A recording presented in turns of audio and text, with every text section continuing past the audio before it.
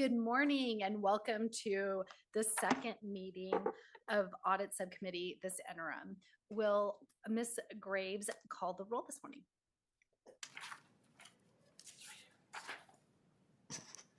Senator Daly? Here. Senator Dondera Loop? Here. Assembly Member Hanson? Here. Assembly Member Torres Fawcett? Here. Chair Backus? And I am present. I would thank everyone for your participating in today's meeting. Before we begin, as a reminder for the benefit of the audience and those wishing to speak, we will hold 2 periods of public comment today. One at the beginning of the meeting and one at the end of the meeting. Public comment will be limited to 2 minutes per speaker. There are 4 ways to provide public comment this morning and probably this afternoon, all of which are listed on the agenda. This includes calling 1-888-475-4499, then entering meeting ID 824-95335-365, followed by the pound sign. Emailing comments to lcaudit@lcb.state.nb.us. You can also mail comments to the Audit Division at 401 South Carson Street, Carson City, Nevada 89701, or faxing comments to 775-684-6435. As always, this meeting will be recorded and will be made available on the legislature's website, as well as our YouTube channel. Before we begin, I first want to congratulate my colleague, Assembly Member Hanson, on grandbaby number 25. And so with that, we can move to agenda item number 2, which is public comment. We'll start here in Las Vegas. Those wishing to give public comment here in Las Vegas, please make your way to the front. And once you get seated, go ahead and start. All right. Good morning, members of the Audit Subcommittee. My name is Kev Galgana. Regarding the Private Investigators Licensing Board, the PILB has major documentation gaps in its meeting records on its website. There are 19 meetings where an agenda was posted, but no corresponding minutes. I'm doing this research to find the truth about the VEAS firearm regulations form with its most critical developmental years beginning in 2009. One issue I found is that the PILB held a public workshop on firearms regulations on March 2nd, 2010, without even an agenda posted, no minutes, and no record of it even happening. I discovered that it existed by finding a reference to it in the minutes of the May 11, 2010 board meeting. I regret to say that the PILB has another major example of non-transparency, and that the upcoming LCB audit may find even more incomplete records. An example is the case of a former FBI agent, James Stern, who appeared during a public comment at the PILB December 11, 2024 meeting. He wanted to address the denial of his polygraph license application and to formally request a hearing. The board never gave him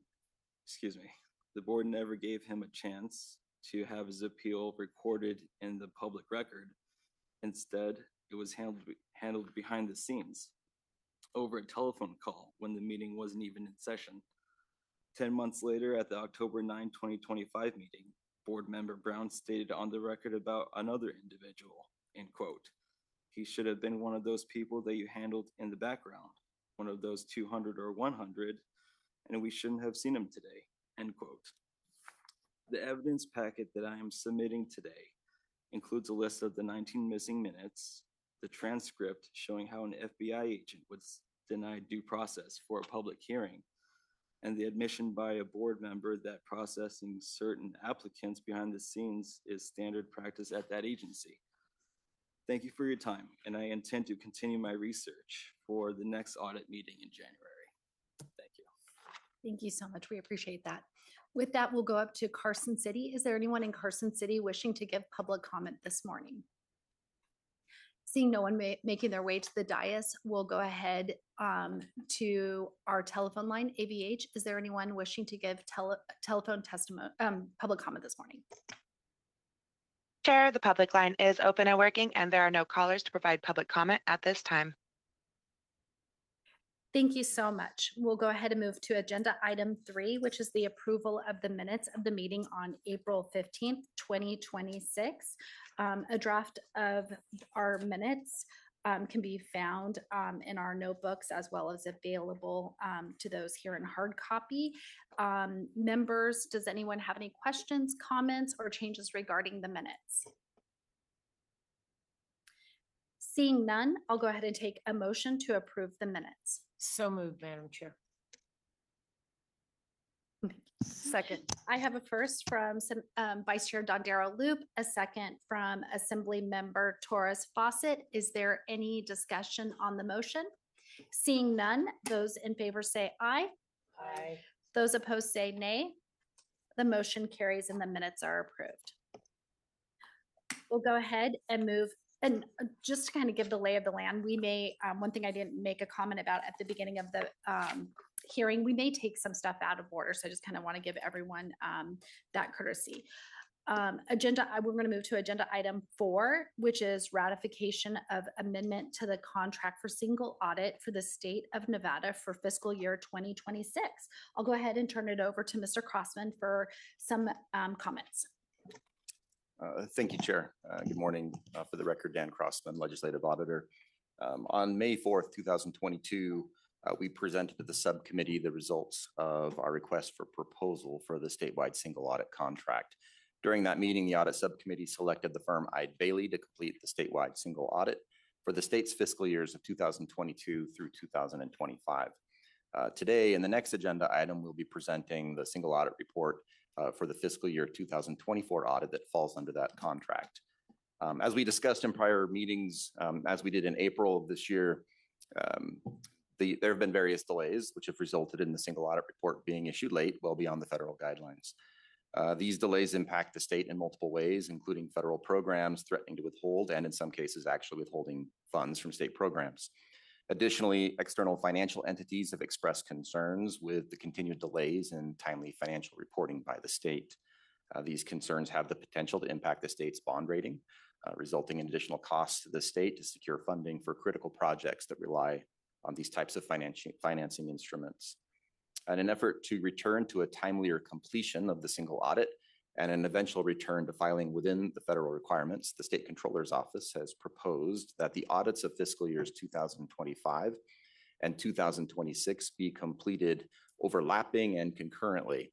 Let me first comment that we are extremely supportive of any efforts or enhancements to this process that will help the state return to a timely completion and filing of the statewide single audit. Under the proposed scenario, the state controller has obtained funding for and engaged a firm to assist their office in the audit process, including the preparation of certain documentation necessary for the audits to occur in a compressed timeline. As the state controller's office has committed to being prepared to complete both fiscal year 2025 and 2026 in the same time frame, my office has to ensure that I have the auditor resources that I am responsible for in place to support that effort. As I noted earlier, the existing contract with Eide Bailly includes their performance of the fiscal year 2025 audit, but does not include the fiscal year 26 audit. NRS 218G empowers the audit subcommittee to select a qualified firm to complete the audit work. And as I noted earlier, that historically this has been done through an RFP process presented to the audit subcommittee for their consideration and approval of a firm. After much discussion and consideration, we determined in consultation with LCB Legal, the LCB Director and legislative leadership, including Chair Backus, that the most feasible and efficient approach to accomplish these two audits in the compressed time frame would be to have the same firm completing the fiscal year 25 work to also complete the fiscal year 26 audit. Having different firms conducting audits of the two fiscal years in part at the same time would be overly cumbersome and be an unnecessary burden on the State Controller's Office and the numerous state agencies that are involved in the audit process. This would not contribute to our efforts to return to an appropriate time frame for future audits. I will also note that this approach has been discussed with the state controller, and they have indicated they are supportive of extending the contract with Eide Bailly for this additional year. Therefore, with the approval of LCB Legal, LCB Director, and Legislative Leadership, we have entered into a contract extension with Eide Bailly to include their performance of the fiscal year 2026 audit. You will see in the packet the proposal provided by Eide Bailly for the completion of the 26 year. As we approach the completion of this fiscal year 26 audit, my office will again issue an RFP to all firms that have been registered with the State Board of Accountancy and solicit proposals for the next anticipated 4-year audit cycle from qualified firms. The results of that solicitation will be presented to the Audit Subcommittee at a future meeting for their selection and approval. As a result, today we are requesting Subcommittee's ratification of the contract amendment between the Legislative Auditor and Eide Bailly to include the performance of the statewide single audit for fiscal year 2026. Thank you, Chair.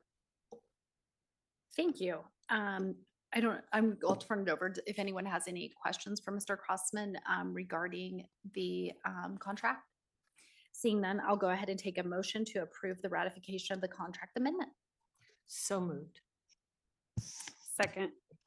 Thank you. I have a first from Vice Chair Dondero Loop, a second from Assembly Member Torres Fawcett. Is there any discussion on the motion?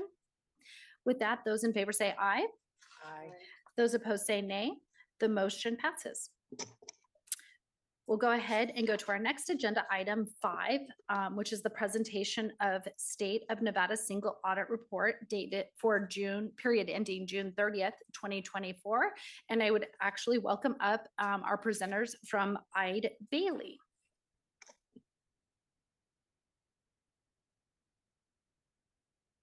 And also I'd like to welcome up to Carson City. Thank you so much, Ms. Getz, for also coming up, our audit manager from LCB. I'll go ahead and first turn it to our staff to start with the presentation. Good morning, Chair Backus and members of the Audit Subcommittee. For the record, my name is Tammy Getz, Audit Manager. I will begin with a brief overview and background information on the Single Audit Report for the year ended June 30th, 2024. The report was due March 31st, 2025. However, due to delays within the State Controller's Office, the report was not completed by the federal due date. The report was issued and released on July 30th, 2026.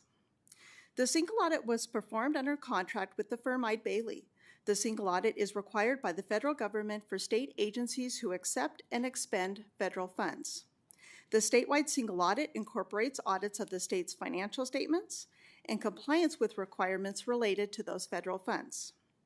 The audit of federal funds is an audit of certain programs and related requirements established by the federal government for the state's use and management of those funds. The financial statements are comprised of the independent auditor's report, management's discussion and analysis, the financial statements, notes to the financial statements, required supplemental information and related notes, and the independent auditor's report on financial reporting. Management's discussion and analysis provides a narrative overview written by the State Controller of the financial statements and highlights information for readers. The actual financial statements and notes to the financial statements provide further detail and information and should be read in conjunction with the financial statements. The independent auditor's report in the single audit report notes the financial statements received an unmodified opinion.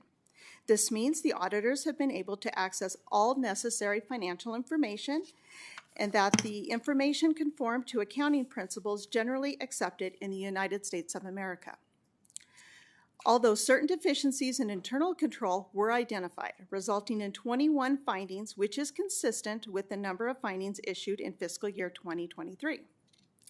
The 21 findings relating to the financial statement audit related to errors in recording, Department of Transportation, capital assets and accounts payable, Nevada Health Authority due to other governments, Medicaid estimates, and unmet free care program revenues, Department of Human Services, allowance for doubtful accounts, Division of Forestry, fire suppression receivables, Department of Corrections, payroll internal controls, Higher Education Tuition Trust Enterprise Fund Investment Reconciliations, Nevada Unemployment Compensation Enterprise Fund Revenue, Receivables and Allowance for Doubtful Accounts, and Nevada Housing Division Unearned Federal Grant Revenue.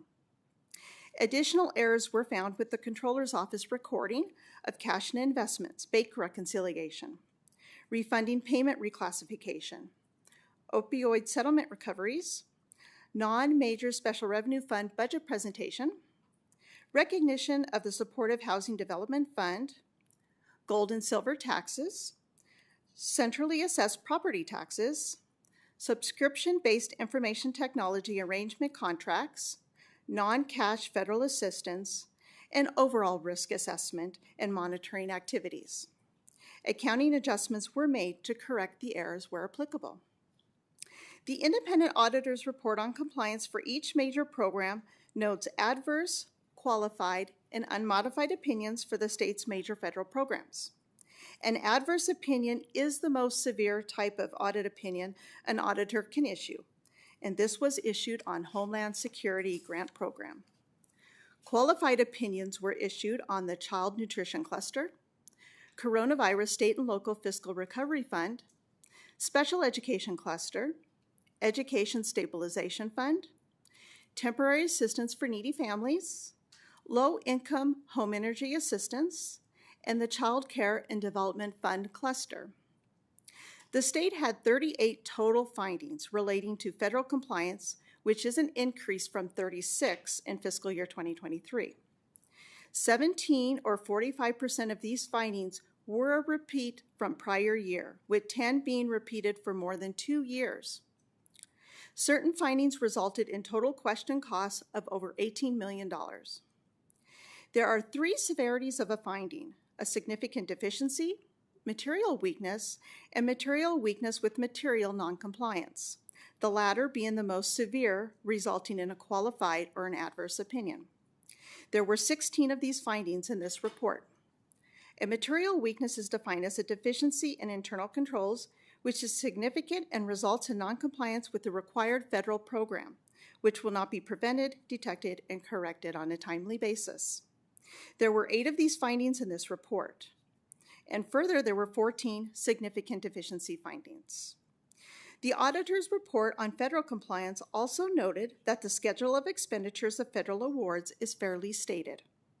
The schedule of expenditures of federal awards identifies over $9.8 billion in federal awards was expended by the state in fiscal year 2024. In 2023, $9.6 billion, and in 2022, $9.9 billion was expended. The single audit report also contains management's response to auditor findings, including the prior audit findings and corrective action plans prepared by the agencies who received the findings. These can be found on the blue pages at the back of the printed version of the report. That concludes my overview of the single audit report. I would like to express the Audit Division's appreciation for the professionalism and ongoing efforts of Eide Bailly in completing the single audit this year and in prior years. Representatives from Eide Bailly are present today to make a brief presentation and answer any questions the committee members may have, including the effect of an adverse opinion on a federal grant program and question costs. Additionally, representatives from the State Controller's Office are present to answer any questions, including the timeliness of this audit and future single audits. Thank you.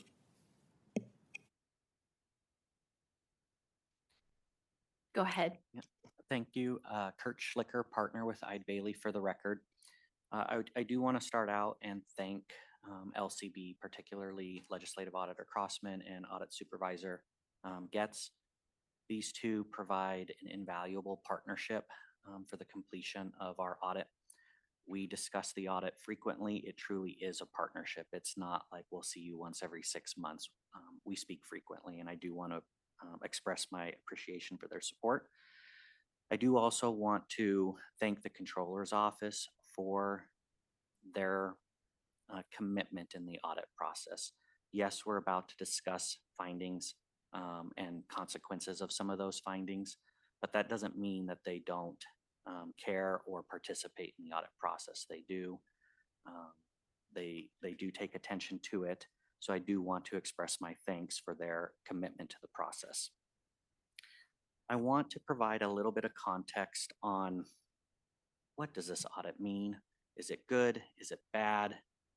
Are there consequences to the audit, or is it just same as last year? It's important to segregate the audit into the financial statement audit and the federal grant or compliance audit. In the financial audit, as Audit Supervisor Getz indicated, we provided an unmodified opinion. What that means in context is that when we find errors during the audit, we ask management to correct those errors. If they correct all the errors and we have all the information necessary, we get to an unmodified opinion. But that doesn't necessarily mean there's a great result in the audit, because we have to look at the findings to give us an indication of how is financial reporting going? Are we strong? Are we not strong? What's going on? So we did have 21 financial statement findings. That's not, as I indicated in our prior meeting, not a great result when we're talking about financial reporting. So yes, it's an unmodified opinion, but there are a lot of findings and there's a lot of internal control matters that need to be addressed. Switching gears to the single audit and the audit of federal grants, we had 17 major federal programs that we tested. So that means we looked at 17 different programs. Of the 17 programs, we have 7 qualified opinions and 1 adverse opinion. Now, these type of findings and what happens here is all findings are important, but particularly important are material noncompliance findings because they lead to a qualified opinion. So they're severe findings. If they have question costs, that then also triggers an adjudication process with the federal agency, where the federal agency will review the audit support and determine whether or not the question costs should be recouped. So what is a question cost? Question cost is where we come in, we look at the audit evidence or support to allow for that cost to be charged to the grant. So we say, okay, you charge this invoice to the grant, please provide the documentation that supports its allowability. And that's what we do during the audit process. If we don't think the charge is allowable, or the agency does not have enough documentation to support that it's allowable, then we question it. We say, we're not sure this is allowable. Again, then that goes to a federal agency in an adjudication process. If the federal agency agrees, they usually recoup the funds. So there are 2 findings in the state single audit that have question costs. One is with Medicaid and the Children's Health Insurance Program of approximately $17 million. And then the other one is the Homeland Security Grant Program of approximately $700,000. I don't know how those adjudication processes will play out. I don't know if recoupment of funds will happen. That's a separate process and it's kind of outside of our scope. When we evaluate the material noncompliance findings, if they're relatively limited to a compliance requirement or 2, that's what results in a qualified opinion. If we think it's pervasive to the program, that's what results in an adverse opinion. An adverse opinion is severe. I don't want to downplay that. Since 2011, when I've been involved with the state audit, we've given 3 adverse opinions. So in 15 years, we're talking 3 adverse opinions. Usually what happens is that a federal agency will immediately indicate the state or the state agency is of a high-risk designation. Potential consequences are that they'll increase reporting requirements, something like if it's an annual reporting requirement, it becomes quarterly, or quarterly becomes monthly. They may pause or freeze funding. They may cancel funding. They may do other oversight procedures or on-site visits. There's a litany of possible reactions from the federal agency. They may do nothing. I can't speak for what the federal agency is going to do, but they have a lot of remedies for noncompliance available to them that they can act upon. So that, I hope, provides some context on what these opinions mean, but I would like to turn it over to my partner, Laura Nelson, to give just a little bit of background on the themes of some of the findings that we found. Thank you, Kurt. Laura Nelson, partner with Eid Bailey for the record. Overall, the fiscal year 2024 single audit findings reflect a consistent theme. The state continues to face challenges in its financial reporting processes, internal controls, and grant compliance across multiple agencies, particularly where activities require significant coordination, data reconciliation, and monitoring. A primary theme is the need to strengthen statewide financial reporting and reconciliation processes. Several findings relate to incomplete reconciliations, inaccurate estimates, improper classifications, and delayed financial close procedures. Many of these issues originated from inconsistent information received from agencies, insufficient review procedures, or weaknesses in processes used to prepare statewide financial information. These findings suggest an opportunity to further enhance accountability, standardization, and oversight of financial reporting activities across agencies. A second major theme is federal grant compliance and reporting. The audit identified numerous findings related to reporting requirements, including federal transparency reporting. While the issues varied by agency and program, the underlying challenge was often the same: maintaining sufficient documentation, ensuring accurate reporting, and strengthening review controls. A third recurring theme is subrecipient monitoring. Multiple agencies were cited for deficiencies in assessing risk, documenting monitoring activities, reviewing subrecipient audits, or ensuring federal requirements were communicated. Given the substantial volume of federal resources distributed through local governments, school districts, nonprofits, and other entities, strengthening subrecipient oversight remains an important area of focus. The audit also highlighted the importance of modernizing processes and strengthening internal controls in areas affected by system changes, large federal funding streams, complex program requirements, and staffing transitions.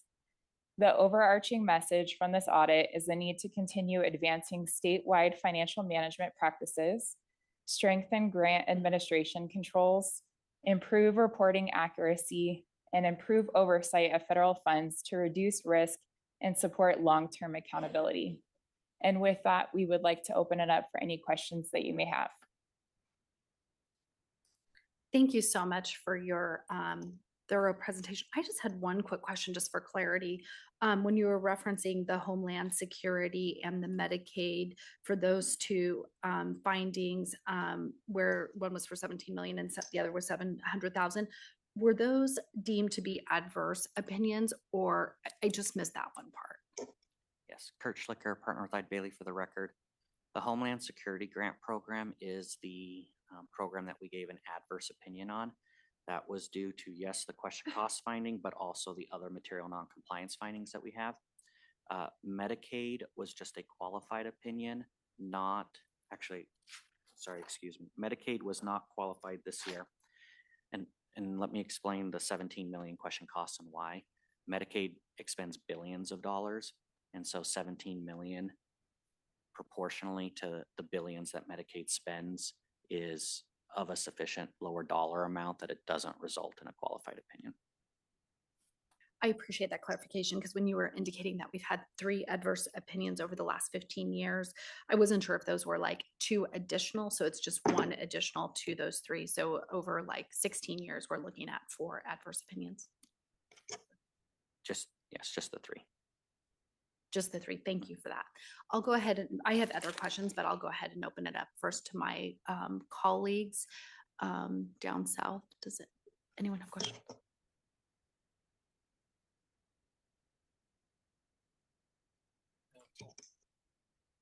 I'll start up north.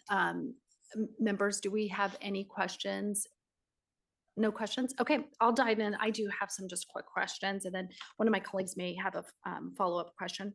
One thing, and this is just, I mean, this is so unique. I think if people realized all of us, we're citizen legislators. We get like a very large book with financial statements. I don't think I really dove into financial statements except for college, and that was probably 30 years ago. So I just had some questions when looking at this. If someone from the public was to review the audit report, just information that just may gleam a little different than what we're used to when we're doing, looking at our budget and our spending as a state for full transparency. In the budget, we have a list of revenues that, and I'm looking specifically at page 8, that shows the changes in the state of Nevada's net position primary government for revenues, and from 2023 to 2024. Some of that I noticed, we have operating grants and contributions. And I think when you were explaining, a lot of the purpose is looking at our federal grants. That is a pretty large percent of our state budget. That is like for 2024 was like close to nearly $9.2 million out of 22.7, billions.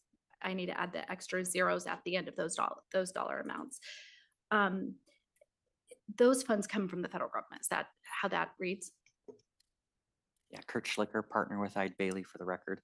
So operating grants and contributions primarily come from the federal government. There can be other sources if individuals donate money to the state, so private citizens can, but we'll say the very vast majority of all of those funds are from the federal government. And then when I was looking at the notes, you do a whole section on notes explaining that in Nevada, we have certain tax credit programs. And then I was trying to figure out when I was looking at the various financial statements throughout, do you recapture the tax credits that are taken just by reducing the revenue it applies to? So if someone's applying a tax credit, for example, to MBT, that would just reduce the revenue when I'm looking at your financial statements. Is that how you all do it in your audit report? Yeah, Kurt Schlicker, partner with Eide Bailey for the record. How tax credits work, if they're within the same year, then they just offset the revenue. So for illustrative purpose, if you had $100 in taxes, but you were providing a $20 credit, the revenue would be $80. If they pass fiscal years, then usually if it's like a repayment later down the road that there was some sort of adjudication or appeal process that happened, typically that's recorded as an expense because it happened in a future fiscal year, and it's kind of more of a payout or return of funds at that time. Thank you for that. I was just kind of looking for that as a line item because how we look at things are a little differently, but that makes complete sense. The other thing when I was looking at our revenue and looking back, because this is the period from 2024. So this is a couple years ago looking at it. And we had like a large increase in interest revenue. Probably from ARPA investment in our state. I think at that time we had about $2 billion sitting in accounts that probably drew large interest rates. So even though there was such a large increase in 2024 of like nearly $250 million, we may not see that going in the future. Yeah, Kurt Schlicker, partner with Eide Bailey. Your interest revenue is very dependent on the Treasury yield. The state of Nevada invests a lot in U.S. Treasuries and in U.S. agencies. It is very dependent on whatever the interest rate with the Treasury yield is going. Yes, you had a lot of cash on hand from ARPA, which was a contributing factor. So yes, you have very up and down years depending on those yields. And then another thing, and this is the financial statements that I'm looking at. I think it's your required supplementary information budgetary comparison schedule, general fund and major special revenue funds. It's in the book at page 96 and 97. It shows like a beginning fund balance, like well over $5 billion at the beginning of July 1. And it looks like it close to that at the ending fund balance. Just obviously as a state, that doesn't mean that even though that may be our beginning fund balance, that we have like all those monies to spend. I understand we have some restricted funds included in that beginning balance. Can you kind of just like elaborate in layman's terms kind of what that means? Yes, thank you, Kurt Schlicker, partner with Eide Bailey. The state does not have $5 billion of unrestricted funds to use on whatever we want to use on it. Many of the funds are restricted for bond funds, for other initiatives, meaning if you implement a tax that's to pay for roads or to pay for other infrastructure, those all get restricted to the particular NRS. And so really the best way to kind of understand that is if I may, if you flip to page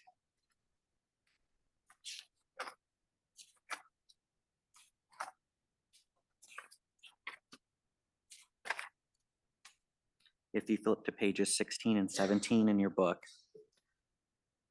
at the bottom of page 17, you'll see the government activity net position.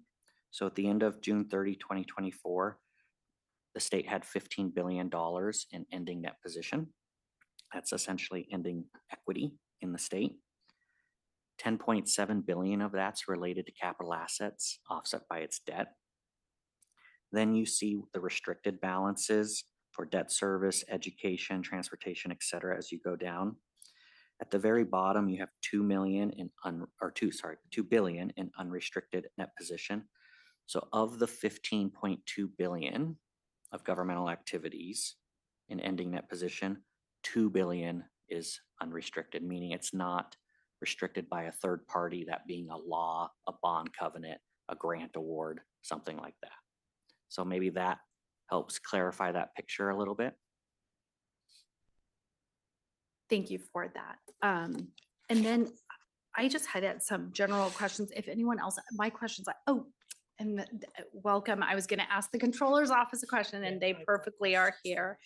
And this was mostly because I know we got our last report, I feel like less than 6 months ago for period ending June 30th, 2024. And now we're moving, maybe Bailey may be able to answer this too.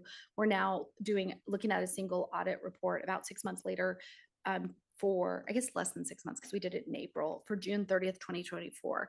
And so just a couple questions. Due to the untimely finalization of the report, does this make it more likely you were talking about repeat violations, if time is not allowed to do the corrective action? Because when I see a lot of these items that you found, the responses at times will be, yeah, we'll correct that. But because of how fast we've been moving through the financial audits, and I anticipate we just approved another contract for you all to do the 2026 audit, it feels like they're going to move up faster, but yet not really allow time when you're looking back at corrective action. So it may be a little misleading. So I just kind of wanted someone to kind of elaborate on what we're looking at there. Yes, Kurt Schlicker, partner with Eide Bailey. Yes, in part. When we present a finding and the findings are presented after the prior year already occurred, it's very hard for corrective action to take place. And during our audit, we have to look at the internal controls during that fiscal period. And if corrective action or other measures took place after that fiscal period, well, we can't take that into account because our scope of the audit is for the fiscal period under audit. So yes, in certain instances, some of those findings, their repeat nature usually takes a year or two to clear. That being said, the state does have many repeat findings that have gone on for multiple years. Some of the findings in the status of prior years in that blue section, we do report the initial fiscal year that those findings occurred. And to be fair, the state does have findings going back as far as 2018 that have not been corrected. So yes, in part, it does take 1 to 2 years to complete, but we've got some that are straggling longer than that. Thank you for that. I'll go ahead and turn it over to Senator Dondero Loop for some questions. Hi there. Good morning. Chair mentioned that the controller's office, I think, is here in one of the buildings. So I would hope that we can have somebody answer some questions. I noticed when I was reviewing materials that May 21st of 2026, so just this last May, the U.S. Department of Health and Human Services sent a letter to all 50 states indicating that the federal government is conducting a review of single audit information.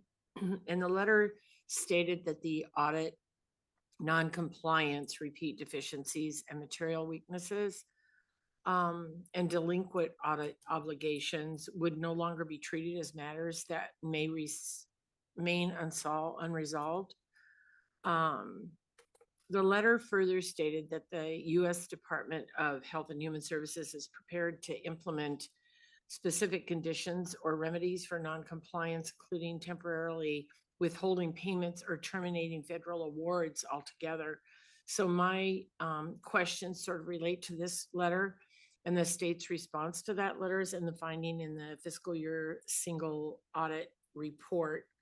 So if somebody is here from the controller's office, has the state officially responded to that letter of May 21st, 2026? Thank you for that question, Senator Dondero Loop. Question on the quorum, Chair Backus, and would you like me to address to you and through you, or should I go directly to the member? You can go directly to the member. Thank you, Brett. Thank you. And James Smack, Chief Deputy Controller, for the record. Yes, we are in receipt of that letter. Yes, we have responded to that letter. And we have actually had a couple of meetings with the Department of Health and Human Services. We have been keeping them pretty much in partnership with us on our progress, how we're moving forward on getting not only addressing the findings, but also addressing just the matter of being as far behind as we are on the single audit report and the ACFR itself. And even though we're not talking about the ACFR today, it's all part of the single audit process. So at this point in time, we have provided them with some timelines and some guideposts.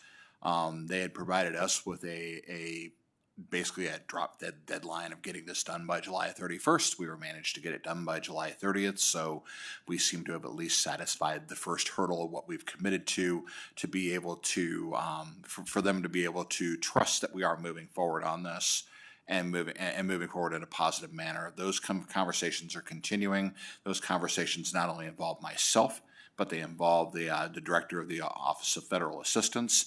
They involve the GFO director, and they also involve the deputy chief of staff for Governor Lombardo. So we have all been having those conversations, although I tend to be the one that's leading them and doing most of the explaining. But there has been broad partnership throughout the key state departments to make sure that it's understood that we're all on the same team. We all recognize we have a problem. We all recognize we're working toward a solution, and we are certainly doing everything we can in our office at this point in time to quote unquote mash on the accelerator and work on getting these back to a timely manner. There will be some things coming up in the Interim Finance Committee addressing this as well. Not to give too much of a preview, but it'll be coming up here shortly. And there will also be some budgetary considerations that we'll be bringing for the next legislative session, kind of based on what California has been able to do to start catching up their process. And I'm not going to elaborate too much on that because we're getting into money questions, and that isn't necessarily what we're here for today. But I'm certainly happy to answer any other questions around our processes. Thank you very much. Can we get a copy of that letter? Can the committee get if you've sent that letter and you've done the response, can we have a copy of the state's response? James Smack, Chief Deputy Controller, for the record, absolutely. If I had my laptop with me right now, I could send it to you via email. It's sitting on my desk on the desktop of my laptop. I will get that sent to you as soon as I get back to my office. Thank you so much. And then, Madam Chair, may I ask a couple more questions? So that 2024 single audit was submitted 16 months late. So while the fiscal year 23 single audit report was submitted 17 months late. So what steps are we putting in place? I heard you say that you finished that July 30th, a day early, but what steps are being taken to ensure that those single audit reports are submitted in a timely manner? Thank you again, Senator, for that question. Again, James Smack, Chief Deputy Controller, for the record. One of the steps we're taking is the contract that was alluded to by Mr. Crossman. That is a contract that is helping us solidify all of our reporting in the new Core NV system, so FY25 will go more smoothly. The good news that I can report is at least the team that compared to 24 annual comprehensive financial report and a single audit report remains the same for fiscal year 25. We haven't had any turnover. which and I have testified before this body before, that from the time from January 2019 till the middle of 2023, we experienced a 100% turnover in our ACFR staff. So the good news is we have stemmed the tide on the turnover, and we do have a team now that has one more financial report under their belt, a little bit more experience. We brought in some experienced folks, including our Deputy Controller for Financial Reporting, who is 17 years of auditing experience and is a CPA, and has done basically a masterful job of getting this back organized, getting us back to having measurable, achievable goals, and working toward meeting these deadlines. Am I going to sit here and say that we can get caught up in time to have FY26 out on the street by the end of March of next year? I don't think we're going to be quite there, but my stretch goal is to have FY27 completed on time, which would be March 31st, 2028, to have the audit and the ACFR and the single audit out on the street for that. I'm calling that a stretch goal because it's still going to basically be everything's going to have to come together perfectly for us to meet that stretch goal. If we do miss 27, it's not going to be by much, maybe a month or two. I don't think it's going to go beyond that. And I think by FY28, we will definitely be back on time. My stretch goal, I'd love to see it happen in FY27. Okay, so that 24 report included like 59, 60 total audit findings, many of which were classified in those significant deficiencies. So I hear you saying that you're working on, you've got more consistent personnel in the office. I hear that you're working towards the goal of 27. But what steps are being taken to reduce those findings in future reports so that we don't repeat those findings? Senator Dondero Loop, again, thank you for that question. Again, James Smack, Chief Deputy Controller for the record. One of the things we have been doing, and this is something that we, during the last legislative session, we were provided some one-shot funding to assist with our financial reporting. One of the things we've been targeting some of that money toward is training, and not just training for our team, but training for all the state agencies as well. We have actually been funding this. We have been working with Mr. Schlicker and his team. So Mr. Schlicker and Ms. Nelson have actually been conducting several of these trainings themselves, and and we're going back to basics with this training. What we need to be doing to do better as far as avoiding these findings. What do we need to be doing better for documentation? What do we need to be doing better in order to just improve the overall state of financial reporting for the state? Because I know I was sitting here listening to all the findings and listening to all the different things, and I'm surprised I'm not getting more questions, to be honest, because it was concerning for me, and I'm the one that was helping to get this prepared. But there was one thing that my Deputy Controller for Financial Reporting also told me the other day that kind of hit home as well. Findings are how we learn. And we need to start learning from these findings. Now, a lot of the reason why the findings were basically the same for FY24 as they were in FY23, I think Mr. Schlicker alluded to this, is that by the time we released FY23 and had the finding responses, it was September of 2025. Unfortunately, by September of 2025, fiscal year 24 is completely over. So the opportunity to take those addressed finding responses and apply that to something that had already happened in the past was going to be difficult. So while I'm not happy about the number of findings we had in FY24, I wasn't necessarily surprised by the number of findings we had in FY24. I do anticipate that we should be able to bring those down a little bit in FY25. I anticipate FY26 should be, we should start seeing substantial progress, because that's also going to be, now that we've had these trainings and we have our state agencies working on what they need to be doing as far as subrecipient monitoring, which is one of the things Mr. Schlicker mentioned as well. And so these several just basic processes, because it isn't just our team that's experienced extraordinary turnover. It's every team and every organization in the state. Very few organizations sit here and say that their team that is doing financial reporting looks the same as it did in 2019. We have a lot of new folks doing this work. They need to be trained. They need to know better on how to do this work. They don't know what they don't know. And that was something that I've always been, that we want to make sure they know it, so we can make sure that that they can give us better information so we have fewer findings and so that we continue to improve not only the speed of our financial reporting and getting us back to where we need to be, whether it be FY 27 or 28, certainly close in 27 and by 28 being there, but also improving the overall quality at the same time. The nice thing is that the more financial reports that this team that we have that we've got constituted now do, the more experience they will have, the more they will catch these things themselves and not let it get to the auditing point, so we can make the corrections ourselves and they don't become a finding.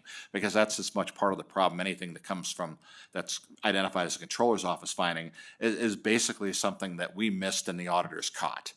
And we need to get better not missing those things. So bottom line is that's going to be something that we can have a direct impact on as we get more experience with our team. Okay, thank you. And so that you get one more question, because I don't want you to be disappointed there weren't any.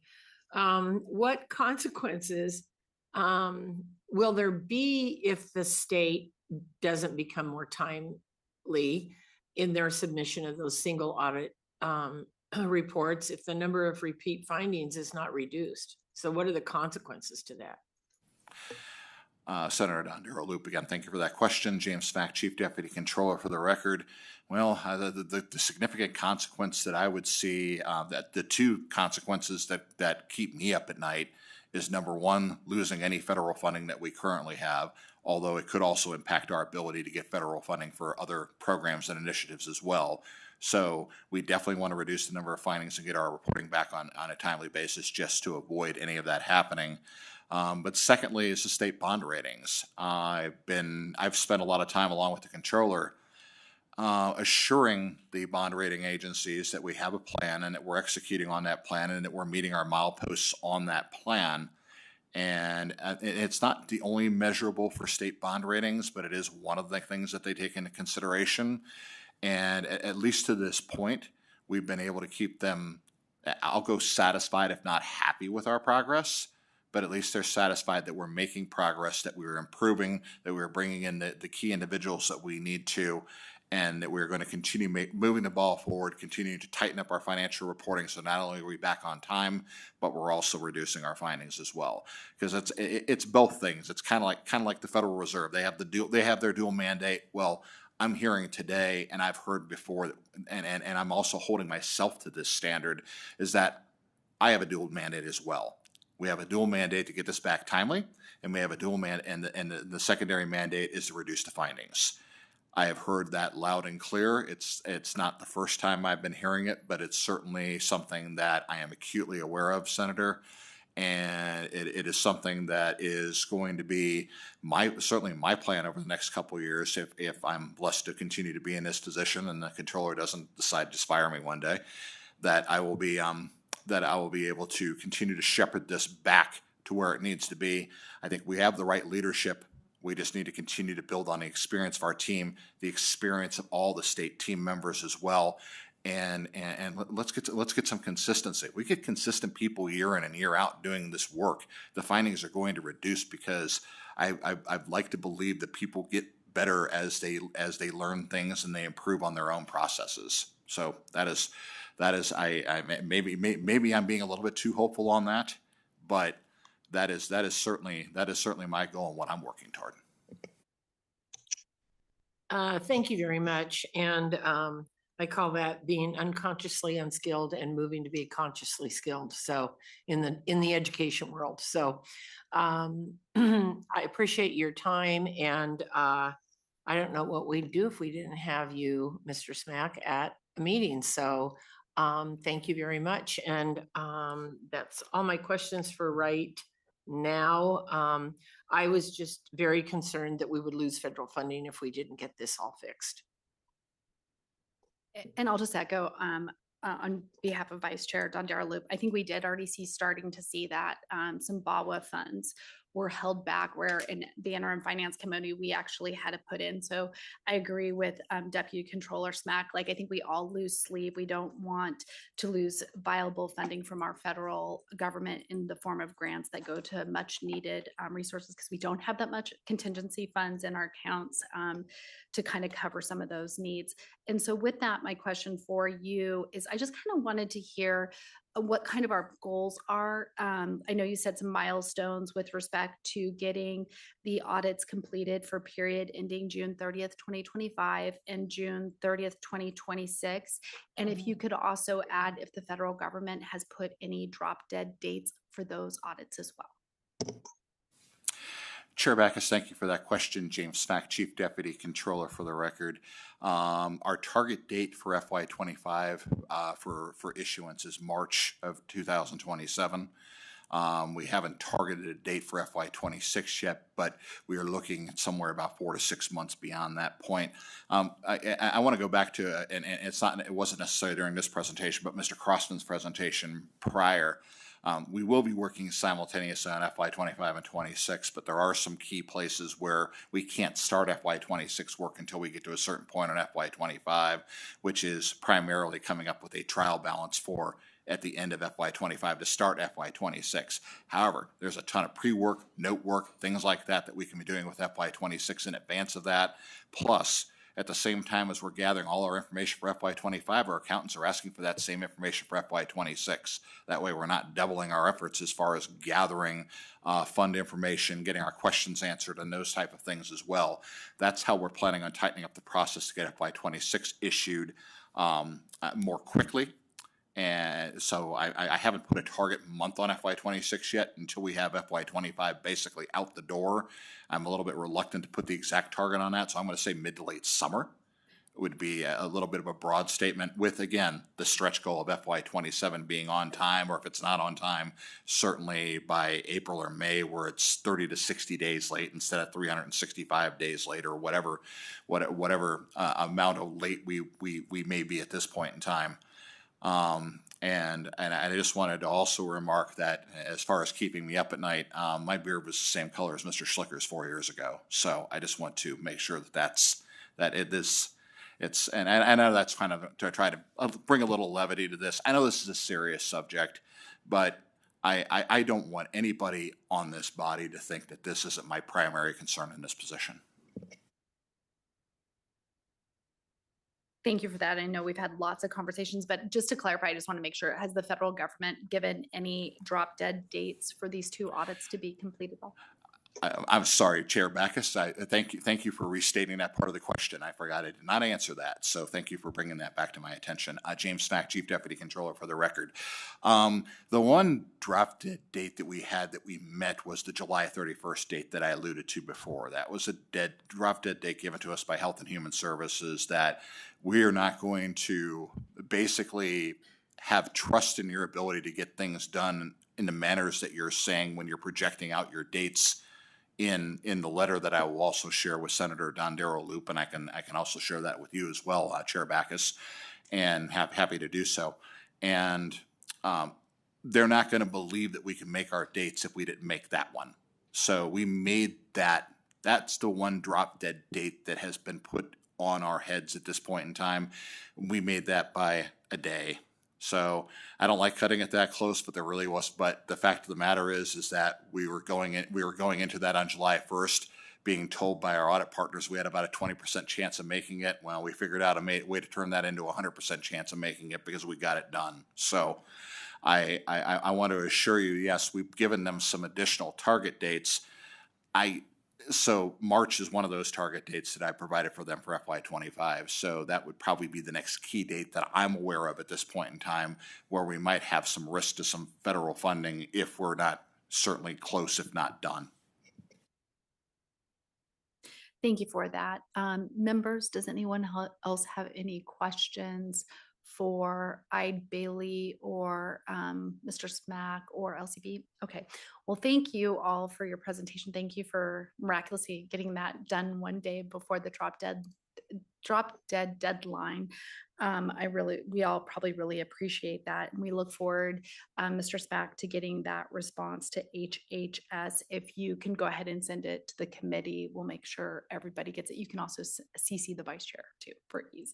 With that, I'll go ahead and close agenda item 5. And we will go on to our next agenda item 6, which is the presentation of audit reports. And I will turn it back over to Mr. Crossman. Thank you, Chair. For the record, I got so carried away in our conversation. I need to go back and reopen agenda item 5. We need to go ahead and approve our audit. So I will go ahead and take a motion to approve the single audit report for period ending June 30th, 2024. So moved, Madam Chair. Second. Thank you so much. I have a first from Vice Chair Dundara Loop, a second from Assembly Member Torres Fawcett. Is there any discussion on the motion? Seeing none, those in favor say aye. Those opposed say nay. The motion passes. Now I'll go ahead and close this agenda item 5 and go ahead and move on to agenda item 6 for the presentation of audit reports. And I'll turn it over to Mr. Crossman. thank you, Chair. For the record, Dan Crossman, Legislative Auditor. Under agenda item 6 today, we have 6 performance audit reports to present. These reports have been kept confidential from the public until they are presented today at this meeting. Copies of these reports will be available on our webpage today following this meeting, as well as at each of the meeting locations as we present the reports. Today, we are presenting the rest of the reports that we've prepared as part of our series of school district audits. As you recall, we presented the first audit in April on the annual report of accountability. But before we start into the presentations today, I wanted to take a few minutes to share some thoughts and provide some perspective on the work that has been completed. These audits were required of us by the legislature pursuant to AB 517 from the 2023 session and are codified in NRS 218G.600 to 625. The legislature tasked us with performing a series of audits of Clark County School District, Washoe County School District, and the State Public Charter School Authority, addressing various objectives. In all, we will have released a total of 7 audit reports from this legislation. These reports represent a lot of work and dedication from my team. I wanted to start with a sincere thank you to them for their dedication throughout this process. This has been the largest series of projects or audits that we have ever undertaken in our office. And I'm proud to say that the team has stepped up. To provide some perspective on how large of an undertaking this was, we pulled together some statistics I wanted to quickly share. We created or incorporated nearly 7,500 unique documents in our work papers. Many of those could be hundreds of pages long. And that does not include thousands of other documents we reviewed as part of our audit process that we did not include in our documentation. We also held and documented more than 860 meetings and interactions with district and authority staff and management. To accomplish this, we had various teams tackle different aspects of these audit objectives. Overall, I had more than 30 different individuals dedicate at least 300 hours to the project, many spending thousands of hours. Overall, we had tens of thousands of hours into these audits. Following all of our work, our job was to condense it into something that summarizes our findings and work into something that is readable and efficiently communicates our main points. I know that reading a methodology of an audit isn't exactly a page turner, but those do contain a rather detailed explanation of the various steps that we took throughout this process. Today, select members from those teams will be making a presentation from the report, but just know that there are numerous others that contributed as well. And obviously, significant and broad scoped audits like these require not just our time, but time and attention from the districts and the charter school authority staff. We sincerely appreciate their cooperation and attentiveness to the numerous requests over the years and discussions we've held with them. They have an extremely important task of providing a high quality education experience for the children of our state. And their focus and dedication to that end is to be commended. And we appreciate them taking some of their time to assist us through this audit process as requested by the legislature. Lastly, I want to remind everyone that these are performance audits. They are intended to find opportunities for improvement. The criteria against which we completed our testing not only includes state laws and regulations, district and board policies and procedures, but also various best practices. And with that, Chair, I'll turn it back to you to introduce our first audit and presenters. Thank you so much. I will go ahead and open up agenda item 6A. This is the compliance with procurement standards, Clark County School District, Washoe County School District, and State Public Charter School Authority. Our presenters with us today, I feel like we're going to be able to see all of LCB's legislative auditors today. We have 4 deputy legislative auditors, Mr. Forgas, Ms. Tandy, Ms. Salas, Mr. Sanchez, and audit manager James Thorne. I'm not sure if there's going to be enough seats for you all. So however you would like to start, please feel free to begin with your presentation.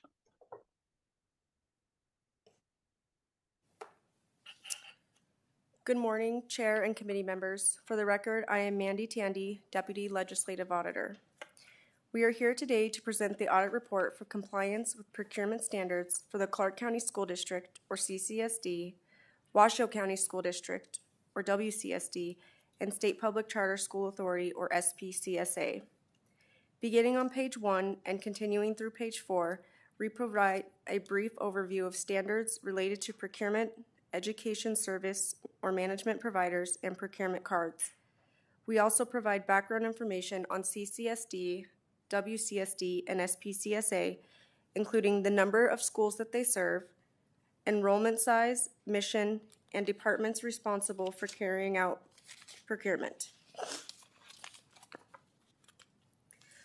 On pages 4 and 5, we state our audit scope and objective. This audit was required of the legislative auditor by Assembly Bill 517 from the 2023 legislative session. The scope of our audit included a review of CCSD, WCSD, and SPCSA contracts, contract payments, and procurement card purchases made during fiscal year 2023. Our audit objective was to determine whether CCSD, WCSD, and SPCSA complied with state laws, regulations, policies, and best practices related to the procurement of goods and services.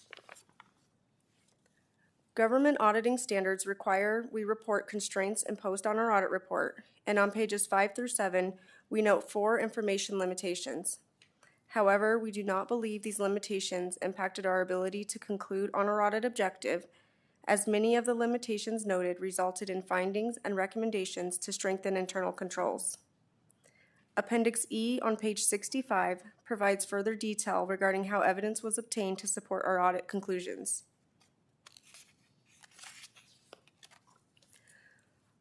On page 8, we note that as this is a performance audit of CCSD's, WCSD's, and SPCSA's contracting and procurement practices, it looks to improve these activities in addition to addressing compliance with applicable standards. Therefore, criteria used for our findings also include statutes, regulations, state policies applicable to state agencies, and best practices. The audit findings begin on page 8, where we note that CCSD, WCSD, and SPCSA need to implement stronger controls over contracting practices and payments for goods and services. Specifically, we found that CCSD and WCSD sometimes use non-competitive procurement activities where competition should have been solicited. In addition, procurement methods frequently lack documentation to support the procurement methods used or to show proper approval was obtained. Additionally, we tested over $36 million in contract payments and found areas for improvement in payment approval processes and compliance with contract terms. On page 9, we discuss non-competitive procurement activities were regularly used that limited competition, which was due in part to contract classification and statutes. Exhibit 1 on page 10 illustrates the types of contracts, key characteristics governing legal authority, solicitation requirements per NRS 332 or best practices, and examples of each contract category. On page 11, we note that 7 of 27, or 26% of contracts tested at CCSD and WCSD were not competitively solicited, as districts classified them as professional services which can be exempt from competition under NRS 332-115. For example, at CCSD, a $179,000 banquet hall rental was classified as a professional service, which doesn't suggest the selection was based on qualifications or expertise, despite NRS 332 and district policies encouraging competitive solicitation methods. Exhibit 2 on page 11 also shows contracts classified as professional services by location. In addition, on page 12, we note that despite multiple attempts, WCSD was unable to provide a complete list of active contracts in fiscal year 2023. This created an information limitation we discussed on page 5 that prevented us from obtaining a complete population of contracts, including contracts for professional services. We also encountered an information limitation at WCSD as the district did not provide auditors with direct access to district files to independently obtain documentation needed to perform testing. Instead, auditors were required to request records through district staff, which resulted in significant delays and limited our ability to confirm the authenticity of documentation related to certain solicitation waivers. On pages 13 and 14, we note that CCSD did not ensure contract lengths consistently followed district policies or best practices to promote competition and secure the best value for 9 of 20 or 45% of service and commodity contracts tested.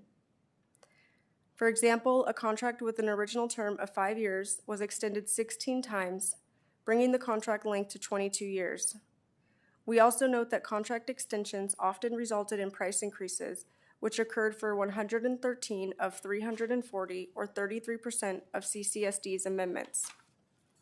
Starting on page 14 and continuing onto page 15, we found that 2 of 22 professional service agreements tested at CCSD and WCSD had contract lengths exceeding district standards or best practices, including one that did not have an expiration date.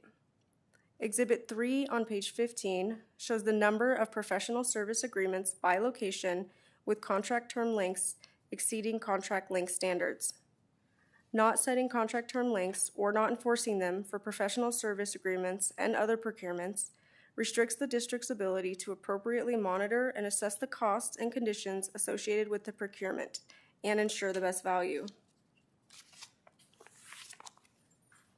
On pages 16 through 18, we found that CCSD and WCSD were missing appropriate supporting documentation for non-competitive solicitations.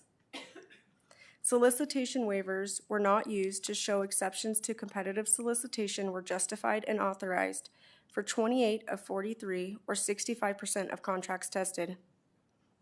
For example, at CCSD, a contract totaling over $880,000 for tutoring services was procured as a professional service without proper documentation and approval to waive solicitation.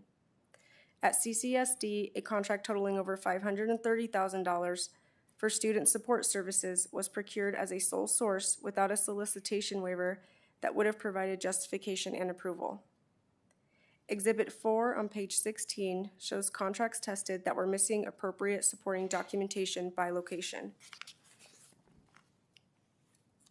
On pages 18 through 20, we note that for all 8 joinder agreements tested, WCSD did not have documentation supporting the use of competitive solicitation methods.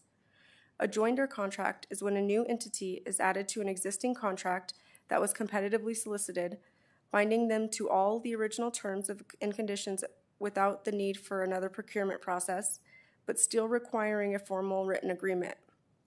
For example, the district joined a contract to procure over $1.2 million in school buses without verifying the original contract was competitively solicited. Furthermore, we observed 25% of joinder agreements tested contained deliverables and contract terms that were not consistent with the agreement WCSD joined. Improper use or formation of joinder agreements can increase the risk of noncompliance with laws and contract disputes. On page 21, we note that CCSD, WCSD, and SPCSA operated without an appropriate formal agreement in place. At CCSD, 9 of 19, or 47% of service and commodity contracts tested were regularly allowed to expire, and the district continued to procure goods and services during several lapses in contract renewals. At SPCSA, a contract was allowed to operate for 27 months after expiration without a contract in place. At WCSD, for 12 of 53, or 23% of contracts tested, a formally executed agreement could not be produced. Instead, purchase orders, vendor quotes, memorandums of understanding, and other combinations of documents were relied upon, rather than executing a formal agreement, despite having complex deliverables and high costs. Not having a formal executed agreement in place weakens the enforceability of contractual obligations, such as services to be provided by vendors, and creates exposure to legal risks and increased costs as proper protection clauses are missing. The use of inconsistent contractual documentation also creates operational inefficiency, making the procurement process less transparent and more time-consuming.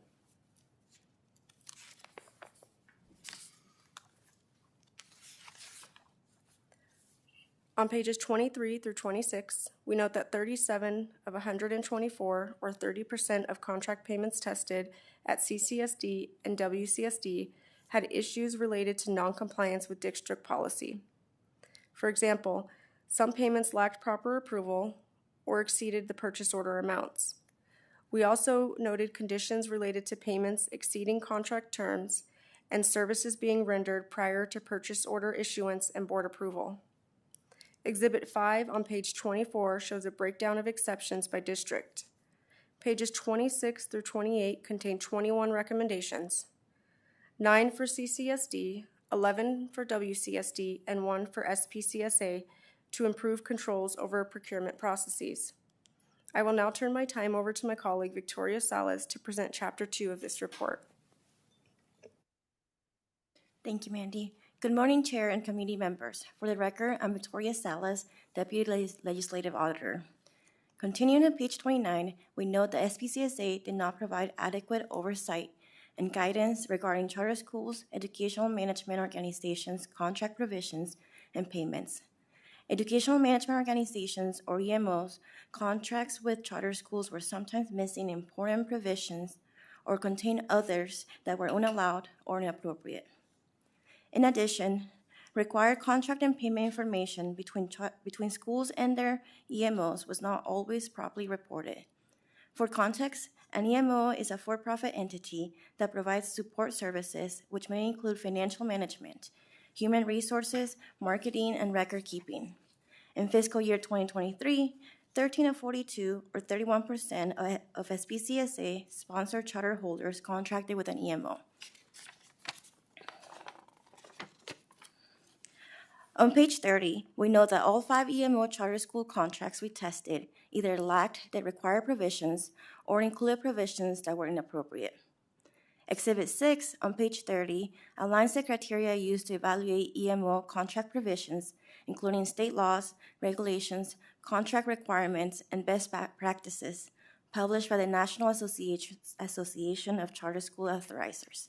Exhibit 7 on page 31 summarizes the number of contract provisions we tested for each contract, along with the number of missing or inappropriate provisions for school years 2022-23 and 23-24. On pages 31 through 33, we provide specific examples of missing, unallowed, or inappropriate provisions identified during our review. For example, 305 contracts did not include provisions requiring items purchased with state education funds to remain the property of the charter school rather than a third party. We also identified one contract that included an unallowable penalty provision requiring a charter school to pay the EMO $750 for each student enrolled as of the beginning of the school year if the charter school terminated the contract. As of October 2023, the school had over 1,000 students, meaning the penalty could have exceeded $7,800 if enforced.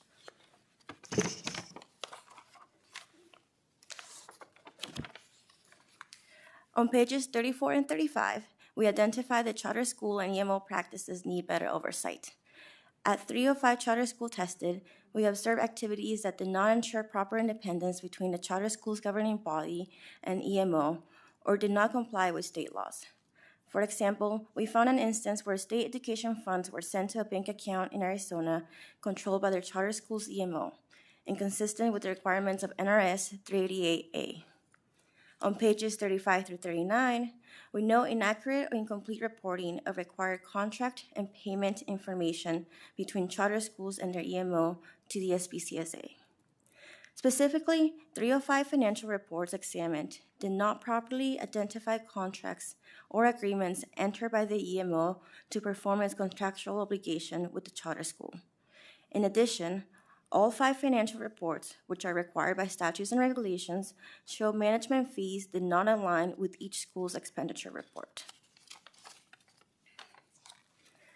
Exhibit A on page 36 summarizes the required reporting elements for the EMO financial report, and Exhibit 9 on page 37 compares the management fee revenue reported to the amount paid based on the charter school's accounting records.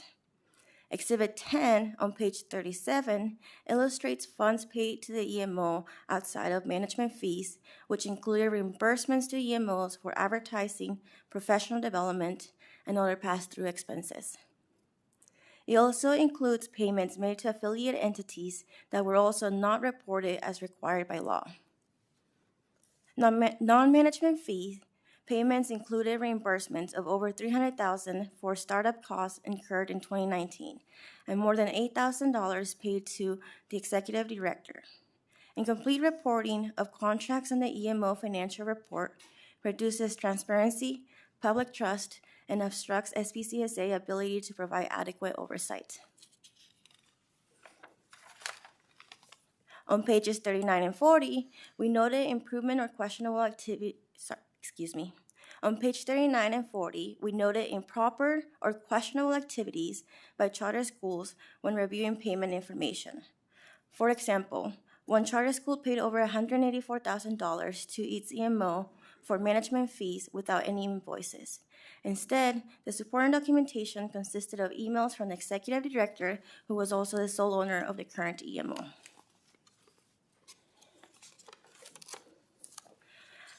Page 40 contains 2 recommendations to improve oversight of charter schools and their EMO contract provisions and financial reporting practices. I will now turn my time over to Zach Forges to present Chapter 3 of this report.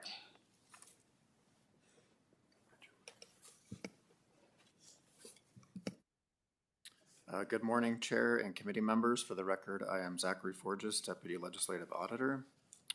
On pages 41 through 44, we discuss testing over $1 million in general funded procurement card or P-card transactions, of which 189,000 or 19% were identified as being inappropriate or in violation of internal district P-card policies. This included 177 individual P-card transactions with exceptions, for which some included multiple exceptions, resulting in 222 testing exceptions. It is important to note we excluded inappropriate purchases from our counts if they were properly reimbursed. Inappropriate purchases included items such as gift cards, staff incentives, theme park tickets, and personal purchases for things like food, alcohol, airline seat upgrades, and late checkout fees disallowed by district policy. For example, at CCSD, over $1,000 was spent on mobile massage service as part of a teacher appreciation event. At WCSD, over $1,000 was spent on gift card purchases. Purchases that demonstrated non-compliance with established policies included cost splitting, circumventing spending limits, and missing or lack of itemized receipts. Exhibit 11 on page 42 illustrates the number and type of deficiencies we observed at CCSD and WCSD. Discussions with school district personnel identified gaps and inconsistencies in P-card training that may have contributed to these issues.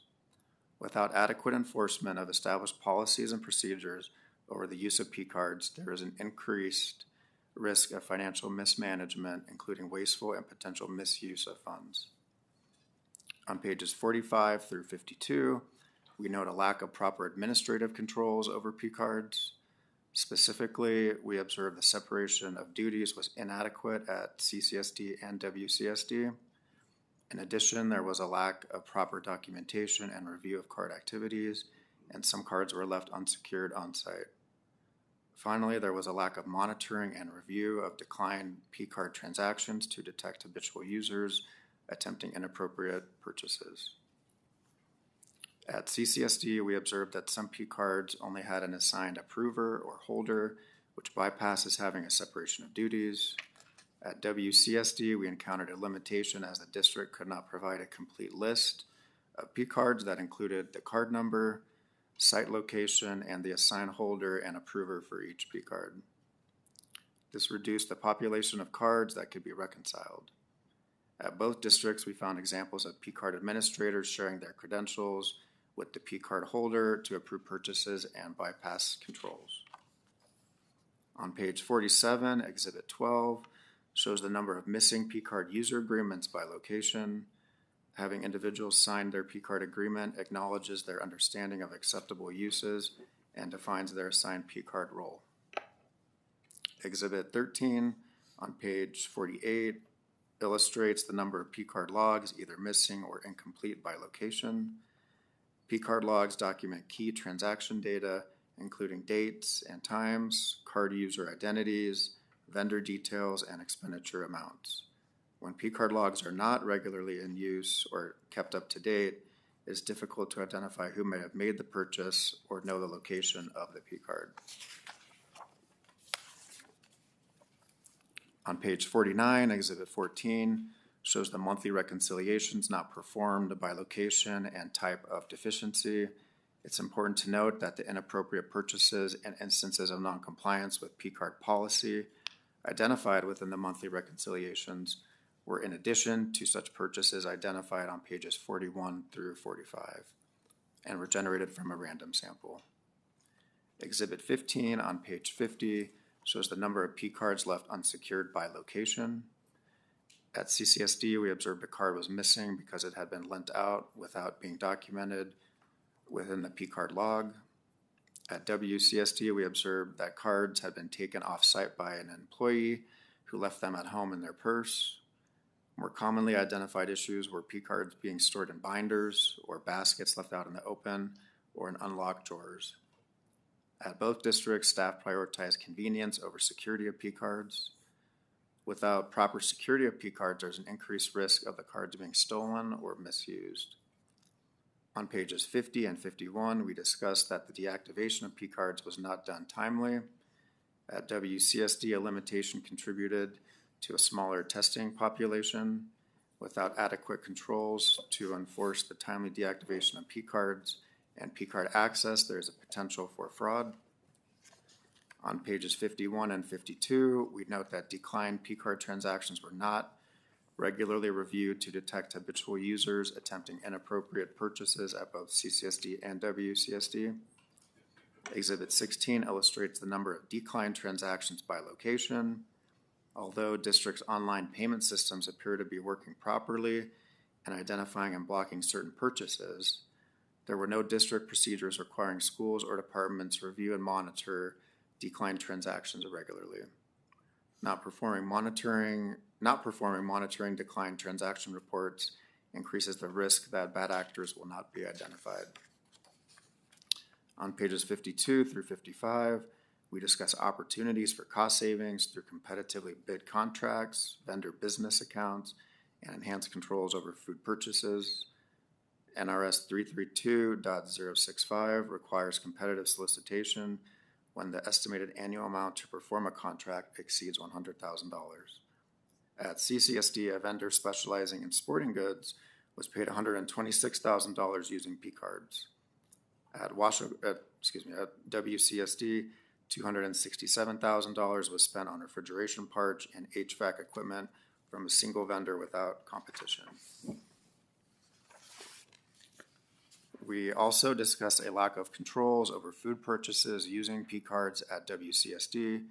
In fiscal year 2023, the district spent $80,000 on food, of which 95% was spent by district departments for meals. In addition, more than $17,000 of these P-card expenditures could not be verified due to missing documentation, such as meeting agendas or attendance records.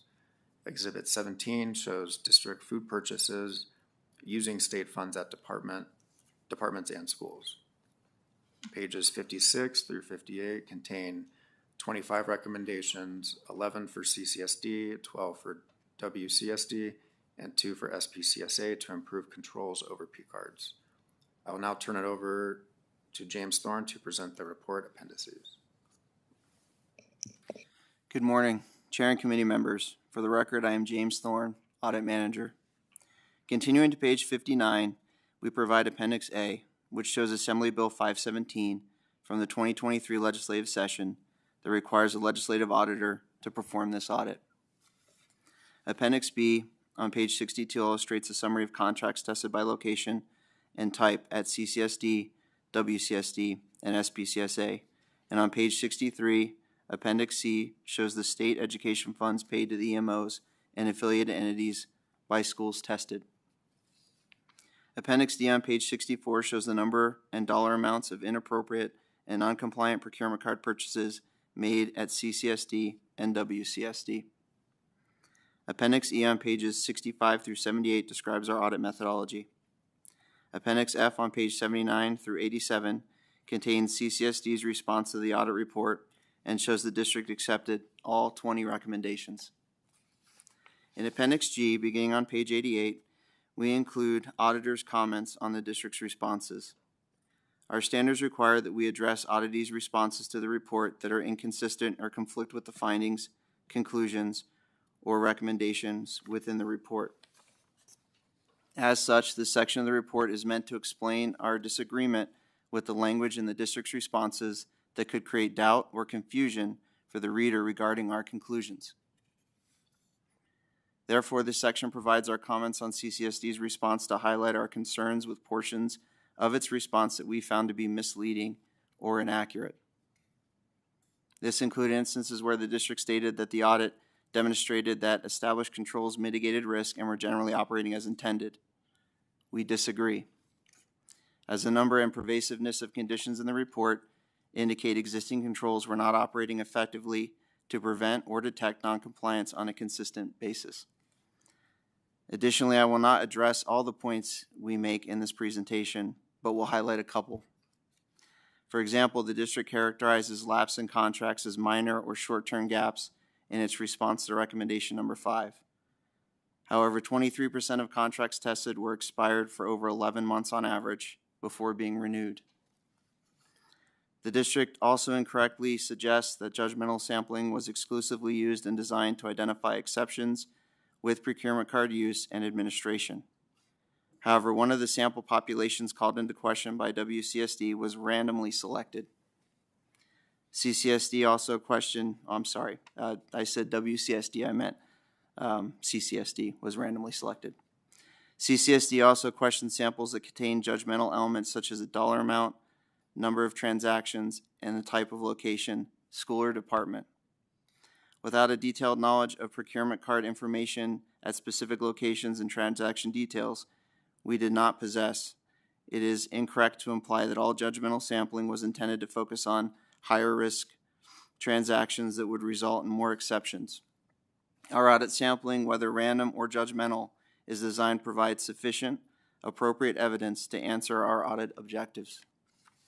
Appendix H on page 93 through 104 contains WCSD's response to the audit report and shows the district accepted 22 recommendations and rejected 1 recommendation. Appendix I, beginning on page 105, provides our comments on WCSD's response to address its rejection of recommendation number 5, which is to revise policies and procedures to ensure that the decision to waive competitive solicitation is performed by purchasing as a subject matter experts and board-approved authorized representative.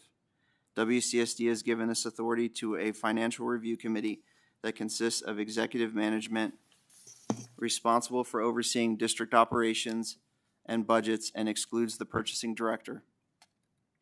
As a result, committee members may approve procurement exceptions that originate from their departments or area of responsibility, reducing the independence needed to ensure compliance with procurement laws, board policy, and sound procurement practices. In addition, as explained on pages 17 and 18, state law requires a local government's governing body or authorized representative to determine when competitive solicitation is not appropriate.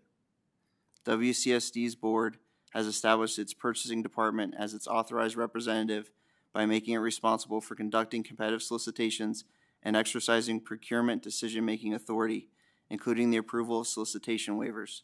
Therefore, the transfer of solicitation waiver authority is inconsistent with board policy and statutory framework.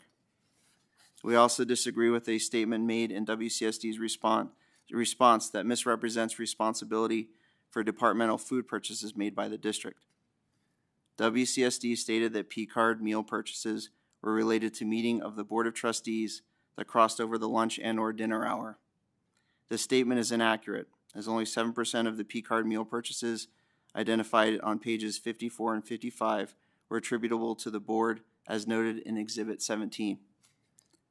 The remaining food purchases were made by departments other than the board. Appendix J on pages 108 through 111 contains SPCSA's response to the audit report and shows it accepted all 5 recommendations. This concludes the audit presentation. We are available to answer any questions. Thank you. Thank you so much for that detailed presentation, all the work that went into doing this audit over the few years. With that, we'll go ahead and I will start with questions up north, and I'll start with Assemblymember Hanson. Thank you, Chair, and thank you for that very comprehensive summary. It's hard for me to summarize, so I appreciate people that can do it. I have a question in regards to the EMO contracts. How many EMOs were evaluated in the audit? Victoria Salas for the record. We evaluated 5 contracts. However, some schools had the same EMO. At this moment, I can't provide you the exact number because I don't want to give you the wrong information. So if it's okay, could I give this information to you at a later time? Yes, that would be great if you could follow up to the whole committee with that amount, that number. And Chair, do you want me to go on with questions? I have one other one in another section, if that's okay. Yeah, go ahead. And then going to the procurement cards or the credit card that's being used. What ramifications are there when personnel, and I don't know if this is an accurate question for the auditors, and so I'll put it out there and then the districts could probably maybe follow up. So what ramifications will there be or are there for personnel when these findings are made? So again, I think that might be more appropriate for the school district. So there's a heads up for you, school districts. So again, thank you. That's the end of my questions for the auditors.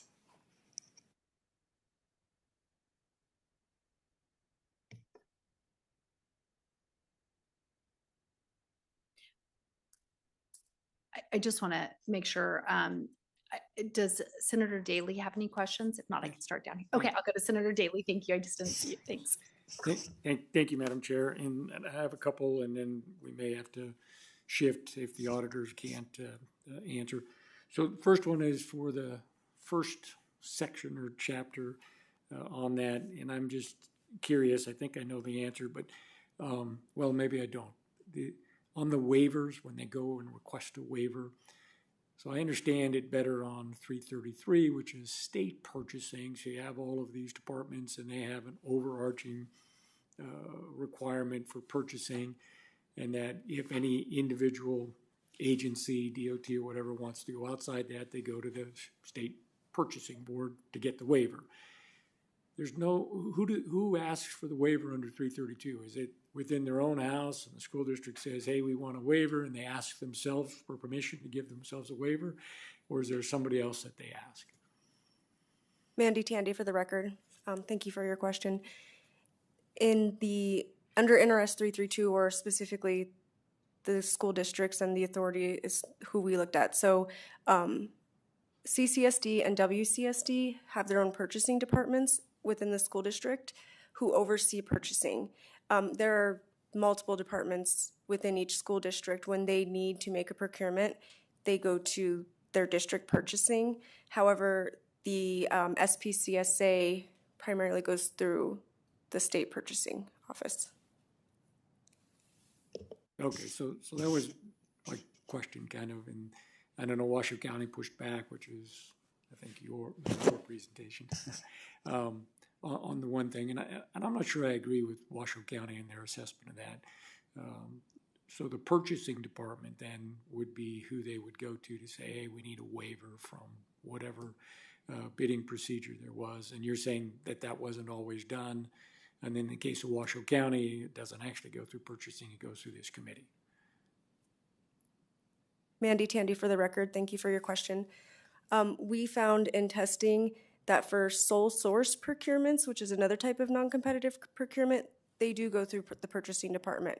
However, for professional service agreements, they go to the financial review committee and get a waiver to solicitation there through a funding approval request form.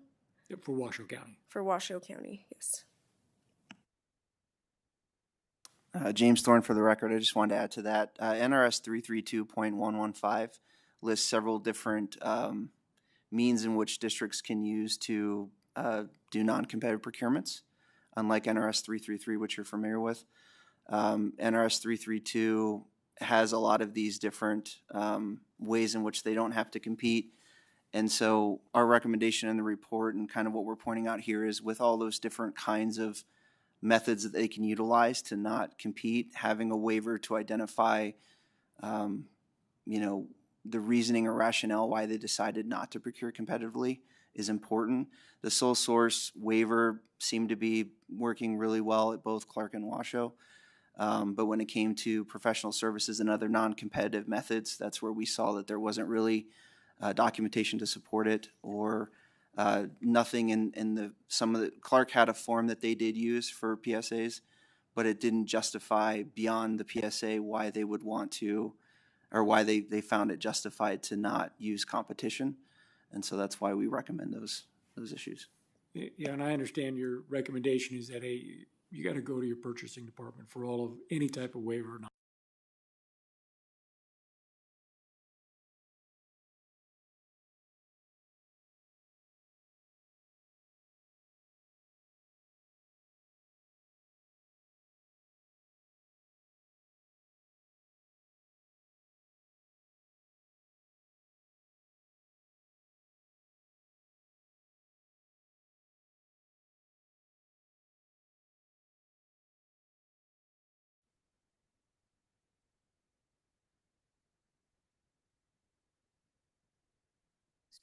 Senator Daly, maybe if you use the microphone next to you, or maybe if, I don't know if you all are hearing each other and we're just having a problem with our feed.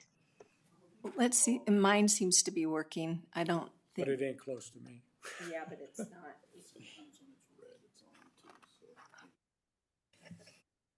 Is it on now? No. It's red, not working. Green, not working. Oh, it worked? Okay, there you go. I don't know if the gremlins are attacking us. Sounds like we need to tighten up a little bit on better guidance, maybe legislatively, on what they have to do. And no matter what section under 332 that they're taking to do non-competitive, that they have to, do this waiver similar to what state purchasing has. And I know they have an advantage because they have a central state purchasing and everything goes through them. And you have all different agencies under local government purchasing. And I know there's exemptions for like some firefighting equipment and that type of stuff where it's not really conducive to go through the bidding process because it's not quite a sole source, but it's not an apples to apples type thing. So I'll have to think about how we might fix that. And do you want to wait, or do you want me to dive into the charter school stuff? Senator Daly, what I think our plan's going to do is if we have questions for the auditors, we'll finish our questions with the auditors, and then we'll go ahead and invite the school districts and the authority up after we're done with the auditors. So I do have a couple questions for the auditors in that regard. So I know when you did the procurement and you, like for Clark and Washoe on the credit cards, and you didn't really find anything on the charter school stuff, you didn't actually go to all of the 81 schools that they, ostensibly oversee, because as we can see, they don't really oversee them very well. based on the rest of the information in the audit. So it's an apples and oranges type thing. Clark County, Washoe County, hundreds of employees versus a 40-person office for the State Public Charter School Authority. You didn't go into each individual school to see what their procurement processes are, credit card processes are. You're just relying on somebody else to make sure hopefully they're doing it right. James Thorne for the record, that is correct. We tried to keep things as comparable as possible. So when we focused on State Public Charter School Authority, we focused on their internal processes. As noted in our report, we did look at 6 different contracts. 3, we tested for whether or not over a certain dollar threshold they had a contract in place, regardless of whether it was state purchasing that procured for them or they procured. The other 3 were ones that they procured themselves or were involved in the procurement. And so we wanted to keep things on a level playing field. We did not go out and look at the individual charter schools' procurement processes, with the exception of the contracts with the EMOs that the charter school governing bodies had.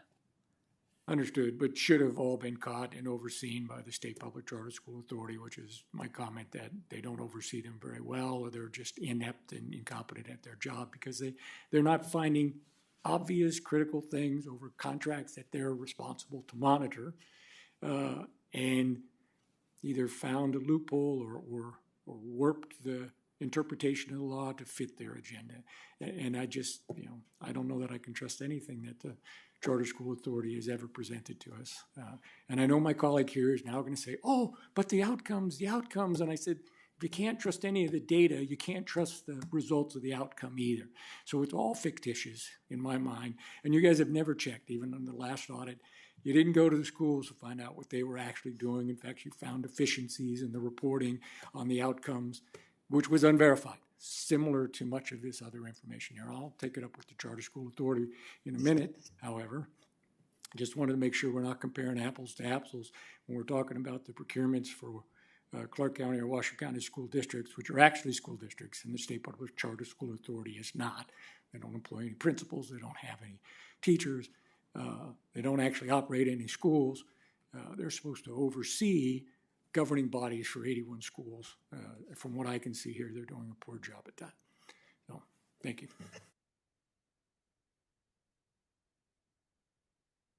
I'll turn it over to Assembly Member Torres Voss. Thank you. And that was not planned, but on that note, I will just say I have very different perception of the SPCSA because, I mean, when we look at student achievement data, that can't lie, right? When you're looking at the NSPF and you're comparing student data results, that isn't a lie because you're looking at growth. You're looking at state testing that is consistent and same across the state. And so I really do appreciate the work that the SPCSA does to hold those schools accountable. And I think there's more work that needs to be done. And I think that's evident with the audit. So I think my colleague mentioned earlier, she asked how many EMOs were assessed with the audit. And I'm just wondering if I can get clarification. So by that statement, it seems that there was more than one EMO that was assessed. I just want to clarify that. Victoria Salas for record. That is correct. There was more than one EMO. I believe there was 4, but I don't want to misrepresent the data and give you the wrong information. And that's why I just want to verify myself.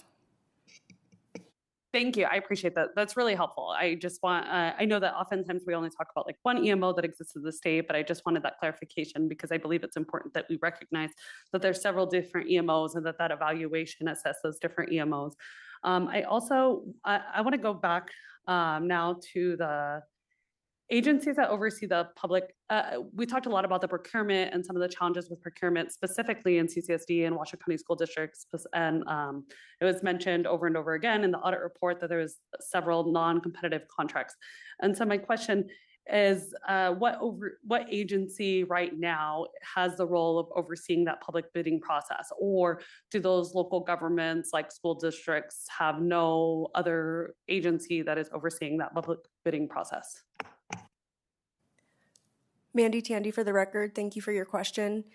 For CCSD and WCSD, the district purchasing department in the specific district is responsible for doing procurement, including competitive solicitations or granting solicitation waivers. That's kind of their role according to board policy too.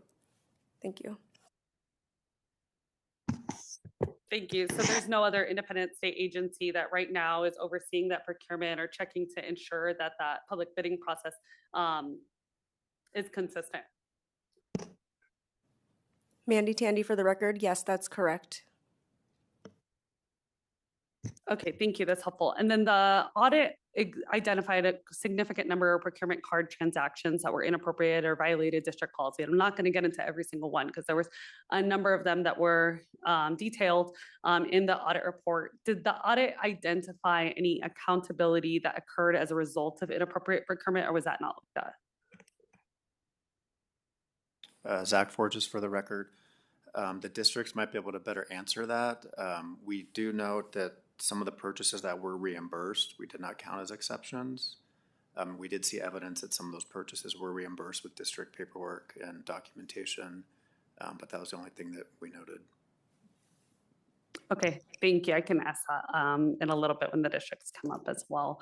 And so looking across the findings, is there any evidence on like what exactly is the root cause of the procurement findings? Is it insufficient policies, inadequate training or staffing, failure to follow the existing procedures that exist, or is there something else that maybe we should consider? Zach Forges for the record. So we note that there was a lack of training for a lot of the employees at both districts and lack of signing the user agreements that acknowledge that they received the training. And then it was just not following district internal policy, which lays out purchases that are unallowable, they're not supposed to purchase at all. So it's just not following their own internal district policy. Thank you. I appreciate that.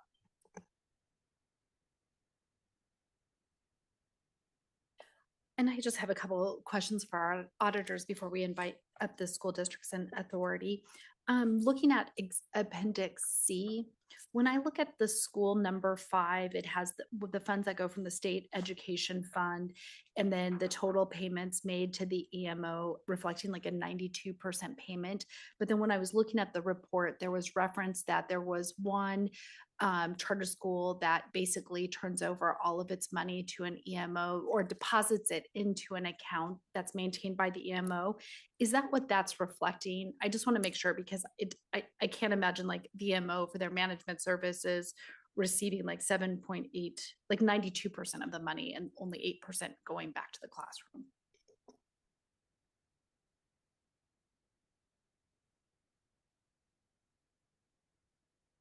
James Horn for the record.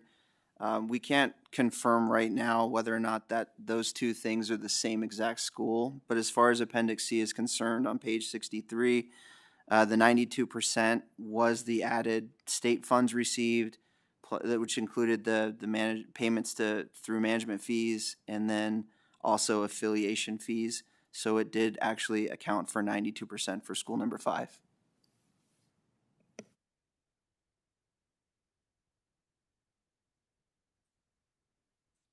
And just so I understand, maybe the chart on the state education's funds received, is that the full per pupil amount that that charter school would have received, or would they have received more funding?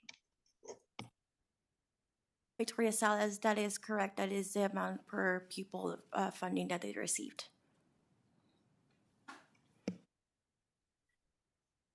Would there be any way to like have do you guys have any more information? I'm just kind of curious because it looks like I can't imagine a charter school running on 8% of that funding and then 92% going into management fees. So maybe if we're able to correlate it, maybe it's the ones that are going to the Arizona bank account. I think that makes more sense. Hopefully it is going back to the school and not the school get only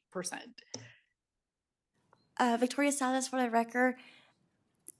The EMOs provide various number of services, so what one EMO may provide may not be the same as what another EMO may provide. And in this particular EMO actually invoices for every service that they do, versus all the other ones they actually have management fees.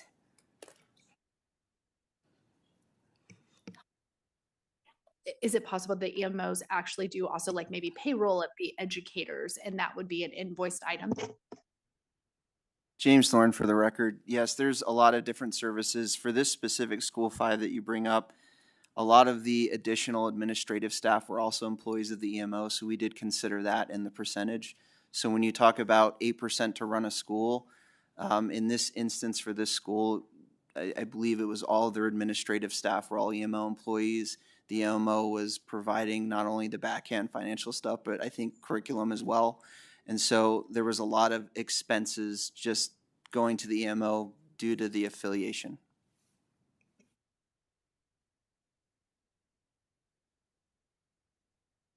Thank you for that information. And then taking a look at some of the responses, I'm looking at 110, and this is the chart. This is, I know it's, everything has moved so fast. You get this report done. Appendix J, the Charter School Authority responded to each of the recommendations dated July 17th to 2026. And I was looking at the two top items at page 110, which was recommendation 2 and 3. 2, we all know, if anyone watched IFC, that they have moved forward with securing that additional legal secretary position.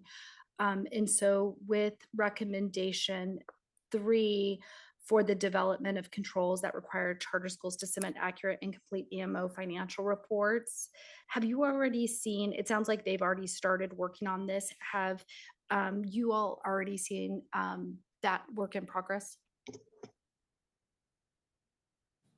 James Thorne for the record.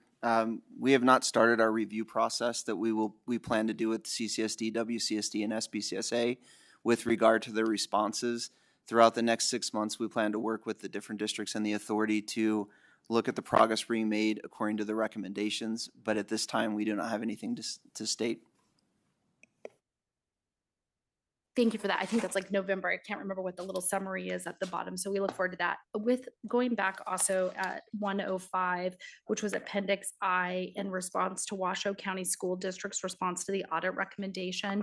The rejected item, it seems like there, and I want to make sure I'm summarizing this, we may have to follow up with our own legal, that there is some confusion over the oversight between board policy and I think even legislative authority with respect to what Washoe County School District, and I think it was like the CFO could approve and disapprove. Did I kind of summarize that correctly? Feel free. James Thorne for the record. Yes, that's correct. You know, I would like Washoe to have an opportunity to answer some of those questions related to their response directly. But yes, they do use a financial review committee, which the CFO is, I believe, the chair or part of that committee, and purchasing is not included within that committee, which is why we brought up the concern. I believe that is the reasoning for why they rejected it, but they would probably be the best ones to discuss that with. Thank you so much. With that, members, does anyone else have any other questions for our audit staff? If not, we'll go ahead and our audit staff can return back to the audience, and we will go ahead and invite up our school districts. I think it'll be easier if we start with Clark County School District since no one's sitting in our front. I'm not sure who wants to be that best person to answer any questions, but you all are more than welcome to come to the front. And then we can allow for our Washoe School District to obviously fill up the Carson City, and then I'll separate out our Charter School Authority because they'll need some room and they're up in Carson City too.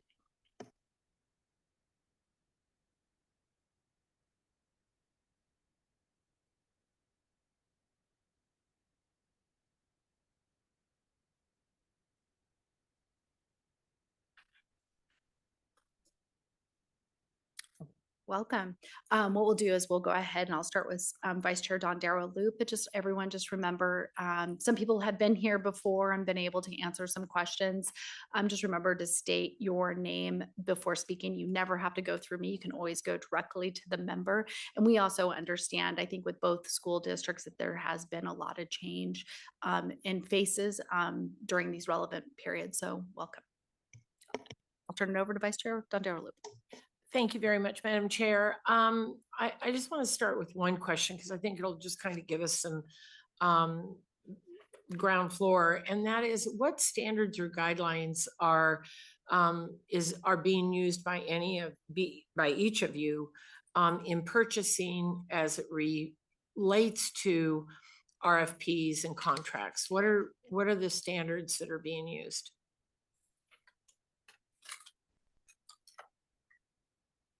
Mike Casey for the record.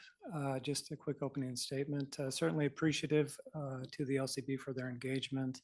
And we do acknowledge and welcome the opportunity to approve upon our clarification as well as our cadence of our procurement process. But to address your question, Senator, we are certainly, and we look to NRS 332 in terms of local government and how we comply with that, as well as District Regulation 3312. So those are our governing policies in terms of how we view and comply with our procurement process. And Justin Dayhoff, Chief Financial Officer, for the record, to expand upon that, our organizational and procurement approach is aligned with recognized K-12 best practice for large urban school districts. So it's important that when we talk about K-12 procurement, the ecosystem of school business operations are fundamentally different than broader private sector and, of course, different government agencies. K-12 procurement should instead, we believe, be evaluated against the standards of the K-12 sector and of comparable urban school systems. The Council of Great City Schools and the U.S. Department of Education, for example, released 2018 guidance that expressly recognize that cooperative purchasing and piggyback contracting are indeed best practices because they allow districts to leverage their scale, reduce duplicative administrative costs, and obtain favorable pricing and terms without unnecessarily repeating a local solicitation, provided that appropriate due diligence and legal compliance are maintained.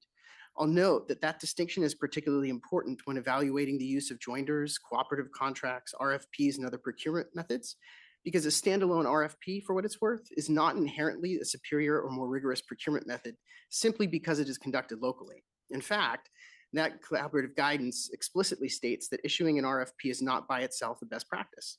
The appropriate standard is instead whether the district used the procurement method best suited to its need while preserving competition, value, transparency, and compliance. For a district operating at CCSD's scale, for example, and again, our budget reflects more than $8 billion annually, appropriately using competitively awarded cooperative or piggyback contracts is actually not a departure from best practice. It's contemplated as best practice within the K-12 procurement industry.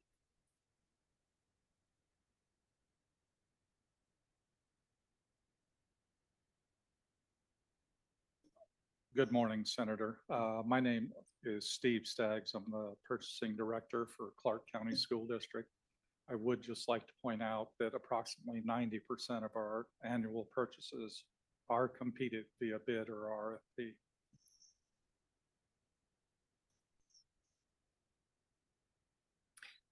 Thank you very much. And I'm assuming that there are other people at the table. Go ahead if anybody up there has something they'd like to chime in with. Good morning, Chair and Subcommittee members. Tiffany McMaster, Superintendent of Washoe County School District, for the record. I'm joined today by our Washoe County School District Controller Kyle Rodriguez and our Senior Director of Procurement and Supply Chain Management, Andrea Sullivan. As a committee, as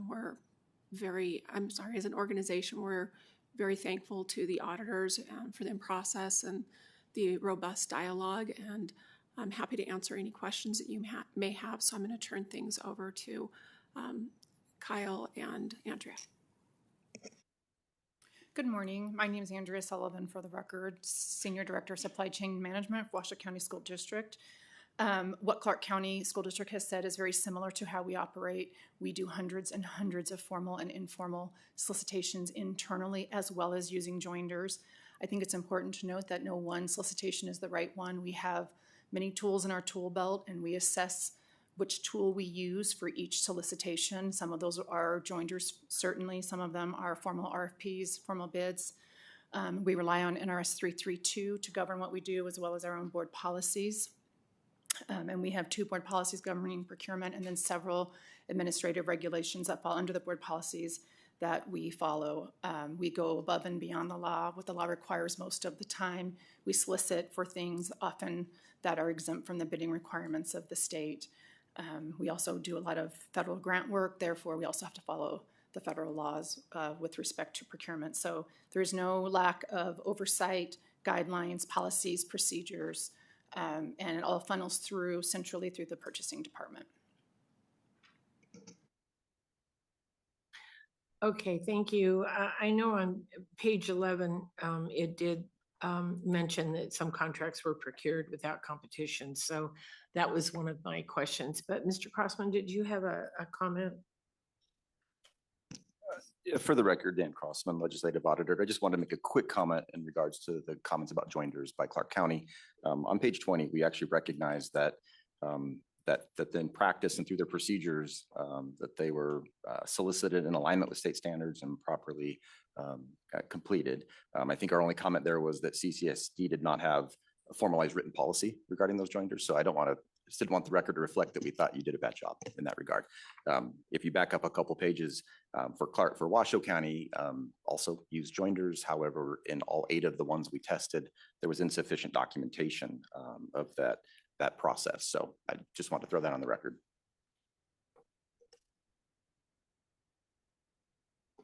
I'm going to just kind of chime in with one question that was asked earlier regarding the procurement cards, and I think it was by both my colleagues, but they can rephrase or ask follow-up if needed. But one of the issues was we were seeing with the procurement cards being used out of compliance, whether it was lack of user agreements. But I feel like there was like follow-up too. Was there like any ramifications, any accountability? Maybe the departments didn't know. And we'll go ahead and start down here with Clark County School District. Thank you, Member Backus. Justin Dayhoff, Chief Financial Officer for the record. There are multiple levels of accountability that we use with our, I'll just use the short form, our P cards. At the school level, the cardholder is responsible for the transaction, the receipt, coding, reconciliation, and an administrator independently reviews and approves that transaction each month. Each card must have a transaction log and supporting documentation, and both cardholders and administrators must be trained and operate under signed user agreements. So they do have to actually sign a user agreement. Accounting centrally within my unit then provides a second level of oversight through periodic transaction reviews and audits, and can request documentation when a questionable purchase is identified. When non-compliance occurs, to answer the second part of your question, the program provides we have progressive consequences. So those include written notification, escalation to leadership, and ultimately suspension of P card privileges for repeated violation. We do also use proactive controls. So we implement merchant category restrictions and transaction limits as well, just to stop transactions where we can before they occur. And then our accounting team monitors those declined transactions and reoccurring patterns so that we can take additional corrective action if necessary.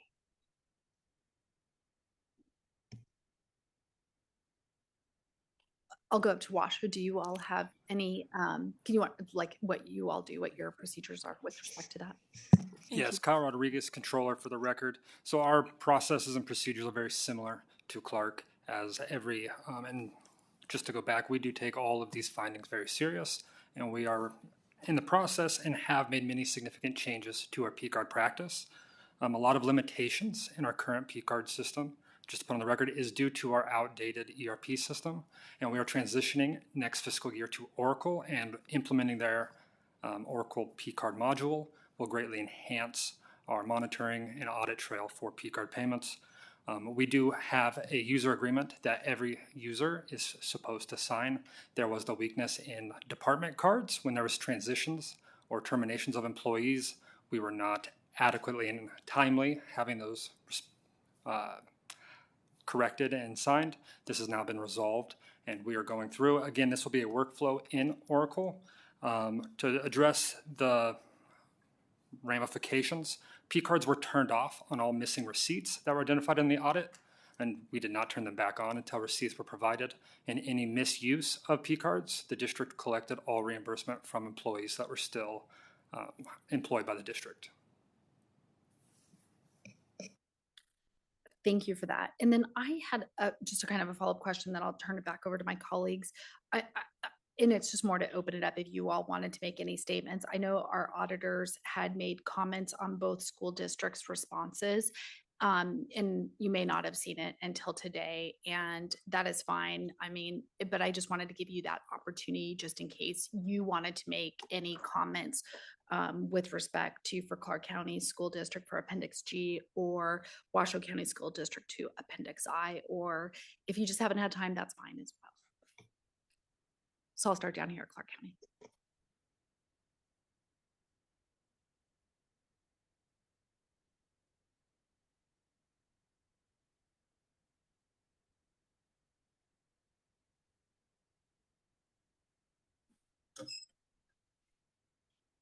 Good morning, Chair and members of the Audit Committee. My name is Felicia Gonzalez, Deputy Superintendent for the Clark County School District, and we have just received those responses. But I wanted to put on record that we are taking all feedback from the Legislative Audit Team very seriously, and we appreciate the communication that has happened between the audit team and all the people here today from the Clark County School District. Thank you so much.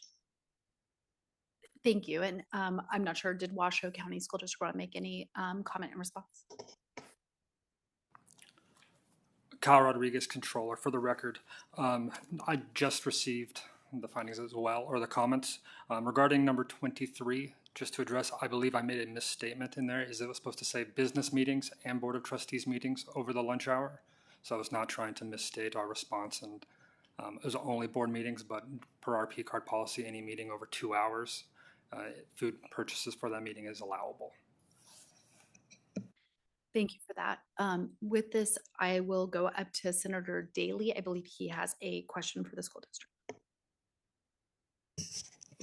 Thank you, Madam Chair. My colleague also has a question when I get done. So I have the same question for both Clark County School District and Washoe County School District. And it is, so under your setup, the way the school districts are set up, you have a Board of Trustees. Board of Trustees are responsible for the oversight. They have a bunch of different departments and everything. But that Board of Trustee as a school district is responsible oversight and for the operations and all of the things that happen and transpire in the schools that they are overseeing and have responsibility for. So they're responsible for all of those operations within their district as the Board of Trustees. Is that a fair statement? Clark, Washoe, same question.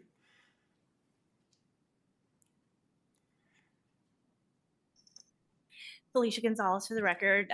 Thank you very much for that question. Yes, the Board of Trustees for Nevada school districts does have fiscal oversight for the district that they are that they oversee. Tiffany McMaster for the record. Same for Washoe County School District. The Board of Trustees has that oversight. Yes, and thank you. And I asked that question not just in relation to this one, but because we have 5 others that we're going to go through similar issues where the school district, through the Board of Trustees and the staff that they have, oversee and actually are responsible for the actions of the schools we oversee. And my point is, the reason I ask that is, the State Public Charter School Authority is not a school district. They don't have the same responsibility and oversight. You have 81, apparently, schools with a governing board that has most of this responsibility, and they just have oversight. So I'm getting a little tired of them couching themselves as a school district when they are, in fact, they are not. And Senator Daly, I believe you also said Assemblymember Hansen may have a follow-up question for our school district, so I'll turn it over to Assemblymember Hansen. Thank you, Chair.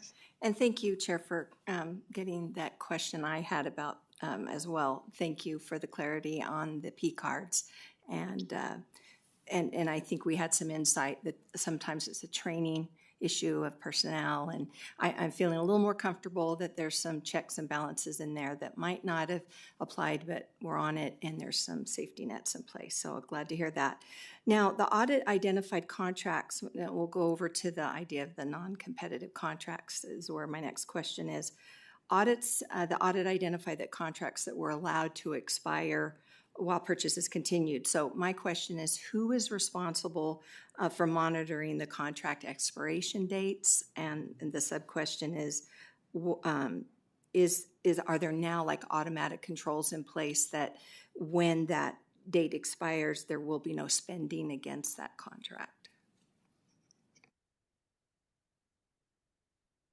And I'm sorry, it would be for both the districts. I'm happy to take that first. Andrea Sullivan, Senior Director of Supply Chain Management for Washoe County School District.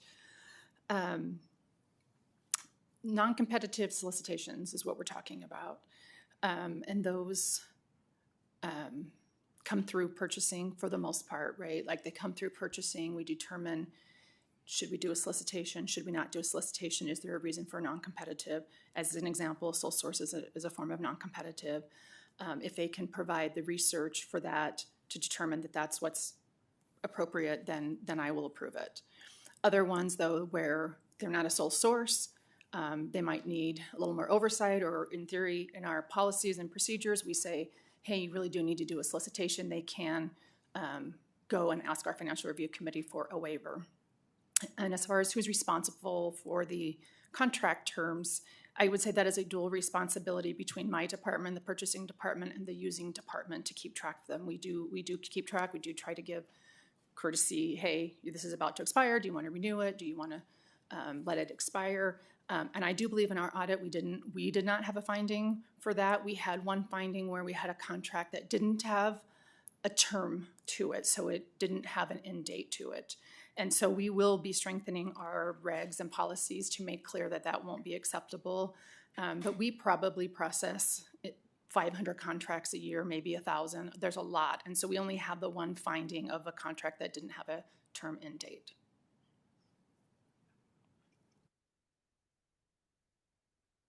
And we can come down here to Clark County.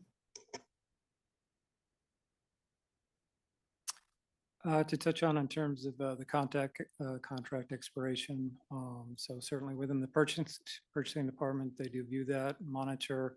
Again, we have instances in which in terms of the administrative back and forth with the supplier, sometimes does not align with approval dates, and on the district side as well, sometimes we're not able to align on those approval dates. In those instances, we may have a run over in terms of that expiration. We do acknowledge in terms of the findings as far as how long that it extended, and certainly that's a priority that we'll need to address. If we need to backwards map a bit more in terms of when that review process starts to ensure that we are aligned with those approval dates, that is something that we'll do. We'll also look in terms of the agreements themselves, adding in explicit language that so there is no ambiguity in terms of, in the event if there is a conflict or we're unable to make that approval date, it is explicitly stated that in the interim we could move forward with the PO to in terms carry forward the same agreement until a new agreement is in place. So we'll work to include that in the upcoming corrective action plan. Thank you. And I'm not sure if you said your name for the record. Apologies for that. Mike Casey for the record. Thank you so much. Assemblymember Hanson, did you have a follow-up question for our school districts? Nope, that was good. Thank you very much. And I did have a question. I just thought it was intriguing because I know a lot of these contracts tend to be for sale of goods. I saw reference to Nevada's adopted of the Uniform Commercial Code in Chapter 104, but I couldn't help, I'm a service type contract person, and all I kept thinking is when our school districts have to hire, for example, like outside legal counsel, maybe you don't do it, maybe you fully do it in-house. I don't think I've ever seen of a service contract for a law firm that has an end date. So I thought that was unique and something that under state purchasing would have to be something cognizant, because I can't imagine lawyers like thinking that through. So I wasn't sure if some of these may be service contracts that would be outside of 104 that you have to deal with.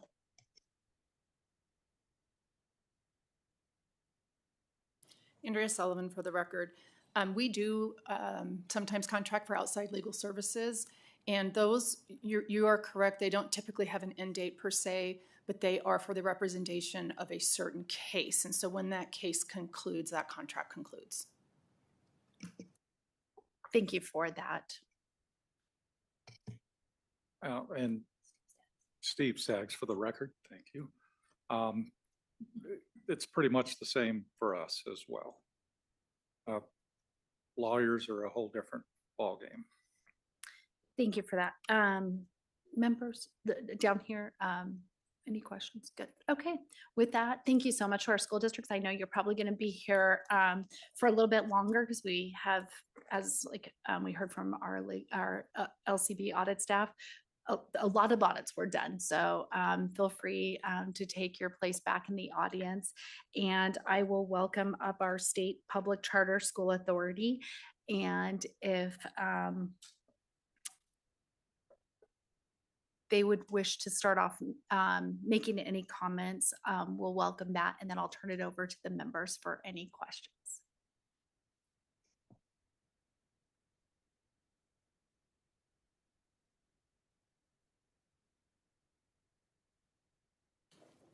Good morning, Melissa McAdin for the record. I think the only comment we want to make is we appreciate the LCB audit staff. We appreciate the opportunity to fine tune some of our processes and have already started down that path for many of these and look forward to, continuing to improve our processes. Happy to answer any questions. Thank you so much. We'll go ahead and start up in Carson City. Senator Daley or Assemblymember Hansen, whoever wants to go first. She wants me to go first, but I can retort, right? Anyway, so obviously we read the thing. It's 2 years old. There's a lot of this stuff is from a couple of years back. So I guess the basic question is, I understand in reading through the theme, right, and what the State Public Charter School Authority says is that there seems to be the strongest oversight, review, or whatever at the application process, right? Everything is covered, I think, in all 6 of these audits. Well, this is covered in the application, and this is in the application, and we review what they say they're going to do in the application. Once they get approved, I think some things apparently break down and don't translate as well. But some basic language that ended up in contracts with the EMOs and other issues on other stuff. But the EMOs, how do those not get caught? How do those get through? How do those get approved and then stay approved? And then when you do find them through these audit and various things, one of them says, well, we get to keep the computer stuff. It's one that I did. One of them, they spent $20,000 on a cruise. Or I don't know how they justified that. And then there seems to be varying interpretations of, well, we don't have to, we interpret it this way. So that's where I was using the term, we're warping it to fit what we want to have the outcome be. How do some of these contracts get through when that's what your dedicated staff is there to oversee and make sure doesn't happen? Direct violation of the law. Melissa McAdam for the record. Thank you for the question. So when it comes to specifically to the EMO contracts, those are reviewed, by the people who are approving the charter school application. They have historically not gone under a legal review by an attorney. So that is why, circling back to IFC, that is one of the primary reasons why we're seeking additional authority for additional legal support to help do that. So these contracts, our full intent is that when these contracts are submitted this year, they will have a full legal review by an attorney. And then I think your second part of your question was what do you do about it if you find a mistake? So, for example, there's a variety of things we can do, but for example, one of these schools is up for charter renewal. So we will make a condition of their charter renewal that the contract is cleaned up and totally compliant in Nevada law.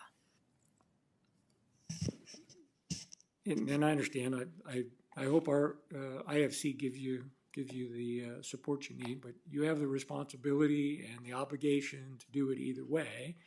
Seems to me should have been being done the whole time. Because what I see a lot, and I see a lot in your responses all through all 6 of these audits is, well, we just look at the review and then, or the application, and we approve the application, and then we leave them alone to go do what they need to do or what they want to do. They have autonomy, and those people apparently are not, experts at what they do either, or they wouldn't allow a contract like that to go through because they have the frontline responsibility, the point I was making about the distinction of a school district. You guys don't have responsibility for that. That governing body does. And then the only thing you have is to say, hey, we're not going to renew your charter on the other end. So what happens to those people? Was that property recovered and actually brought back in and said, hey, those were public funds that paid for those computers and they're actually the property of the state, they're not sure, or the school district, the school, I mean. Several others, there's numerous here, and I think failings, and in all of the reports. I see a recurring theme of, not us, they have autonomy, you shift away from, I think, the oversight responsibility that you have as often as you can. In your response here, you said, thank you, Audit Committee. I says, we're happy that you recognize that 90% of the stuff you found we were in compliance with, although that 10% is egregious stuff. I mean, it's mainstay EMOs. One person on the board they found was also a controlling or person that was employed by the EMO and they're on the board, the governing board. And it's clearly a conflict of interest, violation of the law. How did that slip through in your review process? That's not a legal EMO contract issue. Melissa Mackinnon for the record. There is one distinction I have to make there. The individual was not on the governing board. They were employee of the EMO and an employee of the school. So that we do have a very rigorous review process and check for conflicts of interest on our boards. So just want to make that distinction. Well, that's good. That's good. I'll give you that. I mean, that's good. It just, you understand where, I have issues with the EMOs, the for-profit element and various things, and EMOs have been eliminated in many states across the country, and I'm hoping Nevada will be one here pretty soon. But not necessarily saying charter schools are horrible. I just don't think the EMO element is there. And some of this stuff in here is just proving my point. And adding fuel on the fire, and I don't think it helps the State Public Charter School Authority to say, oh, autonomy, autonomy, autonomy, we don't want to take responsibility or take away from any of their information. But it does say in here that a lot of the information, some of the others, is you don't have a process where you can verify the information that they're giving you. And I don't want to go back to the last audit one on the outcomes in that where EMOs told people, don't respond, you don't have to. What are they hiding? And it's just not a good picture. And I think the words here, and I highlighted it, I won't go back to it. It says that it erodes the confidence in the ability and belief that the charter schools are actually performing the way they say they are. And I know my colleagues are going to go back and say, oh, but the numbers, look at this. And I said, but if the numbers aren't verified and can't be proven, they're not true, right? If it's not written down or not verified, I don't think it can be relied on. How do we get past some of this stuff? Well, I'm not 100% sure what the question is, Melissa Mackinnon for the record, but I think I'm going to do my best to answer it. So historically, there's two things. First of all, the EMO financial report is due prior to the fiscal audit. It's due right after the school year ends. So they haven't trued up their books yet. So that's just a statutory issue of timing. Were those to come out after the audits were finalized, then you would have exactly what Senator Daley is asking for, verified numbers, based on an audit. So that's the first thing. The second thing I would say to that is historically on that report, we have only been asking for what we were required to ask for in the statute, in the regs. We have, for the first time this year, based on this audit, expanded what we are asking for to make those reports more transparent and capture some of what has been identified here in this report. So those will, this year, for the first time, we will be doing that. Understood.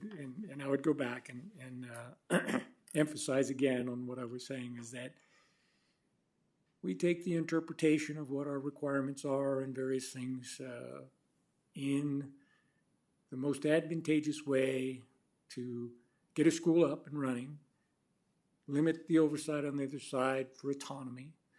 And now that we're being asked to do more, it's not you said, hey, well, I only had authority to do this, so that's all I did, right down to the state law, right? This was all that was required, so that's all I did, right?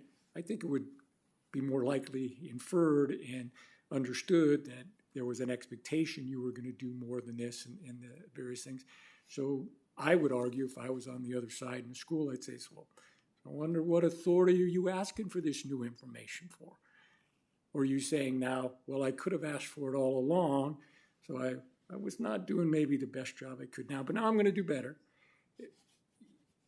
I just am dumbfounded and dismayed by the back and forth on the answers based on what you want to give from the question, and that, well, we only asked for what was in the law, so we did our fullest ability of everything that we could do, and now we're going to do more, but you're not explaining that you have new authority to do more, right? And I'd argue that if you haven't got the new authority, how can you do more?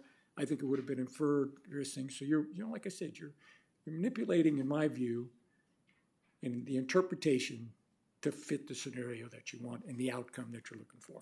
And I'll stop there. Thank you, Madam Chair.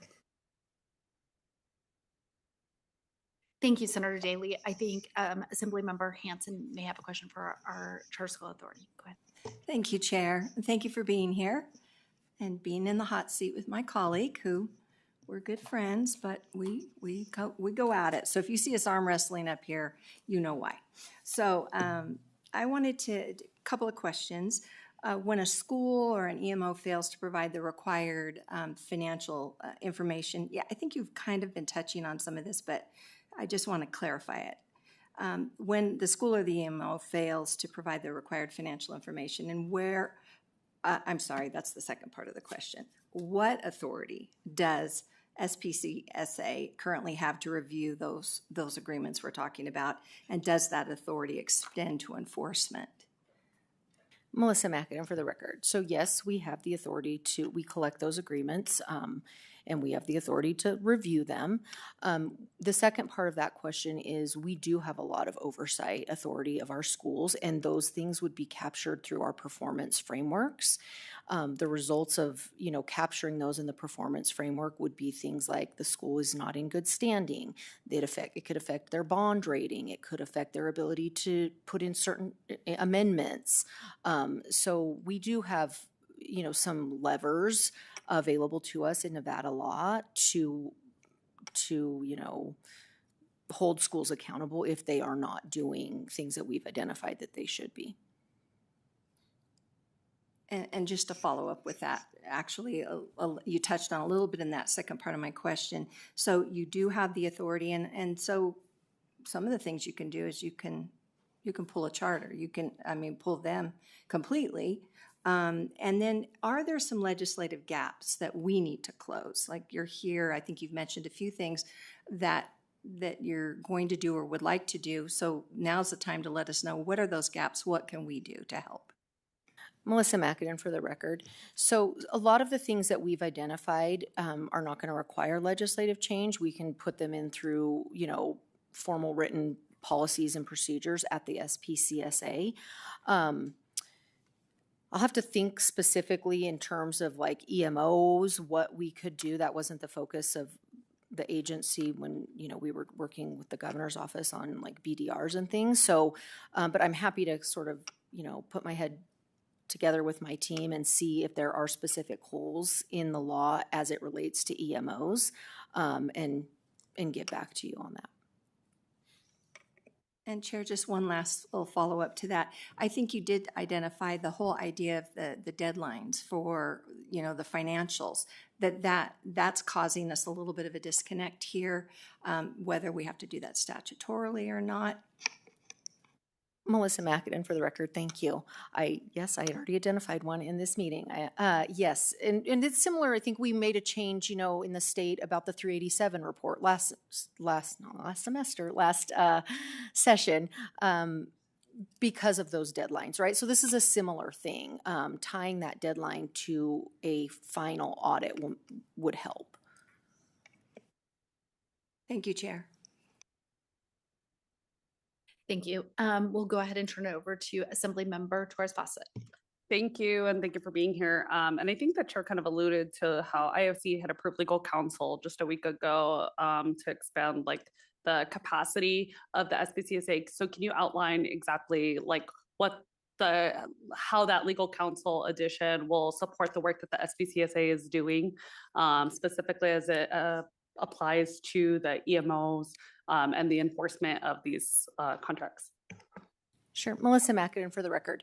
So our intent is what we got authority for was to use of counsel services. So our intent as in regards to the EMO and CMO contracts is when they are submitted this year, they will have a full legal review by an attorney, and then we will work with the school and their attorney to get those, in alignment with all the provisions required in the state, and ensure that there are provisions in there that, if there are provisions in there that should not be, that they are removed. I don't want to give the impression that we take the 10% that aren't accurate lightly. We want these contracts to be 100% accurate. We want all the required provisions in there, and we don't want any provisions that shouldn't be there. And it is our intent to use that of counsel to get these contracts fully up to speed. Thank you. And does the SPCSA intend to clarify guidance for schools and for EMOs in order to help them meet that standard? Melissa McAdam for the record. Yes, we will work very closely with the schools and their legal teams to work these out. We have a good relationship with those individuals. We work well together, and we will work with them. We may not agree, but we as the authorizer, we set the standard, and so we'll work with them to get it done. Thank you. I appreciate it. And then one last question. And so how long will it take? Obviously, that funding was just approved through IFC. I know that the SPCSA has one council right now. How long will it take in that process for us to see the implementation of these updated guidelines and documents?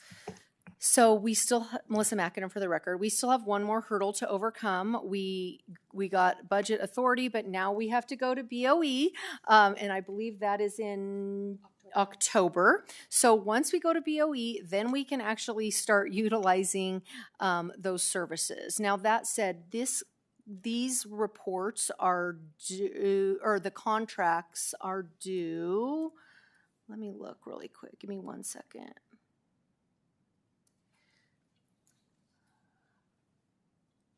So, sorry, give me 1 minute. There's about 180 different reports that these schools submit to us, and so I want to make sure I get you the right date. But while Dr. Broughton's looking for the date, what I will tell you is there's already a set date when these contracts are due. It's scheduled for the school. October 1st is when they are due to us through Epicenter. The schools will submit those, and then we will begin. We won't have been through to BOE yet, so we can't start until after we get through BOE. But once we get the last hurdle of that contract being approved in BOE, we will immediately send all of these contracts over, and that will begin their review. And we anticipate, obviously, having them done well before the end of the school year. And for those schools that are up for, we'll prioritize the schools that are up for renewal, because we will make clean contracts a condition of that renewal. And those renewal decisions will happen in December or January of this year. Thank you. I appreciate that. I'll go ahead and thank you all for appearing. And likewise, we have a couple more reports to make it through, so it's not a conclusion to our day. So with that, we've concluded all of our members' questions for the school district and the authority and our audit staff as well. So at this time, I would be happy to take a motion to approve the report. So moved, Madam Chair. Second. We have a first from Senator Don Darrow Loop and a second from Assembly Member Torres Fawcett. Is there any discussion on the motion? Seeing none, those in favor say aye. Aye. Those opposed say nay. The motion passes, and we will go ahead and move on to our next agenda item, which is 4B. And this is class size reduction strategies for Clark County School District and Washoe County School District. And our presenters will be Mr. Olson, our Deputy Legislative Auditor, as well as Mr. Jones, our Audit Manager. And I believe they're very efficient and already at the table. So please feel free to begin when you're ready. Thank you. Good morning, Chair and members of the subcommittee. For the record, my name is Scott Jones, Audit Manager. I am here to present our report on class size reduction strategies for Clark County and Washoe County School Districts. If I could direct your attention to page 1, I will begin my presentation with some background information. For over 36 years, the Nevada Legislature has required districts to reduce certain student-to-teacher ratios or class size ratios to values established in statute. Over time, the legislature established class size ratio for core curriculum classes of 15 students to 1 teacher in kindergarten through grade 3, with the goal to also reduce ratios in higher grades. In 2005, the legislature authorized other class size ratios aside from the base ratios previously defined if they were prescribed in conjunction with the legislative appropriation for class size reduction. For 2010 through 2019, required class size ratios were changed to address budgetary challenges. During the 81st session of the Nevada Legislature in 2021, the People-Centered Funding Plan was approved to fund K-12 education. Once the plan was established, the legislature no longer categorically funded class size reduction for K-3. On page 2, we highlight required class size reduction reporting, including an annual report on class size ratios for K-3 elementary schools, variance requests, an annual class size reduction plan, and a biennial report to the legislature on meeting the non-binding class size ratios established by the Board of Education. On page 3, we highlight how class size reduction reporting and compliance efforts are overseen by the Nevada Department of Education and the board. On page 4, we outline that the board uses information the district provide in their class size reduction reporting and plan to determine the effectiveness of the implementation of class size reduction strategies and plans. Based on this guidance, we primarily assess the efficacy of class size reduction strategies based on the class size ratios and variances presented in district reports. On page 4 through 5, we showed how published research regarding the benefits of class size reduction provides differing conclusions as to the effectiveness of class size reduction in improving student performance. On page 5, we describe our audit scope and objective. The scope of our audit included a review of the district's activities from July 1st, 2019 through June 30th, 2024, with prior years for funding analysis purposes. Our audit objective was to evaluate the efficacy of strategies or programs implemented by a school district to reduce class sizes. On page 6, we begin our findings and conclusions related to our assessment of the effectiveness of district class size reduction strategies. Overall, we found class size ratios were reasonable, although districts did not reduce class size ratios to those required by statute for multiple years assessed. For school years 2020 through 2024, Clark County School District did not reduce district class size ratios to those prescribed in statute, but it generally met district class size ratio objectives. The average district class size ratio for K-3 for school years 20 through 24 was about 20 students per teacher. Exhibit 1 on page 7 shows Clark County School District class size ratios for school years 2020 through 2024 for K-3. For school years 2020 and 21, Washoe County School District utilized categorical funding specific to class size reduction to reduce overall district class size ratios to those prescribed in statute for grade 3 or 1 through 3. The average Washoe County School District class size ratio for K-3 for school years 2020 and 21 was about 18 students per teacher. After enactment of the People-Centered Funding Plan, when class size reduction was not categorically funded, Washoe County School District did not reduce district class size ratios to those prescribed in statutes for K-3. During this time frame, it kept class size ratios within 2 or less students of values prescribed in fiscal year 2019 appropriations bill. Exhibit 2 on page 8 shows Washoe County School District's class size ratios for school years 2020 through 2024 for K through 3. Additionally, on page 8, we show that from school years 2020 through 2024, Clark County School District and Washoe County School District variance requests increased and were prevalent. After school year 2021, because the legislature did not prescribe other ratios in conjunction with a legislative appropriation, required class size ratios decreased to lower values prescribed in statute. Therefore, districts were held accountable to meet more challenging class size ratios, which contributed to increases in variances. On page 9, Exhibit 3 shows the percentage of K through 3 school grades at CCSD and WCSD with variances for school years 2020 through 2024.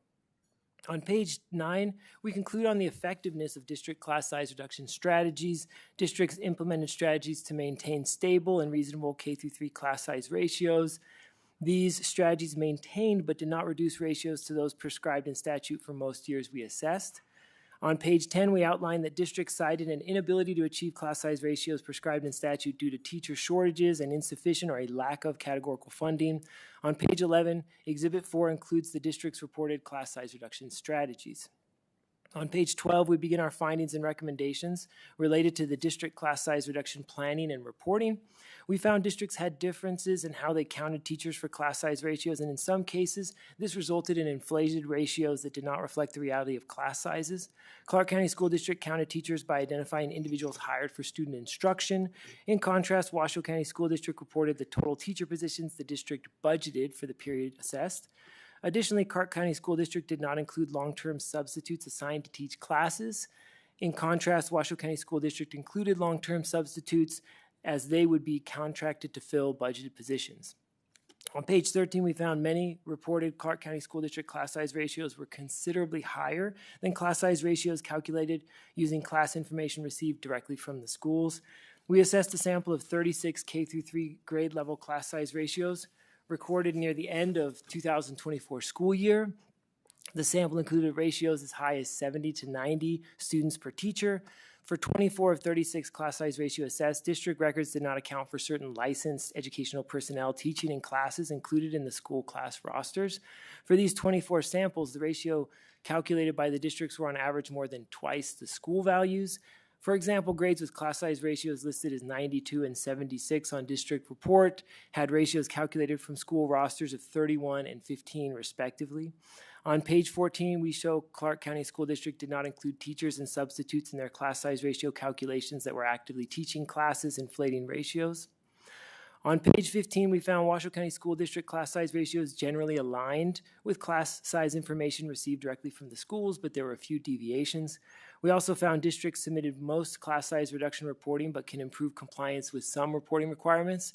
On page 16, we outlined how we interviewed 10 Clark County School District and 6 Washoe County School District school principals at schools with high K-3 class size ratios. All the principals reported they were not involved with the districts in producing school-specific variance requests. The district can improve class size reduction reporting, including variance requests, by involving schools more in the report preparation process. On page 17, we found the districts did not submit some class size reduction reporting, including a biennial school district report due in 2023 to the legislature on meeting non-binding recommendations for student-to-teacher ratios. On page 18 to 19, we provide CCSD with 4 recommendations and WCSD with 3 recommendations to improve district oversight of class size reduction efforts and reporting. On page 20, we begin the report's 3rd chapter. This chapter explores legislative changes that may improve class size reduction processes. We found the class size ratios defined in NRS 388 for K through 3 may have reduced significance. The legislature did not categorically fund, and the districts did not allocate sufficient funding to reach all the base ratios for over a decade. We also outlined limitations to legislative funding for class size reduction. On page 21, we report after the pupil-centered funding plan was instituted, districts prioritized funding towards teacher and staff compensation and other initiatives. Districts highlighted the importance of increasing teacher compensation to support retention of existing staff and retention or recruitment of new staff. As a result, districts did not allocate increased funding to meet K-3 base ratios prescribed in statutes. On page 22, we state that although legislative categorical class size reduction funding ended after the pupil-centered funding plan, statutes retain reporting criteria directly associated with categorical funding being provided to districts. We also found that due to duplicative class size reduction reporting, there is an opportunity to reduce district reporting burden while maintaining key class size reduction reporting. District class size reduction plans and class size ratio and variance reporting included redundant information. Although there were differences in data preparation between the reports and plans, there is an opportunity to consolidate reporting, reduce paperwork, and still comply with statutes.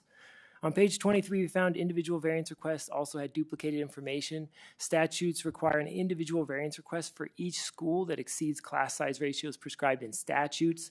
We assessed variance requests near the end of school years 2020 through 2024 from a sample of 23 Clark County School District and 10 Washoe County School District schools. These requests contained duplicated justifications and plans that were generic for the districts.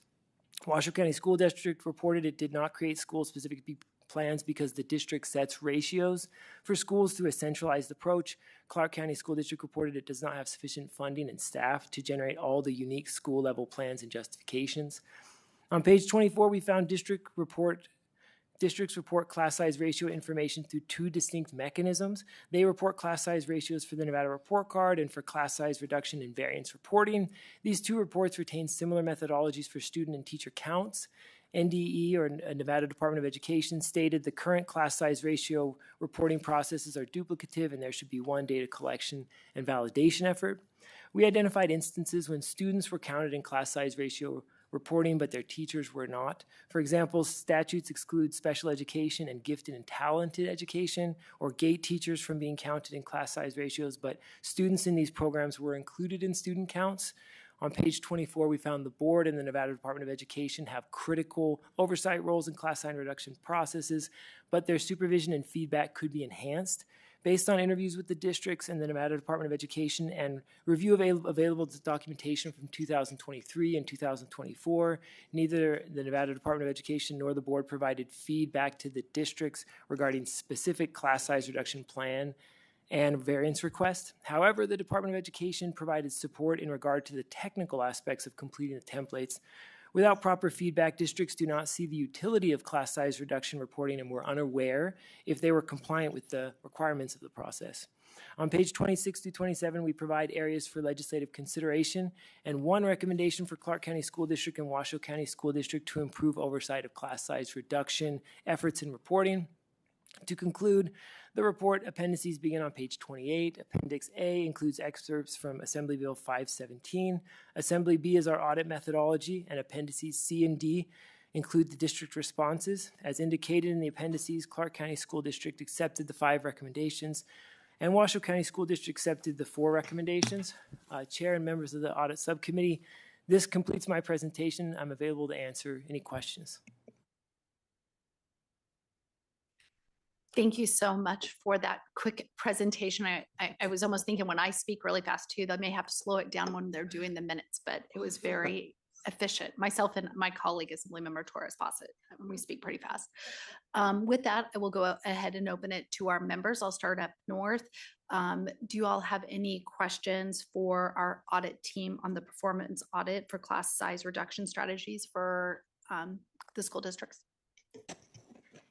I don't think we have any questions up here, although I just want to say I appreciate the recommendations for the legislature to consider, especially that interim research to assess Nevada's class size reduction statutes. So thank you. I'll go to Assemblymember Torres Fawcett.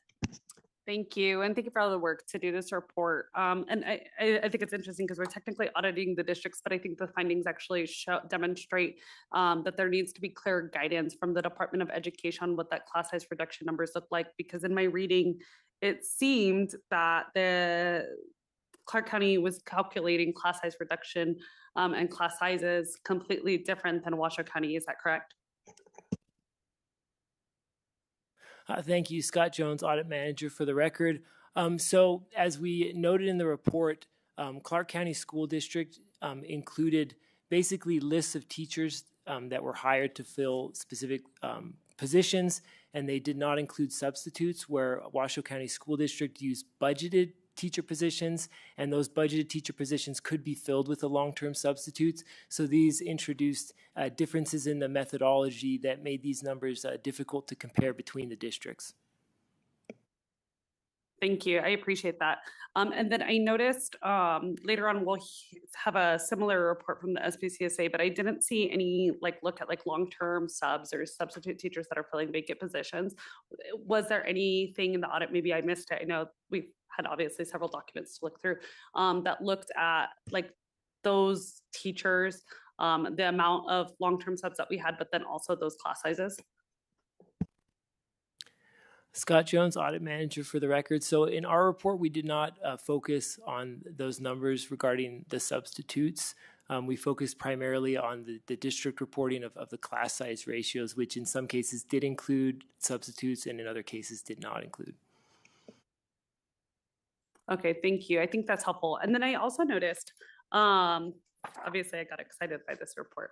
On page 11 of the audit, it gives an example of district reported class size reduction strategies, and that districts, and this might be more for the districts, that they were reallocating teachers to underperforming schools. Did we see any evidence that when they are reallocating teachers to underperforming schools, there is any emphasis to put experienced or veteran teachers in those underperforming schools?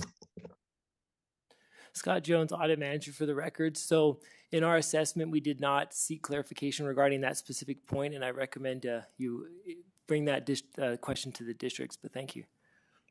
Thank you, I appreciate it.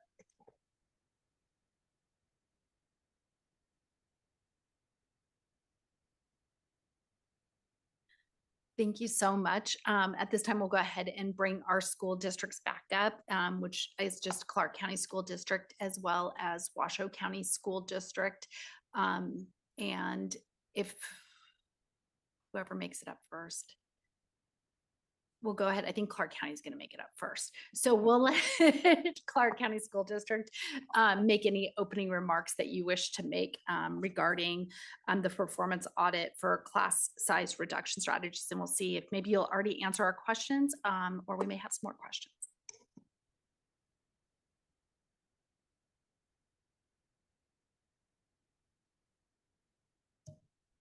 Stacy Smith for the Clark County School District, Assistant Human Resource Officer. Thank you for your question, and I apologize, I didn't catch the question. I'll go ahead and turn it over to Assembly Member Torres Fawcett, and go ahead if you want to repeat. Thank you. You got right into it. That's fine. So I noticed on page 11 of the audit report, it says that one of the common district strategies, and I'm confident that I've seen CCSD do this, is help reallocate teachers to underperforming schools. And there's some very, very different methods that districts are doing that. Has the district worked at all to ensure that we are reallocating experienced teachers to those underperforming schools? Thank you, Jesse Welsh, CCSD for the record. Thank you for the question. So one of the things specifically I think that has been very helpful is actually some of the work coming from the legislature, particularly with this last session with some of the 398 funds that really targeted our schools that have historically had higher levels of vacancies, as well as some of those specific areas where we've had challenges in filling those positions. That is a strategy that has been particularly effective in terms of recruiting and retaining experienced teachers in our schools with some of the highest needs.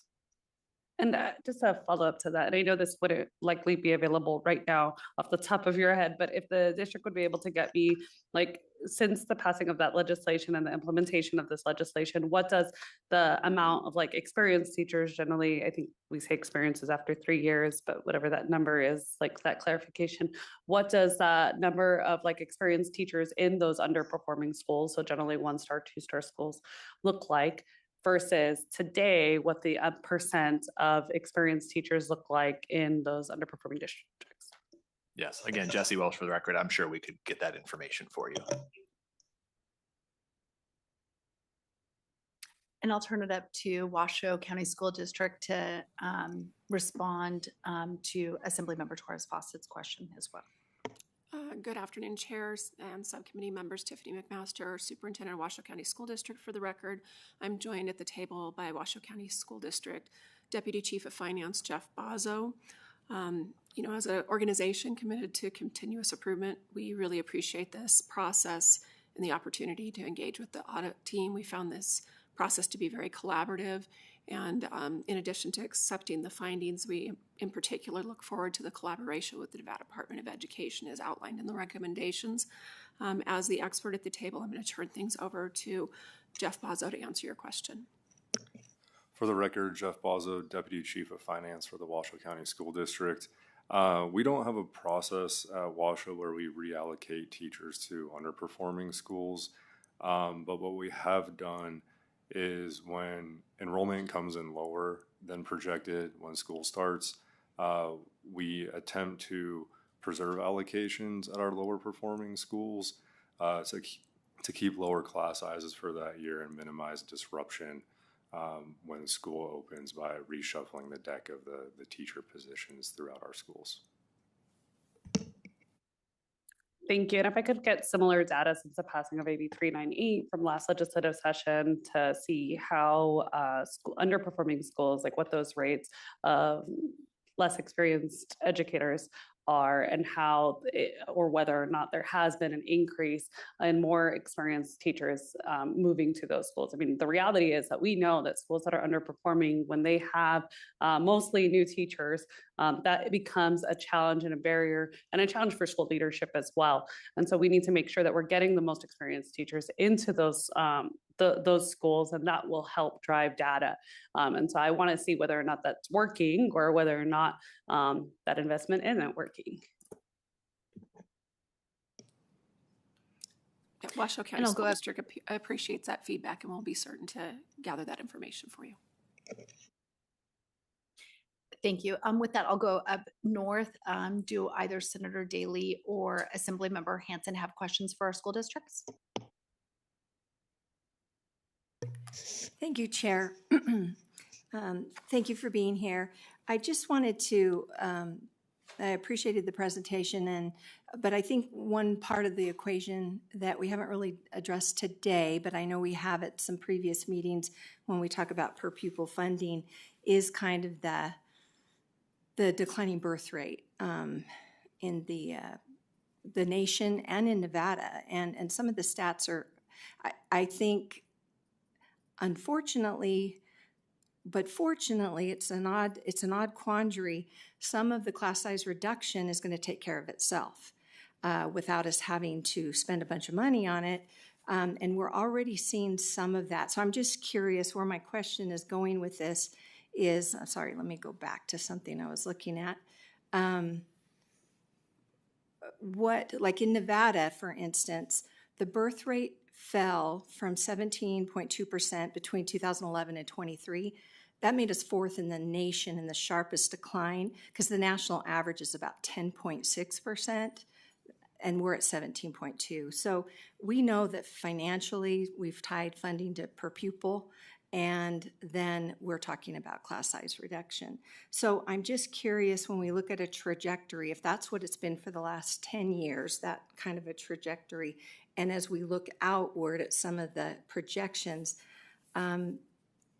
are you seeing that as a natural sort of implementation? Like I said, it's a bittersweet thing. We get class size reduction, but I'm not sure if that's how we wanted to achieve it per se. I've done my part. My 25th grandchild just was delivered. So thank you, school districts, for supporting the enlargement of the Hansen family. But I think we need to have that as part of the discussion, because it's a twofold issue: a classroom size reduction, but funding is an issue. So just looking for some feedback from you, how you see that part of the equation. Jeff Bozzo, Deputy Chief of Finance for the Washoe County School District.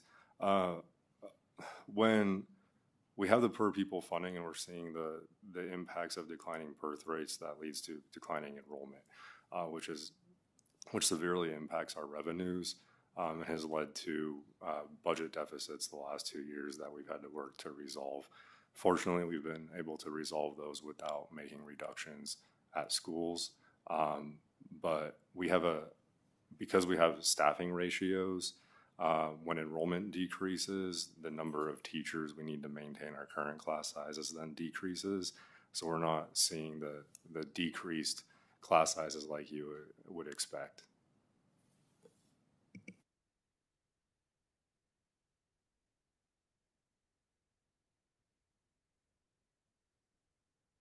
Does Clark County also want to respond? Sure. Again, Dr. Jesse Welsh for the record. I would just echo those same comments. So just based upon the way that our formula works, when we have less students, we receive lower revenue. So it doesn't really have an impact on our overall class sizes because we have to reduce the number of teachers that we have based on the funding, based on the students that we receive funding for.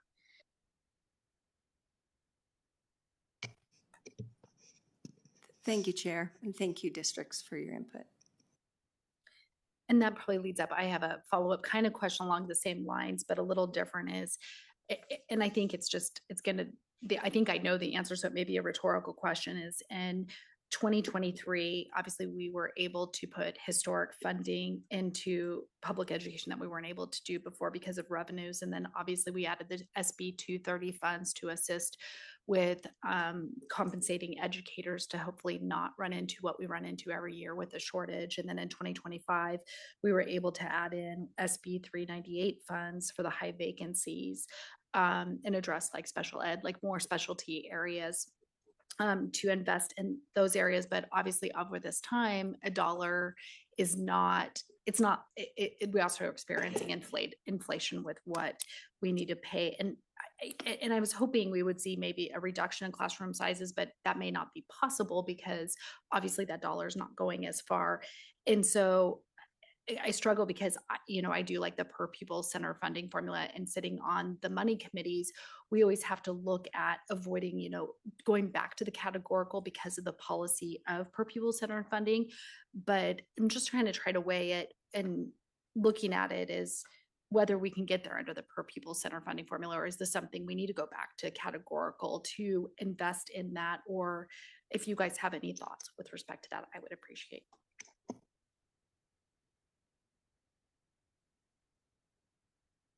We can start down here in Clark County. Nobody wants to jump in. All right, Jesse Welsh for the record here with CCSD. Yeah, I would echo those sentiments. I think there's very positive, strong structures within our state funding formula under the pupil-centered funding plan. Too much of your point, some of the funding that has been in place, like the historical funding for 2023, really, yes, it did help us to increase our retention of teachers, in particular, attract and retain teachers. But as you note, much of that, is related to inflationary factors that had happened at that time too. We have very positive data in terms of the SB 230 and the AB 398, continuing to make sure that we're keeping teachers, particularly at some of our more challenging roles and schools. But I think in terms of the class size piece, that would just be, I think, something that we'd have to address either through that formula. I echo some of your concerns in terms of the categorical piece. I think the best way to move forward is to try to build things into the formula. Thank you for that. And thank you for also, I think I said SB 398. I apologize to my speaker. It was AB 398. I'll go up to Washoe. Jeff Bozzo for the record. So like Clark County School District, we also addressed employee compensation to help recruit and retain teachers. We had struggled with teacher vacancies for some time. So we thought focusing on teacher compensation would help us fill those vacancies, and it has helped. We also did make efforts for reducing class sizes. The reason they're not shown in this audit is because our efforts were in 4th and 5th grade, which have higher class sizes than our kindergarten through 3rd grade ratios. So although we didn't address reduction of kindergarten through 3rd grade class size ratios, we did make an investment in reducing our 4th and 5th grade class size ratios with that additional funding. Thank you. Thank you for that. Members, do we have any other questions for our school districts? Seeing none, I thank you for your time, but I don't know if you all can leave just yet. We may have some more reports that you may be involved in. And so with that, I'll go ahead and take a motion to accept the audit report regarding classroom size reductions, strategies for Clark County School District and Washoe County School District. So moved, Madam Chair. Second. I have a first from Vice Chair Dondera Loop, a second from Assembly Member Torres Fawcett. Is there any discussion on the motion? Seeing none, those in favor say aye. Aye. Those opposed say nay, and the motion carries.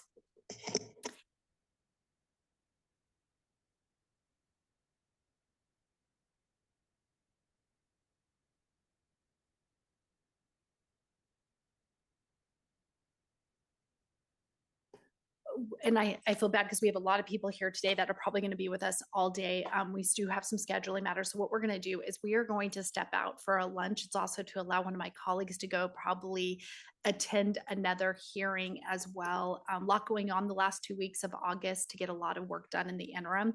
And so with that, we'll go ahead and break right now at 12:15 for a lunch, and we'll plan on being back here by 1 p.m. And so we'll see everyone back here. Hopefully that gives people up north. We have the benefit of the cafe. Hopefully the cafe up north is open as well. So we'll see everyone back here at 1, and some of us maybe a little later than that.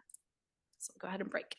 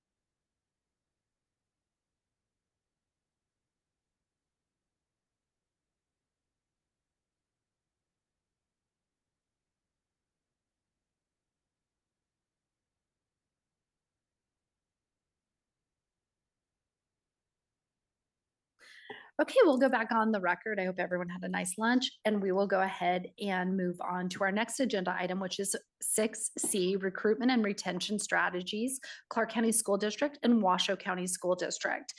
Presenters will be Mr. Mullen, Ms. Kroboth, and Mr. Peterson from our LCB Legislative Auditors.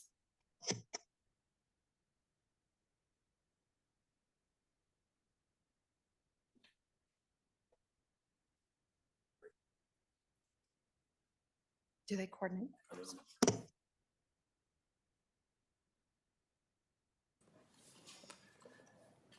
Chair and committee members, for the record, I'm Jeff Mullen, Deputy Legislative Auditor. Beginning on page 1 and continuing through page 3, we provide information on the challenges regarding recruitment and retention across the nation. In addition, we highlight 4 strategies that research suggests helps reduce teacher shortages. We provide background information on both Clark County School District, CCSD, and Washoe County School District, WCSD, which highlight various recruitment and retention strategies both districts have implemented to reduce teacher shortages and to recruit and retain teachers. On page 3, we state our audit scope and objective. The objective of this audit was to evaluate the efficacy of CCSD and WCSD strategies and programs of recruitment and retention designed to ensure the availability of qualified teachers and other support staff.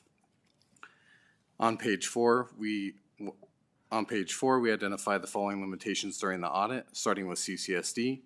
CCSD staff turnover was significant in the Human Resources Unit, with existing staff having limited knowledge about prior recruitment and retention strategies during the audit period. For WCSD, data requested regarding recruitment and retention programs was not readily available and limited our ability to fully assess the efficacy of the recruitment and retention programs. While these limitations existed, we do not believe these limitations impacted our ability to conclude on our audit objective. The audit findings begin on page 5, where we note improvement is needed in planning and evaluating recruitment and retention efforts for both CCSD and WCSD. We first highlight that neither CCSD nor WCSD had a formal recruitment and retention plan in place during our audit scope. Establishing a recruitment and retention plan is essential to ensure stability in recruitment and retention efforts and should include performance indicators to measure the outcomes of recruitment and retention strategies. We also noted a lack of recruitment and retention plan during our 2004 audit of WCSD. Beginning on page 6 and continuing on page 7, we begin with a review of CCSD's Board of Trustees Human Resources Policies and Procedures, which are found to still be relevant. We also noted that CCSD did not have a formal recruitment and retention plan, but started the process to develop and implement a plan during our audit. Then for WCSD, we noted 3 of 8, or 38% of Board of Trustees policies and procedures were last updated in 1998 and were generally outdated. Additionally, staff confirmed that there were no policies and procedures in place for the following WCSD recruitment programs. First being the Alternative Route to Licensure, or ARL, second being student internships, and the third being recruitment trips. We also determined that CCSD and WCSD did not always regularly analyze recruitment or retention data. They also did not complete all required reporting for NRS 391.135, which includes information on ARL participants in each district. On the bottom of page 7 and continuing on page 8, we summarize the amount spent on recruitment and retention programs for CCSD, with a significant amount of these funds being spent on salary increases. In addition, we discuss how CCSD did not always analyze data to assess the efficiency and efficacy of these recruitment and retention strategies. For example, we found during our testing of CCSD retention programs, a one-time employee satisfaction survey was conducted with 6 open-ended questions and received over 1,000 unique responses. But CCSD did not perform any significant analysis of this information to identify opportunities to enhance staff's job satisfaction. In addition, CCSD implemented an exit survey with 2,600 respondents during our audit scope, but could not provide documentation on how the data was utilized. Also, a component of the survey allowed respondents to indicate they would like CCSD staff to contact the respondent, but CCSD was unable to provide any documentation that the outreach was completed. In addition to not evaluating retention information, CCSD did not always track key performance indicators for recruitment programs. For example, CCSD collected data for only 233 of 461, or 51% of in-person and virtual recruitment events. Furthermore, CCSD did not track what percentage of student interns were converted to employees. Lastly, 5 of 10, or 50% of recruitment and retention strategies tested did not have analysis or related data to determine their efficacy, despite expenditures of over $216 million. Beginning on page 9 and continuing on page 10, we noted WCSD did not always collect recruitment and retention data, analyze data when available, or track key indicators. This is a repeat finding from our 2004 audit of WCSD. For example, WCSD provided us with a spreadsheet to estimate the number of candidates recruited and total expenditure on recruitment and retention incentives, but this was created at our request and was not regularly compiled by WCSD. Additionally, WCSD did not have a process to compile student internship data and were not evaluating the success of the student internship program. This information was retroactively created at our request. Also, testing identified that WCSD did not calculate attrition rates for mental health positions at the district. Furthermore, WCSD did not have an exit interview process in place. We also determined that WCSD did not always track key indicators for recruitment events. For example, staff attended 135 recruitment events. However, 105, or 78%, did not have a sign-in sheet to identify participant attendance. WCSD could not identify which staff attended 26 of 135, or 19% of recruitment events tested. On page 11, there are 5 recommendations for CCSD and 6 recommendations for WCSD to improve the planning and evaluation of recruitment and retention efforts. Beginning on page 12 and continuing to page 13, we discuss opportunities to improve controls to enforce program expectations for CCSD and ensure the effective use of funds. CCSD provided $6 million to fund a tuition assistance program through a state university, but a data sharing component did not exist in the agreement. Therefore, CCSD indicated that it was unable to assess the benefits to the district from the scholarships provided to students. Additionally, CCSD spent $1 million on 250 scholarships for an ARL program with the expectation that scholarship recipients would work for the district for 3 years, but CCSD did not request reimbursement for those who left prior to completing the 3 years with the district and cited legal complications as to why they could not recoup tuition. In another example, CCSD offered a $4,000 relocation bonus to 623 employees during the 22-23 school year, with the expectation that staff remain employed with the district for 3 years. However, the district indicated 88 of those employees left before fulfilling their obligation, and collection of these funds were inconsistently enforced due to legal complications. Bottom of page 13 and continuing to page 14, we discuss some recruitment trips CCSD conducted that were ineffective and did not follow established travel policy. Two of 5 events tested contained evidence that CCSD staff wasted public funds and did not have a district-required approval prior to the event. For example, 17 staff attended a recruiting event in Miami, Florida during the 4th of July for 6 days, with a total cost of $32,400. And CCSD did not hire any teachers as a result of this trip. In addition, 8 staff participated in a recruiting event in a hotel in Honolulu, Hawaii, with a cost of approximately $23,000, with CCSD hiring 2 employees from this event. During a prior trip to Hawaii, CCSD sent only 2 recruiters at an approximate cost of $4,600, and 10 employees were hired from this event. At the bottom of page 14, there are 4 recommendations for CCSD to address controls to enforce program expectations and improve recruitment-related travel. Appendix A on page 15 shows Assembly Bill 517, Chapter 454 from the 2023 legislative session that requires the legislative auditor to conduct this audit of CCSD and WCSD. Appendix B on pages 18 through 19 summarizes CCSD recruitment and retention programs in place during our audit. And on page 20, Appendix C summarizes WCSD recruitment and retention programs in place during the audit. Appendix D on pages 21 to 24, we describe our audit methodology. CCSD's response to the audit report begins on page 25. Then on page 28, we list the audit recommendations and show CCSD accepted all 9 recommendations. WC's response to the audit report begins on page 29. Then on page 33, we list the audit recommendations and show WCSD accepted all 6 recommendations. This concludes with the audit presentation. I'd be happy to answer any questions. Thank you so much for your presentation. Members, do we have any questions for our audit team? I'll go ahead and I'll start with Senator Dondero. Thank you very much, Madam Chair. I don't know if somebody from the CCSD or WCSD could answer a question about recruitment and retention. You know what, before we invite, Clark County School District can come to the front, but I don't want to dismiss our audit team. If I can, okay. Senator, I'll come right back to you. Fair Let me enough. start with Assemblymember Torres Fawcett, but we'll welcome up Clark County. There's seats up here. You guys are more than welcome to join us, but we'll start with Assemblymember Torres Fawcett. Thank you. I just wanted one clarification for myself. I think it refers to like teacher interns or student interns a couple times in the report. Is that a student teacher, just for clarification? Jeff Mullen for the record. Yes, that's student teacher interns.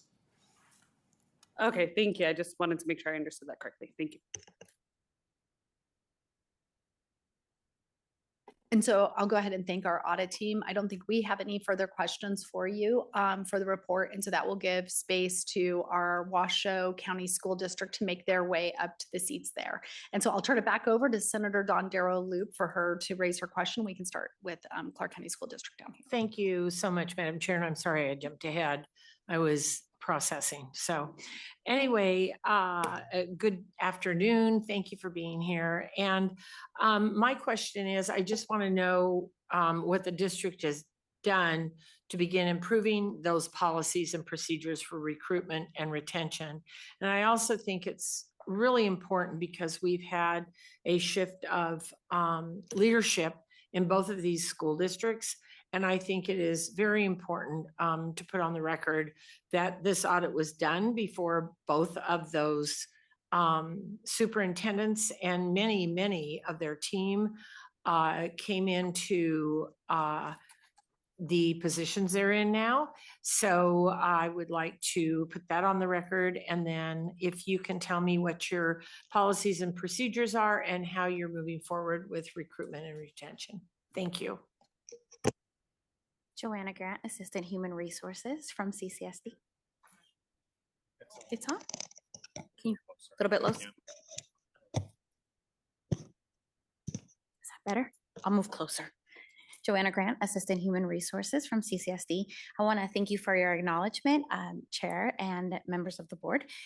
I would like to turn it over to Dana Crowley, our Recruitment Director, who can answer specific questions in regards to the recruitment plan and changes. Good afternoon, Dana Crowley, Director of Talent Recruitment and Teacher Pathways. Senator Dondero Loop, thank you for the question. I must just first want to say, my first maybe 2 months on the job was when this audit started. And so Jeff and his team were absolutely terrific. And I just thank them for everything that they did because it really opened our eyes to the path that we were already going on. So I don't know if you want me to go through every recommendation and what we're doing. I'll go through a few, and then if you'd like more information, please ask. So for recommendation number one, what we have been doing and are currently doing. So administrators from and recommendation number one is directly related to the recruitment and retention plan. So administrators from our human resources unit, school principals, and team members from the recruitment department are continuously collaborating to refine our plan so that it directly addresses real-time and projected needs of schools and departments. We're actively aligning this work with our 2026-2031 strategic plan, which is establishing clear KPIs for each strategy, which we track quarterly and some monthly to ensure long-term continuity. In addition, for the past 6 months, we've been working closely with our CCSD strategy unit on our department process map. So we're incorporating that process map into the recruitment and retention plan. So everything is aligned. So everything we do is either connected to that the strategic plan, the process map, our department handbook, and obviously these audit recommendations as well. So that's for recommendation number one. Recommendation number two, which is aligned to the key performance indicators and ensuring that, our recruitment engagement process. So since October 2024, and that is when I started in the department, we have tracked and optimized our KPIs. We look at these monthly related to every event that we attend, and also monthly during one-on-one meetings with the recruiters and myself. We are looking to see that our candidates are engaged and that they're engaged in a timely process. Beyond monitoring application volume in Taleo, which is our applicant tracking system, we actively track recruiter and event level engagement in Beamery, which is our CRM, our candidate relationship management system. And then furthermore, on July 1st this year, we launched a candidate customer service survey for all event attendees, directly reflecting our CCSD CARES core standard to evaluate our recruitment sources, measure satisfaction, and make immediate data-driven adjustments. So that is for number two. Number three recommendation was evaluate the effectiveness of recruitment and retention programs. So again, since October 2024, to prevent fraud, waste, and abuse, we have, I apologize, I think I skipped to the wrong one here. I apologize. All right, so for number three, to evaluate long-term effectiveness and fiscal viability of our recruitment efforts, we conduct after-action reviews after every single event. And as a department, we review those as a team every single month. So it's not just the recruiter who is going and their opinion about how that event was. It's all 12 of us sitting together, and we go through the data. We go through the attendees, what we can do different, what the event maybe can do different to help us. So we do that monthly. And then utilizing our standard AAR process, we track KPIs, including total attendees, recruiter candidate scans, applicant conversions, and then looking at ultimate hires. As part of that AAR, we look at glows and grows. Again, what we can do better, to optimize that experience. And then furthermore, in July of 2025, we partnered with our RC department, Accountability Research and School Improvement, and launched a comparative study analyzing our ARL new hires against traditional new hires. And then we also surveyed principals, and we are on to our second survey for that. We haven't launched it yet. It will be launched shortly. So we can really look at all of the different ARL providers and how they are comparing not only principal perception, but the student achievement with their students compared to traditional hires. So those are three. Would you like me to go on? No, Okay. that's okay. Yeah, I just kind of wanted to know, what was going to change. And we're in a, frankly, a unique time in Nevada in general, because we had this huge explosion, and now we're sort of backing up into normalcy, right? So I just kind of wanted to know how that affected what you were doing, specifically in relation to this audit, but also, just everything that's going on, hiring less teachers, or sometimes more because we have retirements, whatever it may be, it all balances out. So thank you very much. We can turn it over to our Washoe County School District. Good afternoon, Chair and Subcommittee members. Tiffany McMaster, Superintendent of Washoe County School District, for the record. Once again, I just want to take a moment to thank the audit team for their collaboration through this process. We absolutely agree with the recommendations and have already been taking actions to address some of the concerns, some of which will be addressed through the adoption of our new ERP system, Oracle Fusion, which was mentioned in a previous audit presentation. This will allow for better data tracking and monitoring, as we currently don't have a system that does that. So it'll give us a system that automates data collection, calculations, and analysis. I'm joined here today with Chief HR Officer Doug Owen to add on to this conversation. Thank you, Tiffany. Doug Owen, Chief HR Officer for Washoe County School District, for the record. And just to answer Senator Dondaro's loop about policies and procedures, as that specific audit finding, we've already started the revision process and have started working through the catalog of even the policies and procedures that are missing, that we may not be listed in the audit finding, but we think are critical to maintaining our operations. So just wanted to respond to that question directly. Thank you.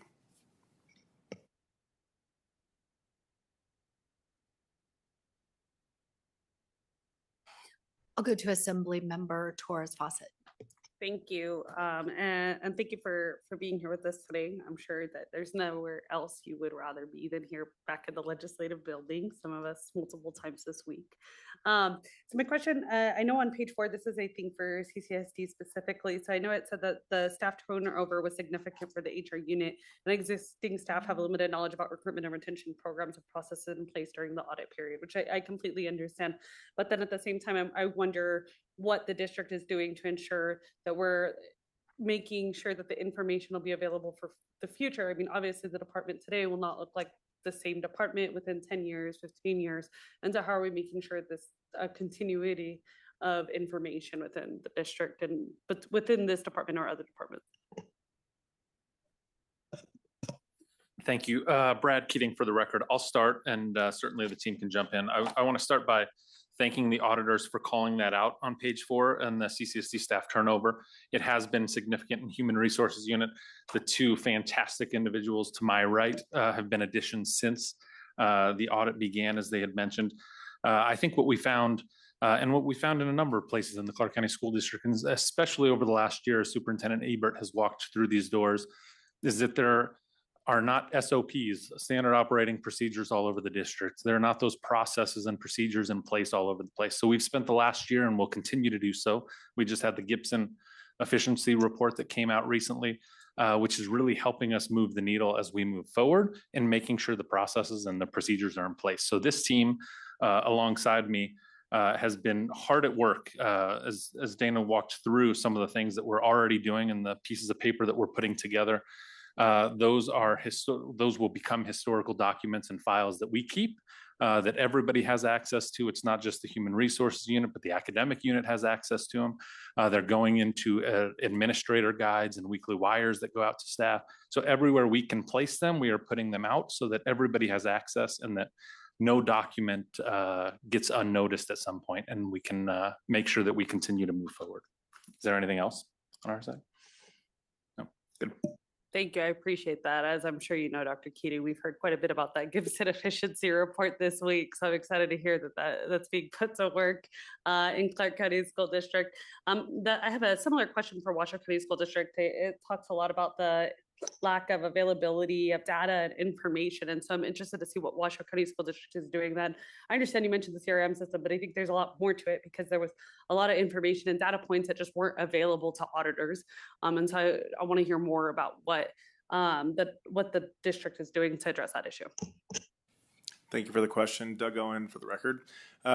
I think to address the issue at hand, our current CRM, ERP, HCM solution was implemented in 1993, and it is no longer available for upgrade. So we do need to upgrade our system pretty soon. So that'll go live in July of 2027. That's the plan. And I think a lot of our data issues, struggles are stemming from our inability to have the technology to be able to track the things the auditors were looking for. Specifically for things that they looked for during the audit period were how many people showed up to recruitment events. These were typically kept on a piece of paper with people signing in by pencil or pen, and through the turnover, notably at the Washoe County School Districts, I think 3 chief HR officers in the last 5 years, maybe 4, if I'm counting correctly. Those files were not available. They may have been on somebody's filing cabinet or available digitally, but not in a record that we could recall given the amount of turnover that existed. Going forward, we have implemented intermediate steps before our HCM solution is being implemented. Things like check-ins on iPads through QR codes utilizing Microsoft Forms so that we can track every attendee that shows up to a recruitment event. And then we can track whether or not they've submitted an application in our system. and track them all the way through to a hire. But that information was not available during the audit period. Thank you. I appreciate it. Thank you for that information. And I think my last question, and I'm not sure that districts will have the information available, and I don't know that anybody from NDE is here, but I know the report does address the student teachers. And so I'm just wondering if we know whether or not the upgrades to the licensing system that is supposed to be aligned with the NCHE student numbers, will that help track that information for districts? And if not, I think that there's room for us to encourage the department and NCHE to ensure that that information will be tracked. So it's easy for you to see, okay, this student teacher did their student teaching at Washoe County School District, and now they're teaching here at CCSD, or vice versa, or they're stayed here in CCSD. Dana Crowley, for the record, Assemblymember Torres Fawcett. What we currently do, and yes, I agree with you that efficiency would help because oftentimes my team is reaching out to our current student teachers and former student teachers with their college emails, right? Which once they've graduated, they're not checking those anymore. So if there's also some identifiable information that they use one name at their college, but their legal name is different, and we don't know it's the same person. So we work closely with our talent acquisition team who badges our student teachers. We campaign to them. We are constantly in connection with them because we want to tell them the good about CCSD and why they should come here to work. But if and when in the future that connection is able to be made, that will make things a lot easier.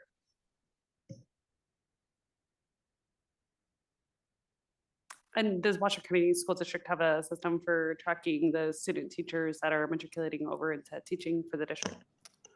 Good afternoon, Doug Owen for the record again. My answer is actually very similar to Dana's answer. So Ms. Crowley, I think eloquently put it that we try to track them as they become student teachers in our program rather than relying on NCHE results just because of data mismatches and our inability to track them through the entire system. So we try to track them as they come into our organization, and we do badge them as student interns, and then we can watch their career progression or if they fall out of the system from there. Thank you. I appreciate it. That's helpful. And I think there's room for maybe the department as they're upgrading that licensing system, because my understanding is that they're intending for the NCHE number then to work into their teaching license, which will make it easier too for that transfer of information, than for that also to track our student teaching experiences to help districts better track that information. So hopefully it can work out. Thank you. Thank you. Next, we'll go to Assemblymember Hansen. Thank you, Chair. And thank you all for being here. So one of the questions I have, and most of my questions are regarding the exit interviews or the satisfaction surveys. But before I do that, I just want to make sure I've understood what I've heard so far. It seems like the problem is over data and analyzing that data. So we say we're going to do these things, but then we don't have a way to analyze how did those exit interviews turn out? What are the retention results with this money? Because like with Clark, $14.6 million was spent on recruitment, $396 million on retention programs during the audit period, but then we don't have a way, the recommendation is we need to know how effective, right? That's what we're here to do, is be accountable for those taxpayer dollars and then get good results to help this district be able to hire and retain. With that being said, it sounds like part of the problem has been old software, old systems. And so if I got it right, Washoe County is going to an Oracle program by 2027. And then I don't know if I heard what Clark County, if that had been an issue and if they're updating their software or their ability to analyze data. Dana Crowley for the record, Assemblymember Hansen. We currently use our CRM is Beamery. Beamery is not our ATS, but it talks to our ATS. Unfortunately, when I started in the department in October of 2024, not everyone in the recruitment team had access to Beamery. So now the entire team has access, and we live and breathe in that system, so we can pull data on everything and anything. Every event is tracked in there. not only location, the QR codes, how many people attended. We can then follow them through, how many applications they submitted, if they were hired.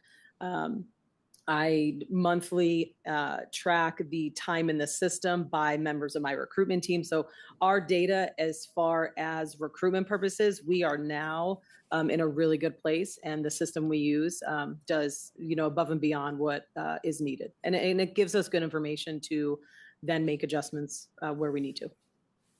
Great, thank you for that. And then, Chair, I'll go on to one other clarification I need from the districts.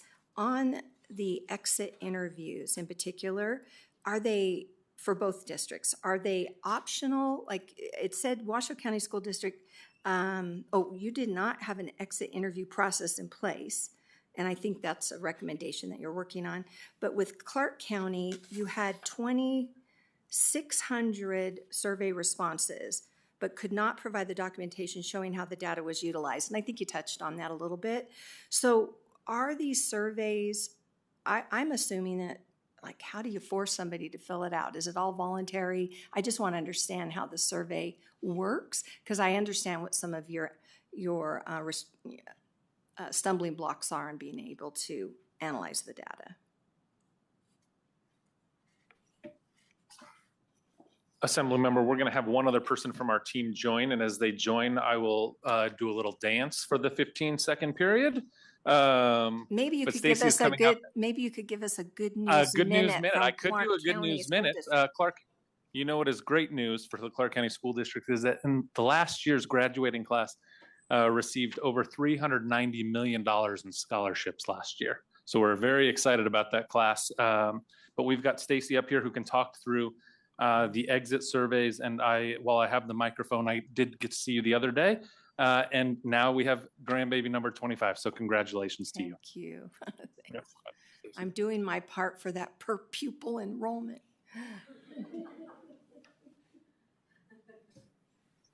Assembly Member Hanson, thank you for the question. Stacy Smith, Assistant Human Resource Officer for the record. Yes, our exit survey for teachers, support staff, and non-classroom teachers is executed through email. When an employee resigns, the survey is automatically sent out to them to complete the survey. It is not mandatory. It is voluntary. Now we are using the state survey for licensed teachers, but we still have the exit survey for other paid groups. Okay, thank you. Chair, I think that's it for my questions for now. Thank you so much. If I may, Thank you so much. Sorry, just Doug on for the record regarding Washoe. We've since implemented an exit interview process. So the audit period, we didn't have one, but we do now. Very similar to what Ms. Smith described, where it goes out and it is optional. When they submit their separation, they have an opportunity to submit that exit survey back.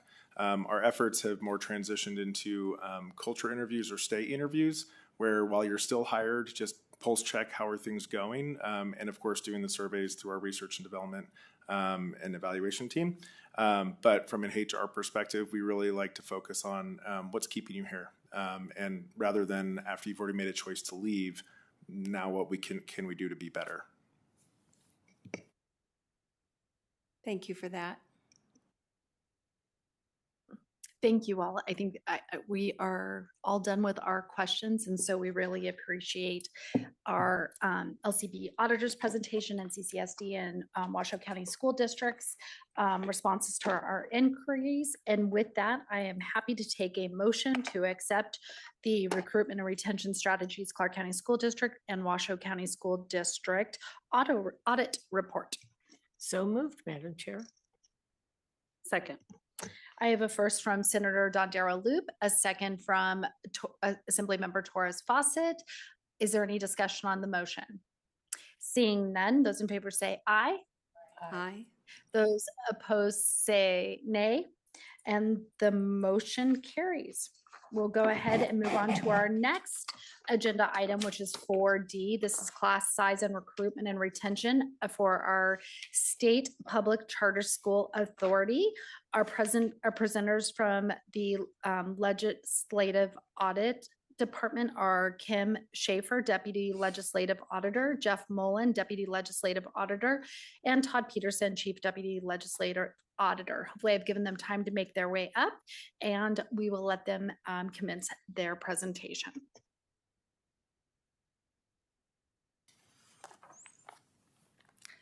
Good afternoon, Chair Backus and members of the Audit Subcommittee. For the record, my name is Kimberly Schaefer, Deputy Legislative Auditor. Today, I'll be presenting the performance audit of the State Public Charter School Authority, SPCSA, class sizes, and recruitment and retention efforts. This audit was required of the Legislative Auditor by Assembly Bill 517, Statutes of Nevada, Chapter 454, 2023 legislative session.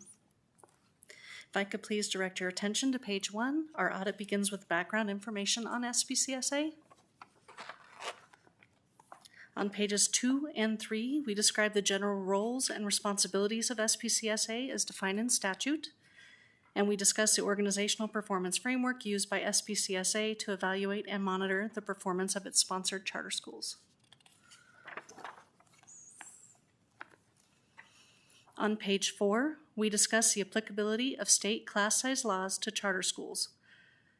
While charter schools are required to report average class sizes as a part of the annual reports of accountability, statutes do not set specific pupil-to-teacher ratios for grades kindergarten through 3, or require charter schools to develop a plan for achieving the non-binding ratios established by Nevada Department of Education, NDE, for grades 1 through 12.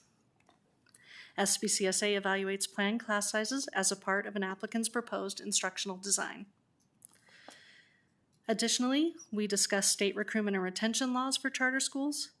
Nevada law requires applicants to disclose a staffing chart for the first year of operation and a projected staff plan for the term of the charter contract. SPCSA evaluates the adequacy of staffing and recruitment plans and monitors staffing and recruitment at charter schools during the term of the contract.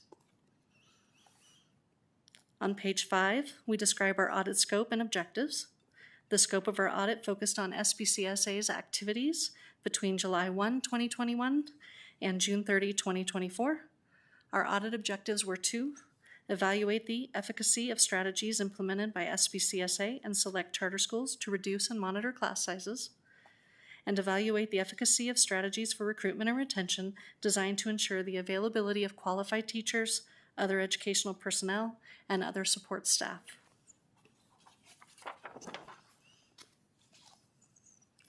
On page 6, we begin the chapters detailing our findings.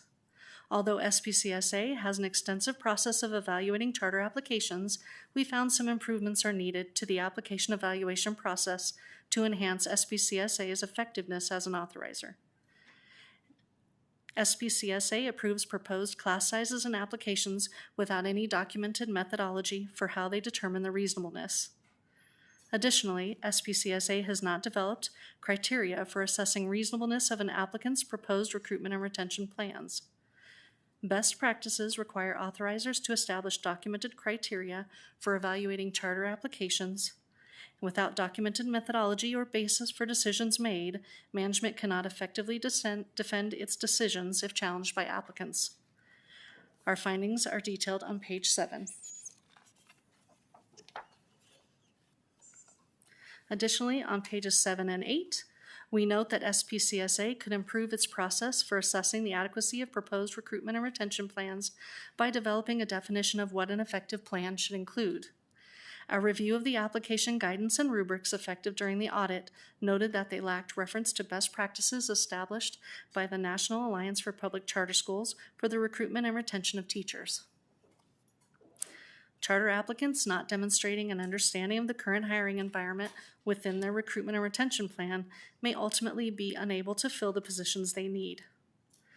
Approving charter applications without a viable plan may result in a school having to underfill positions and rely on staff meeting minimal or less stringent licensing requirements.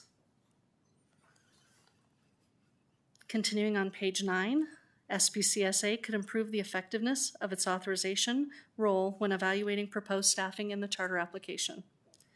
Our audit identified weaknesses in staffing plans that were not identified by SPCSA application evaluators. Weaknesses were not identified because the tool used by SBCSA to evaluate the adequacy of the plan was missing information regarding state and federal laws related to staffing requirements. The results of our testing are shown on this page.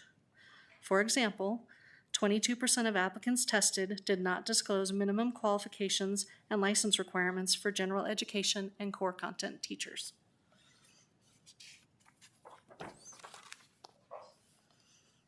On page 10, we list 4 recommendations to approve the application review process for class sizes, recruitment and retention, and staffing plans.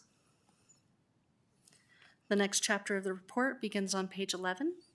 Our audit found that enhancements are needed within the organizational performance framework relative to monitoring class sizes, total enrollment, and staffing activities. We found that most SPCSA-sponsored charter schools tested did not adhere to the class sizes in their initial application.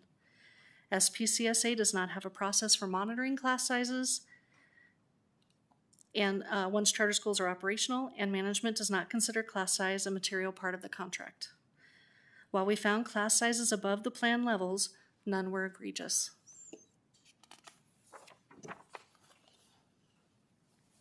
Our findings are detailed on page 12. For example, 60% of schools tested had classrooms exceeding the size indicated on their applications, and 33% of those schools' individual classrooms exceeded the size stated in the application. While many of these deviations were not significant, SPCSA has not defined what constitutes a significant change in class size for contract purposes. On page 13, our audit next focused on charter school enrollment monitoring. We found SPCSA did not have an effective monitoring process to identify charter schools whose actual enrollment was outside thresholds established in their charter contracts. As a result, SPCSA did not identify all schools that were out of compliance. The charter contract indicates an increase or decrease of 10% of contracted enrollment is a material change to the contract. While SPCSA noted many of the instances of noncompliance, we identified some that they did not identify.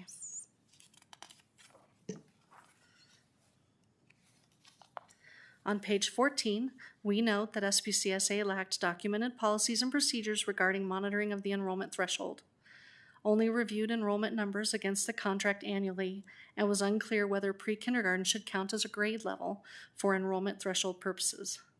Defining these processes and policies and procedures would help enhance monitoring of compliance and enrollment thresholds. Also, on page 14, we found that SPCSA staff did not adequately monitor the licensure of teachers at the charter schools it authorized. While SPCSA performed a limited review, there were several errors found in the 23-24 school year staff report. Improved monitoring of the staffing situations at charter schools could help SPCSA identify situations of noncompliance with laws and regulations.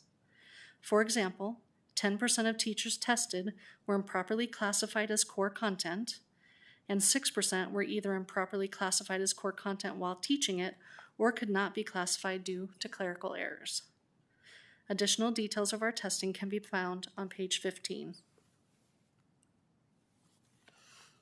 At the bottom of page 15, our audit examined the self-certification forms for 15 schools over 2 years, 2023 and 2024, and found instances of noncompliance. These forms are used as a tool in the scoring of schools to determine their compliance rating during the annual review by SPCSA. Some instances showed no evidence of follow-up or deductions on the school's organizational performance framework score by SPCSA when schools failed to submit the form or self-reported noncompliance was indicated. For example, 27% of schools tested self-reported a failure to comply with state licensing requirements for special education or English as a second language teachers, but there was no evidence that SPCSA worked with these schools to resolve the noncompliance. Additional results of our testing is continued on page 16. Pages 16 and 17 contain 6 recommendations to improve the monitoring of class sizes, total enrollment, and staffing activities at the charter schools authorized by SPCSA.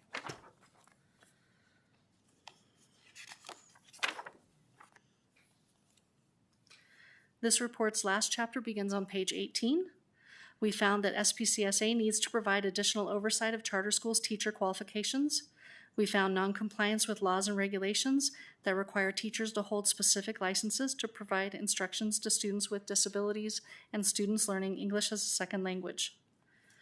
We also found that charter schools relied heavily on personnel only meeting minimal Nevada Department of Education, or NDE, licensing requirements when filling their teaching positions. State statutes currently require 80% of all teachers and 100% of teachers providing instruction on core content subjects to have a license issued by NDE pursuant to NRS Chapter 391.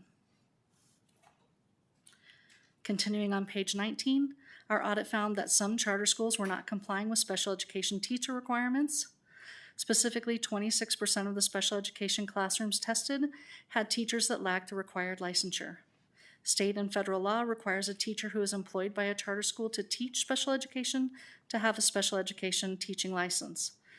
Furthermore, licensed special education teachers must satisfy the educational requirements for the specific area of endorsement for the majority of the students they teach.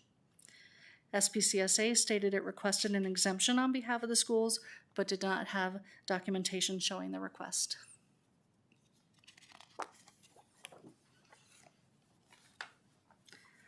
On page 20, we noted schools not complying with English as a second language requirements. We found 3 of the 7 ESL, English as a second language classrooms, had teachers that lacked the proper licensure. State law requires a teacher who is employed by a charter school to teach ESL to be licensed to teach ESL. There are 3 endorsements that may satisfy the requirement for teaching ESL, but by not using ESL licensed teachers, those students' needs may not be met. Continuing on page 20 and 21, our testing noted that charter schools rely extensively on substitute licensed teachers. State law requires charter school teachers to have a license for at least 80% of personnel providing instruction to students. And of the 75 charter schools examined for the 23-24 school year, 49 or 65% of the schools were staffed with over 20% of their teaching staff having only substitute teaching licenses.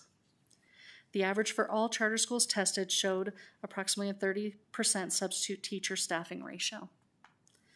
Exhibit 1 on page 21 provides additional details on substitute usage at charter schools. Our audit also reviewed core content teacher requirements. In our sample of 15 schools, we found 38% of the core content classroom teachers in all grades lacked licensure specific to the course taught. Exhibit 2 provides additional details on core classroom teacher requirements. On pages 22 and 23, we discuss substitute license requirements compared to other licenses issued by NDE. The substitute license has the widest range of educational reach, even though it has less requirements to obtain than a full teacher license. Exhibit 3 provides a summary of Nevada teacher license types and requirements.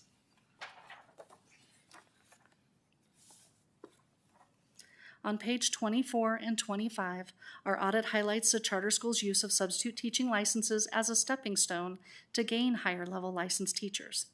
SPCSA-sponsored charter schools are working to attract and retain licensed teachers. Our audit found that many of the schools tested use the Grow Your Own Teacher or Alternative Route to Licensure ARL program. Additionally, our testing of sample schools showed that in the 23-24 school year, 20% of the substitute teachers converted to a standard, provisional, or alternative license within a year of our testing.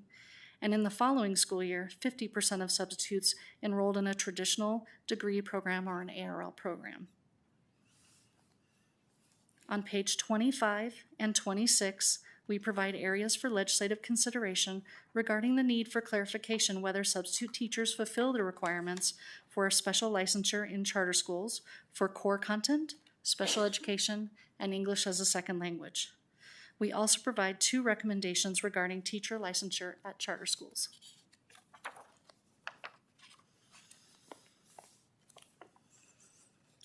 Pages 27 through 29 provide Appendix A, which is the assembly bill that required the audit. Page 30 provides Appendix B, which gives additional details on teacher licensure requirements. Pages 31 through 35, Appendix C, describes our audit methodology. and pages 36 through 41 contain SPCSA's response. We would note that SPCSA's response includes various corrective actions that the agency has already taken related to our recommendations. As indicated on page 42, SPCSA accepted all 12 audit recommendations. Chair Backus and members of the Audit Subcommittee, that completes my presentation, and I'm happy to answer any questions you might have. Thank you so much for your presentation. A question that I was going to ask, it kind of goes through lots of these with respect to when you all are deciding to ascertain the sample that you're going to look at. My question is, I know in this one, when this like 5 schools were selected, and when we're looking at, I'm intrigued with staffing activities, but this kind of applies across these audits, is obviously there's random samples, and then there are also judgmentally selected schools. Can you explain with respect to this report in particular, how those schools were, like how this judgmental sample is selected? For some of the sampling in this report, my name is Kim Schaefer for the record, Chair Backus. The sampling in this report, we tried to be somewhat random, but still have a judgmental sample. So when we chose our sample, we wanted to pick from the schools that would have a wide reach across the board. So we chose some Title I schools, we chose some low 1- and 2-star schools, and some high 3-, 4-, and 5-star schools for our sample. And we tried to keep it fairly even. And Jeff's group also had some sampling techniques as well, looking at vacancy rates. And so what I wanted to follow up on that, because some of the percentage of, like, I'm going to get more interested with, there's Charter School Authority about the substitute teachers. So was there any consideration looking at, like, maybe these schools have higher rates of substitute teachers, or did that not come into factor, and it was more like how you were explaining vacancies, looking for a wide range, whether it be Title I or charter schools in various locations? Again, Kim Schaefer, Deputy Legislative Auditor for the record. Chair Backus, we did look at some of that information. It may not have made it into the report, but we did look at data for Title I schools and for the lower rated schools as well. So we have some information related to that as part of our audit. And in a couple of the chapters here, we do note some Title I schools percentages as well. Thank you for that. And let me see if any of my other colleagues have questions for our auditors. I'm going to look up we'll go to Assembly Member Hansen. Thank you. And thank you again for being here with information. I think my question is for you as auditors, because what you're looking for, but also the districts will hear the question. So if it's not something you can answer, they could. What specific data would we need to collect going forward? Say in 5 years, if we want to answer not just did we comply with class size reduction, but does reducing that actually improve our student achievement? Like, as auditors, what kind of information do we need to have to get there to that? Does that make sense, the question? Essentially, if we're going to invest in class size reduction, which can be very expensive, we need to know what is it we need to be finding out if it worked or not just complying with class size reduction. Todd Peterson, Chief Deputy Legislative Auditor for the record. Assembly Member Hansen, I'll take a stab at it. And obviously, I think the SPCSA can also talk to that. But, as far as class sizes and how that relates to student achievement, there's a lot of factors. And I'd be hesitant just looking at the class size. There's other factors like the teaching quality, right? And the students and their desire to learn. So the data that we would need to collect, I'm not sure I have a good answer for that. Obviously, they can collect data, which they are, right, about achievement at the schools and the performance at the school level, whether that's related to the size of the class or the efficacy of the teacher. That would be more difficult to ascertain. It really doesn't answer your question, so sorry. No, I think you added to, I'm sorry, Chair. No, sorry to interrupt you, Assemblymember Hanson. I was going to just have Mr. Crossman kind of chime in really quickly. Oh, great. Thank you.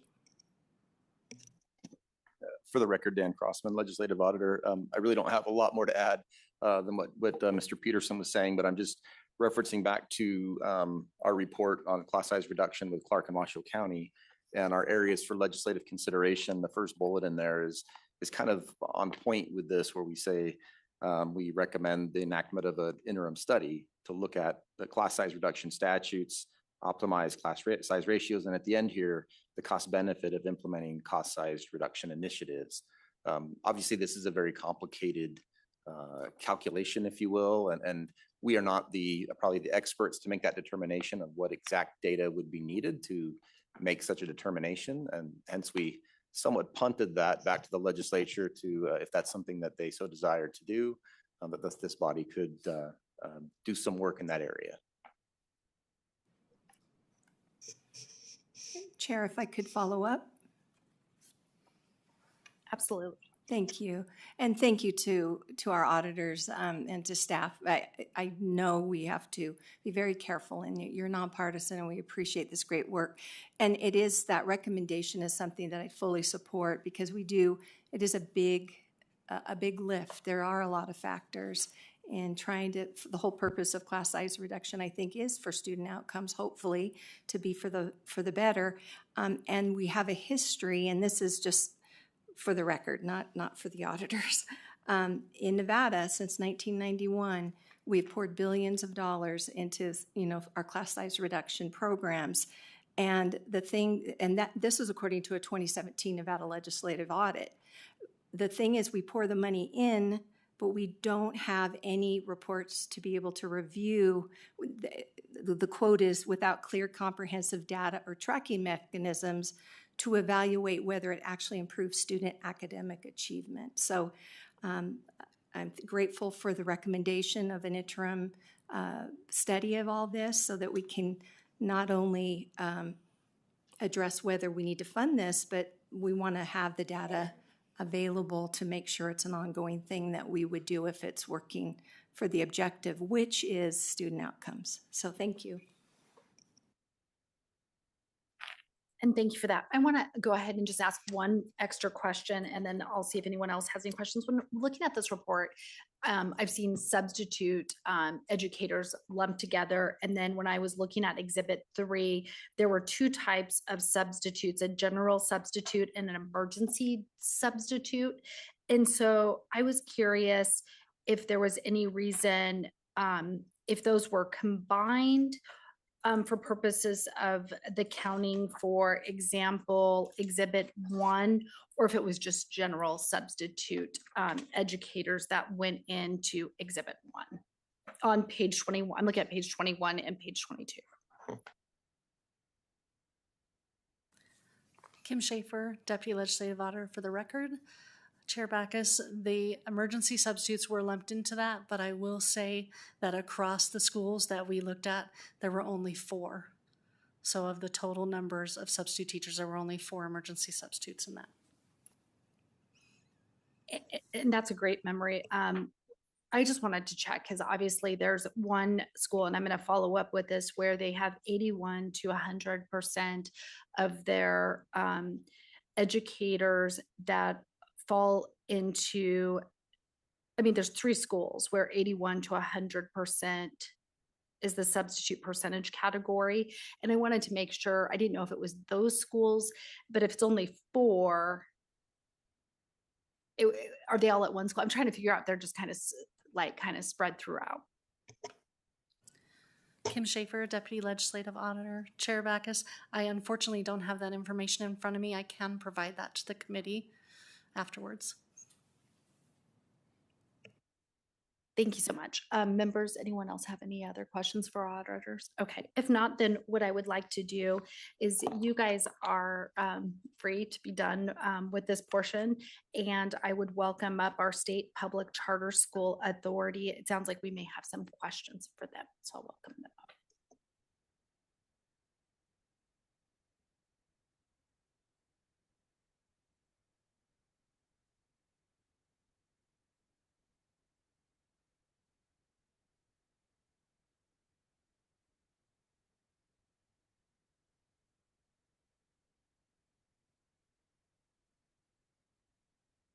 Good afternoon, Melissa Mackinnon for the record. Happy to answer any questions that you guys may have. Sounds like you have some. We do. I'll start because I kind of just kind of started up where I was going with our auditors, kind of ask questions. I was just really shocked about how many like schools actually have like a majority substitute teachers, and with the emergency, it doesn't seem like that many of the total educators is about 4 individuals as across the board, but the substitute teachers obviously don't have licensure. And so I was taking a look at what like Nevada law says with respect to the use of substitute teachers. And I was just kind of curious, like, why is this happening? And then when I took a look at the update over the years, from what the audit report showed, and then thank you for your detailed response to the audit report for school year 2024, 2025, and then school year 2025 to 2026, why it is that like it seems like a lot of schools still have very high substitute percentage categories, and I was curious why that hasn't decreased given like the recruitment of trying to get licensed educators in the classrooms, especially for those core classes, ESL and special education. Melissa Mackinnon for the record. The first part, I think, of the answer is that this is the year that school districts were given teacher raise money and charter school, public school teachers were left out of it. And so we saw a fairly big exodus of licensed teachers from charter schools, rightly so, right? They could go to Clark County or Washoe County and make a lot more money. And a lot of them chose to do that, which is why we did include the tables, because we have seen a significant decline since that time. And obviously then we got teacher raise money, and when we got that money, we saw those numbers decline even further. So I think that's one part of it. Did that answer your question? You know, and I thought the same thing as you did, but then I remembered various testimony. The SB 230 funds were from the 2023 legislative session, and I feel like when we were having conversations in the 2025 legislative session, a lot of our charter schools came forward and said that they did provide the educator raises to compete with our Clark County school districts. But then I look at, because then the charter school raises were to go in effect for the 2025 school year, but then when I'm looking at the chart that was provided, the number of schools increased to 84 that were leaning in on substitutes, and even the number of 3 schools using 81 to 100% did go down by 1, but it didn't seem like it really greatly changed. And I'm looking at your guys' response when I say it's of the report, page 40. But it's the response to the audit, and it's in the letter dated July 17, 2026. Melissa Mackinnon for the record. So that chart that you're looking at, all of those percentages from 41 to 60, 61 to 80, and 81 to 100, those all decreased by 1% the first year of those teacher raises. So certainly I think I don't think charter schools want to hire only substitute licensed teachers. I think we, have a widespread problem in Nevada and across the nation of a teacher shortage. I don't think any schools want to be hiring substitute teachers only. I think it's just a constant battle and competition to get teachers. Okay, thank you for that. I will look to my members down here. Anyone up north wishing to ask our charter school authority any questions? I do, thank you. You almost Go missed ahead, me. Senator I had to go to another committee meeting, but they got done early. So I got back in time. No, couple questions, and just, I see some of the same, patterns where you ask, but you don't then verify on some of the stuff. You take an interpretation of, well, the substitute teacher meets this and other people disagree, and that is a recommendation. They said we should try to clarify. I agree. You have the performance framework and some elements of this deal that they're supposed to look at, and they're supposed to have a certain number of licensed teachers, and I know we're flexing the rule to meet that, to say, hey, we got the 80%. But at some point, they're going to be out of compliance with the framework, at the very least. And when I'm looking at the 41 to 60 and the 61 to 80 and the 81 to 100 that you said went down by 1%, you said? Which is still, so it's 80 to 99, I guess, right? When are they outside of their framework in performance, and what happens, and why are they still able to, continue with such deficiencies when you guys, that's your job, is to oversee and make sure that they're meeting that performance framework and having the right contracts on their EMOs and all of these things. How are they able to continue under your supervision? Katie Broughton, Director of Authorizing, for the record, and thank you. That's actually a really good question that I think is important to remember, because as noted in the response, as the authorizer, we deal with a balance of, we're not a school district, and we don't claim to be. Schools have autonomy to make various decisions, and we have the responsibility to oversee them via the performance framework. If you look at specifically the schools in 24-25 and then 25-26 that did have 81 to 100% sub rates, those schools, one is a little bit of an anomaly because it's a mostly dual credit school that doesn't really have teaching staff, because the students go mostly to higher institutions. But the other ones actually did trigger automatic closure, the 3-year, 3 consecutive 1-star, or were on the track to, so actually are not open in this year. So the performance framework did do what it was intended to do with that. We identified them as low performing, and as such, the kind of accountability that's in place fix that. And Well, that's good news. Thank you. I would just add, Melissa McAdam for the record, I would just add one thing to that. We specifically added this, we specifically have updated our operational or organizational performance framework, where we are looking specifically at those subgroups of ELL teachers and special ed teachers and flagging it early. And that's really how our accountability works. We set the standard. This is where you have to be. And then we don't necessarily go in and tell them, oh, it's your sub teacher rate that's the problem, or it's your curriculum that's the problem. It's their board's responsibility to figure that out. And to Dr. Broughton's point, if they don't and their ratings aren't good, they will be, these schools were shut down.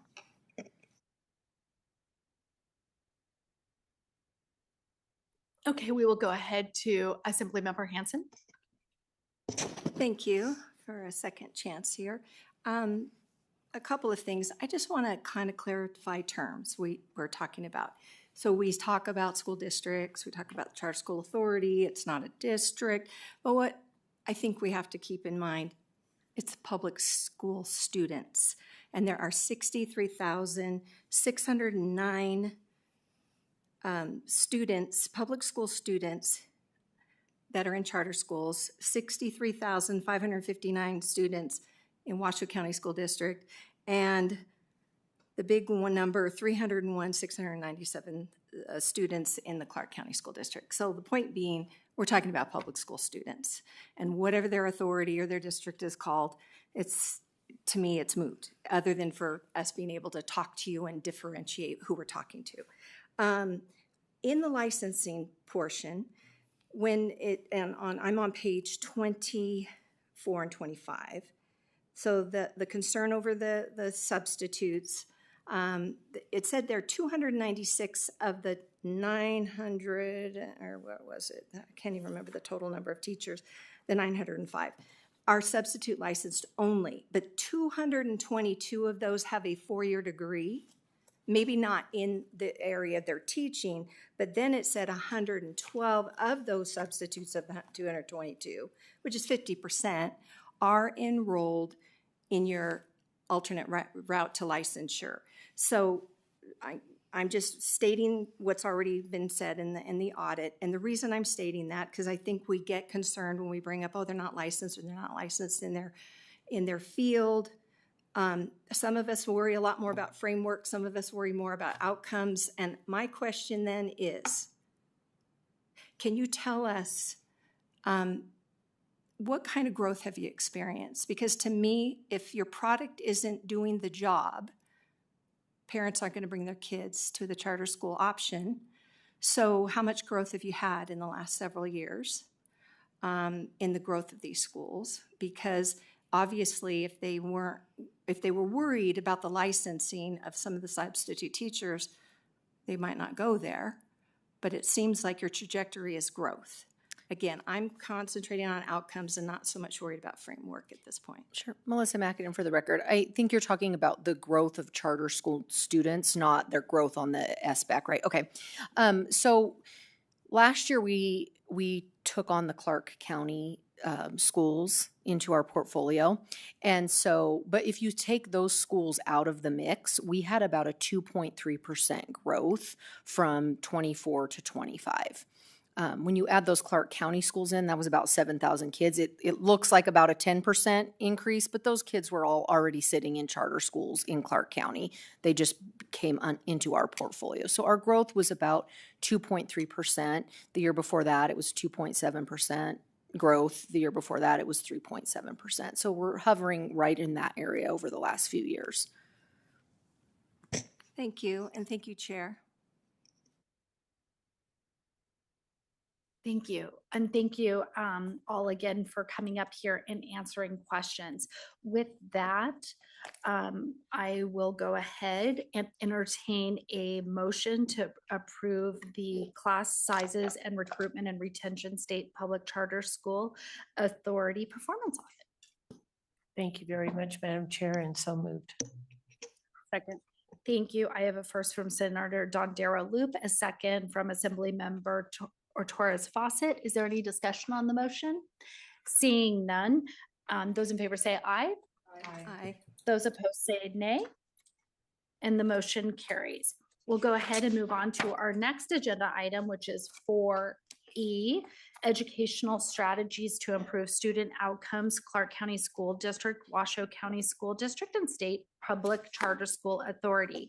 Our presenters will be Parker Cole, Deputy Legislative Auditor, Cam Chung, Deputy Legislative Auditor, James Thorne, Audit Manager, and Jennifer Audit Manager. So I welcome them to the front, and whenever they're ready to begin their presentation, feel free to start.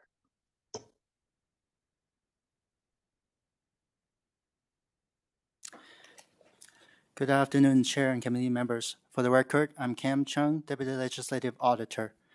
We are here to present our audit report regarding the Clark County School District, CCSD, Washoe County School District, WCSD, and State Public Charter School Authority, SPCSA's processes related to educational strategies to improve student outcomes.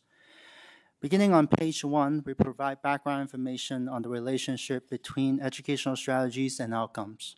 Specifically, we note that student outcomes are influenced by multiple strategies in effect at the same time. So our report does not assess outcome because we consider association between a specific strategy and student outcomes to be correlational rather than causal. Our report focuses on processes related to educational strategies to improve student outcomes. On page 2 and continuing through page 8, we provide background information on the multi-tier system of support framework, English learners, students receiving special education, Title I schools, and at-risk pupils.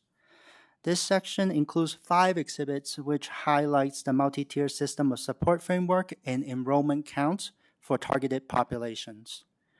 We then describe the criteria for effective processes to select, implement, and evaluate educational strategies at CCSD and WCSD, and the criteria for effective processes to approve, monitor, and evaluate educational strategies selected by charter school under SPCSA.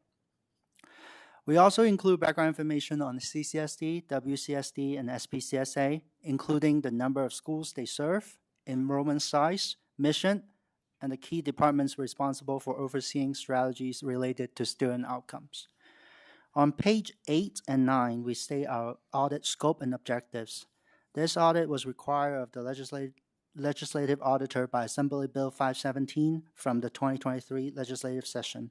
The scope of our audit included a review of certain CCSD and WCSD educational strategies, as well as school-selected educational strategies used at SPCSA charter schools during school year 2023-24 and 2024-25. The objectives of this audit were to 1. Evaluate CCSD and WCSD processes for selecting, implementing, and evaluating strategies to improve student proficiency in math, English language arts, and science, and educational outcomes of students who are English learners, at-risk pupils, students receiving special education, or students enrolled in Title I schools. 2. Evaluate SPCSA's processes for approving, monitoring, and evaluating school-selected strategies at charter schools to improve student proficiency in math, English language arts, and science, and educational outcomes of students who are English learners, at-risk pupils, students receiving special education, or students enrolled in Title I schools. The audit findings begin on page 10, where we note that CCSD and WCSD generally had effective processes for selecting, implementing, and evaluating educational strategies aimed at improving student outcomes.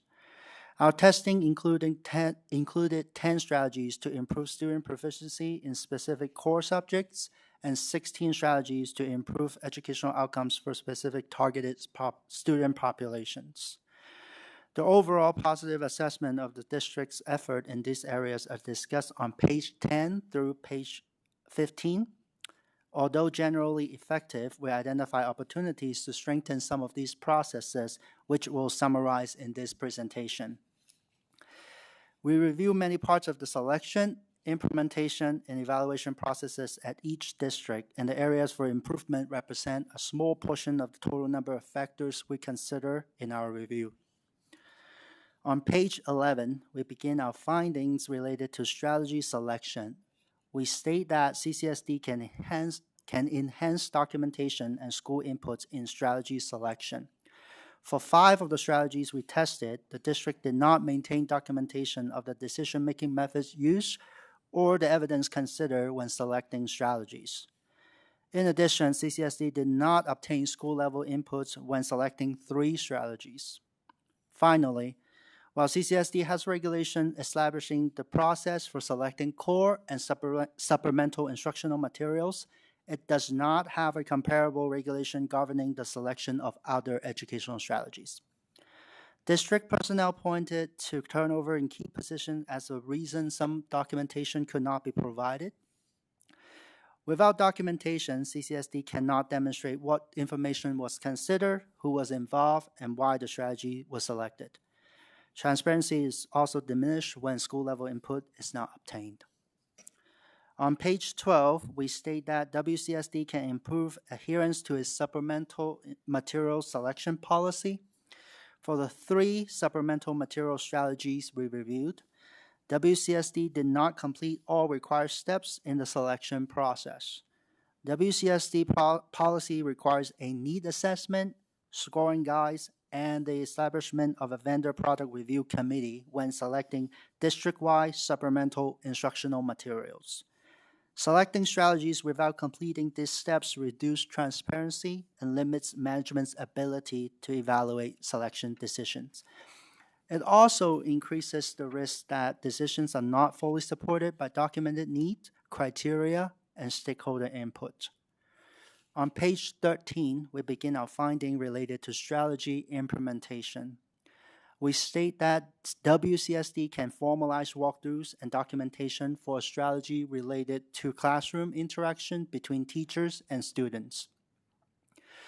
WCSD indicated some informal walkthroughs were completed, however, no documentation was available to verify that they occurred.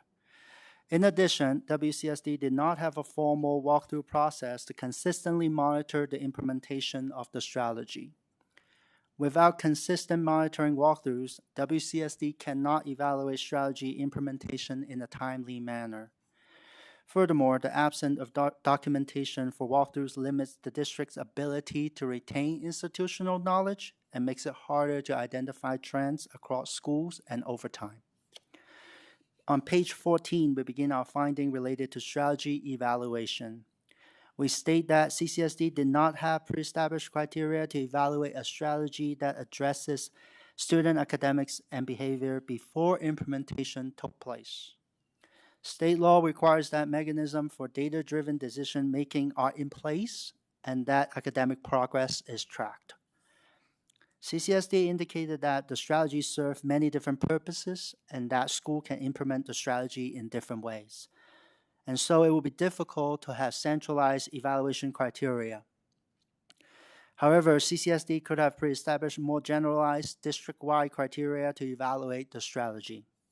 Without having pre-established evaluation criteria, CCSD cannot demonstrate that evaluations are objective and consistently applied. Page 15 contains 3 recommendations for CCSD and 2 recommendations for WCSD to improve their processes for selecting, implementing, and evaluating educational strategies aimed at improving student outcomes. Next, I'll turn it to my colleague Parker Cole to continue the presentation. Good afternoon, Chair and committee members. For the record, I'm Parker Cole, Deputy Legislative Auditor. Chapter 2 begins on page 16, where we note that SPCSA had generally effective processes to approve, monitor, and evaluate school-selected strategies aimed at improving student outcomes. We reviewed many parts of the approval, monitoring, and evaluation processes at SPCSA, and the areas for improvement represent a small portion of the total number of factors we considered in our review. At the bottom of page 16, we begin our findings related to strategy monitoring. We state that SPCSA's monitoring practices can be strengthened. We found that SPCSA does not monitor to ensure that schools are using the strategies listed in their charter applications. Educational strategies are a component of the school's overall proposed academic program or instructional design. We also found that schools can change these strategies without notifying SPCSA. This prevents SPCSA from confirming that schools are operating consistently with the strategies approved in their charter applications. In turn, this may reduce transparency over educational strategy changes and limit the information available for oversight and renewal. SPCSA indicated it only monitors schools' broader educational models, not whether schools implement the educational strategies described in their applications. SPCSA management does not consider individual strategies to be essential terms of the approved academic program. On page 18, we state that processes for approving and evaluating educational strategies were effective. Page 19 contains 2 recommendations to improve SPCSA's process for monitoring school-selected strategies. Appendix A, on page 20, provides excerpts from Assembly Bill 517, Chapter 454 from the 2023 legislative session.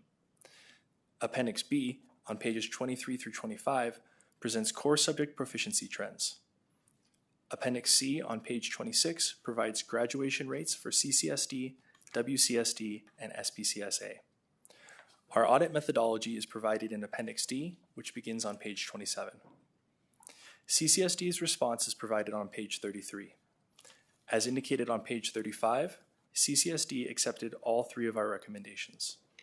WCSD's response begins on page 36, and page 38 shows that it accepted both of our recommendations. SPCSA's response begins on page 39, and page 41 confirms that it accepted both of our recommendations. Chair, members of the Audit Subcommittee, this concludes our presentation, and we'd be happy to answer any questions that you might have. Thank you so much. Members, do we have any questions for our audit staff to begin on this report? Seeing none, let me just ask before I drag up the school districts or the charter school authority. Members, does anyone have any questions for either?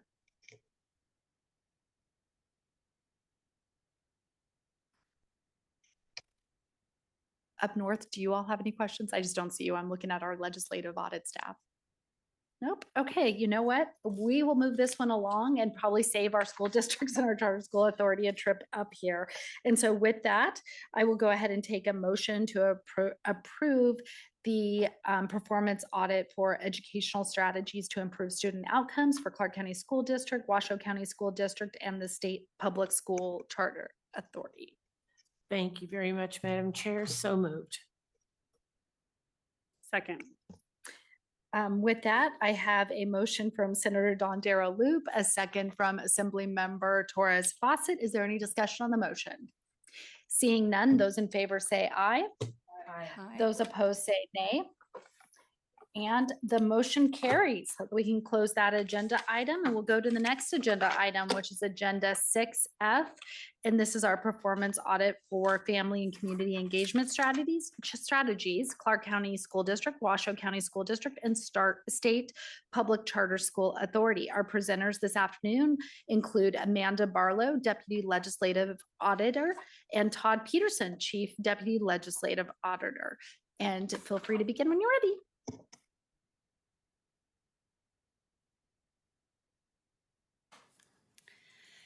Good afternoon, Chair and members of the Audit Subcommittee. For the record, my name is Amanda Barlow, Deputy Legislative Auditor.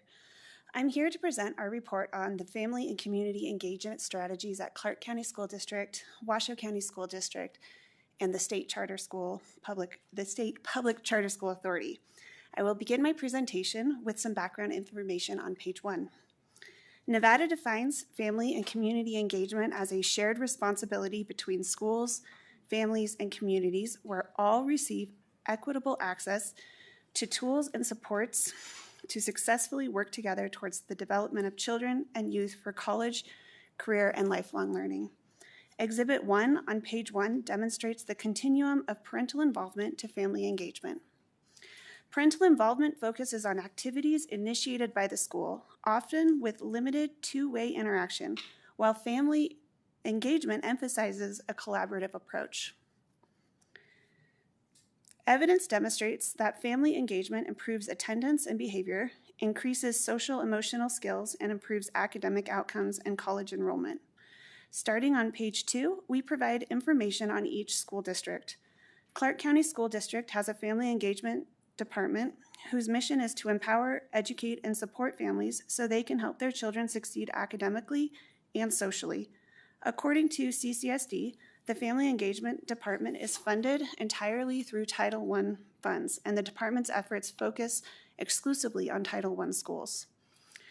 WCSD has a Family School Partnership Department. One of the pillars of the strategic plan is to foster strong partnerships among families, community, and school. On page 3, we provide background information on the State Public Charter School Authority. Through the charter model, schools have the autonomy to innovate in the best interest of students while holding schools accountable for academic results, financial performance, and legal compliance. On page 4, we describe our scope and objectives. The scope of our audit included a review of activities and oversight related to family and community engagement in schools for the 2024-25 school year and subsequent years for certain strategies. Our audit objectives were to, 1, determine the efficacy of CCSD's and WCSD's efforts for selecting, implementing, and evaluating strategies to increase family and community engagement in public schools. And 2, determine the efficacy of the State Public Charter School Authority's process for approving and monitoring the implementation of family and community engagement efforts at charter schools. On page 6, we describe the Clark County and Washoe County School District's implementation and evaluation efforts of family and community engagement. Exhibit 2 on page 7 identifies and describes major family and community engagement strategies we reviewed at CCSD and WCSD.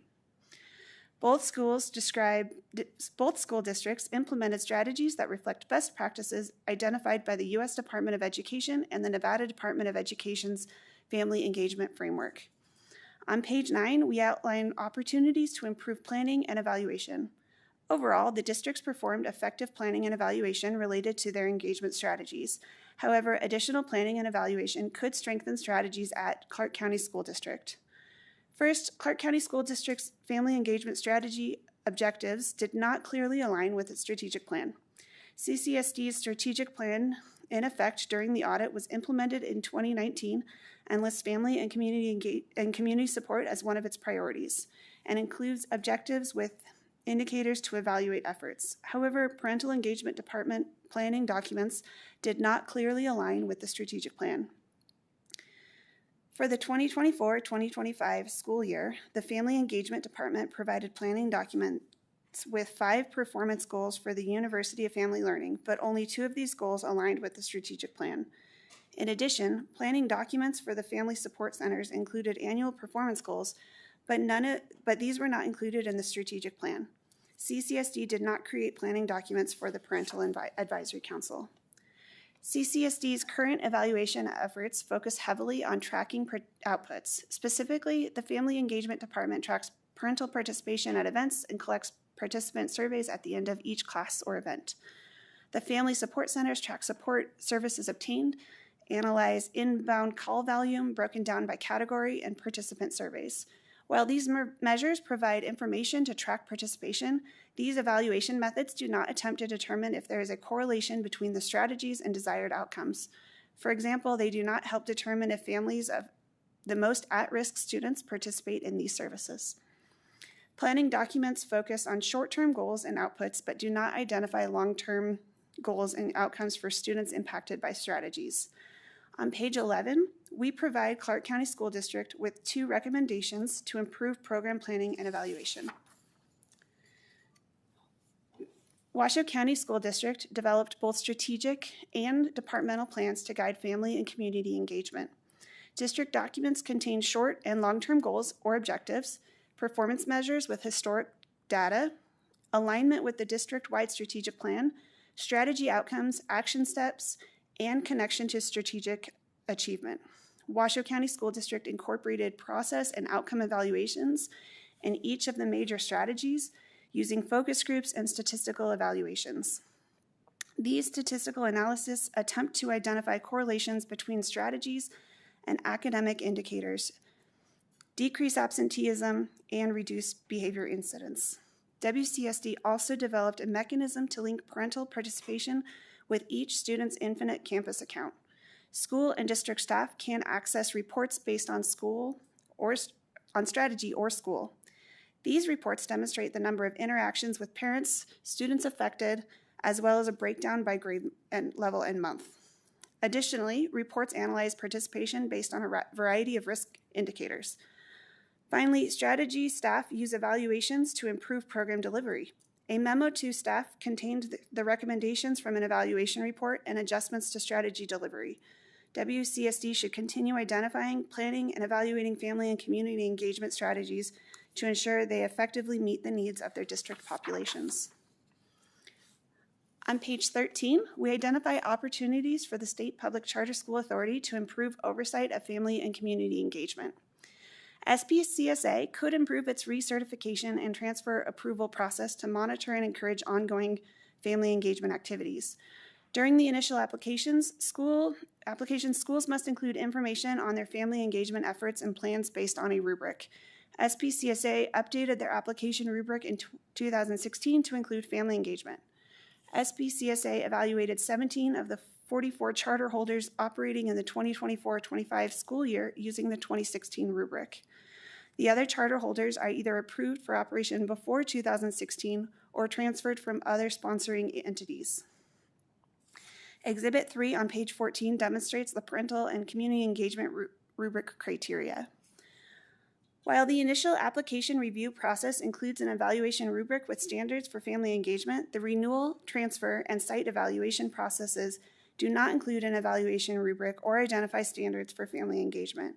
We tested 12 charter school renewals and observed 4 did not meet the standards identified in the original application rubric. For example, they did not include a description of a mechanism such as a parent-teacher organization to obtain feedback from a variety of parents. Beginning on page 15, we indicate that SPCSA did not always follow Title I family and community engagement requirements. Title I distributes financial assistance through state education agencies to local school districts and schools with high percentage of children from low-income families. Each local education agency that receives more than $500,000 in Title I funding must reserve at least 1% of the total allocation to carry out parental and family engagement activities. Additionally, funding must be based on need. SPCSA did not distribute its 2024-25 school year Title I family engagement funds in accordance with requirements. Although SPCSA did have documentation demonstrating charter schools intended to spend at least 1% of Title I funds on family engagement activities, it did not adequately review charter school Title I reimbursement documentation and track expenditures to ensure how much was spent on family engagement. Additionally, it could not demonstrate it allocated 1% of Title I funds based on need.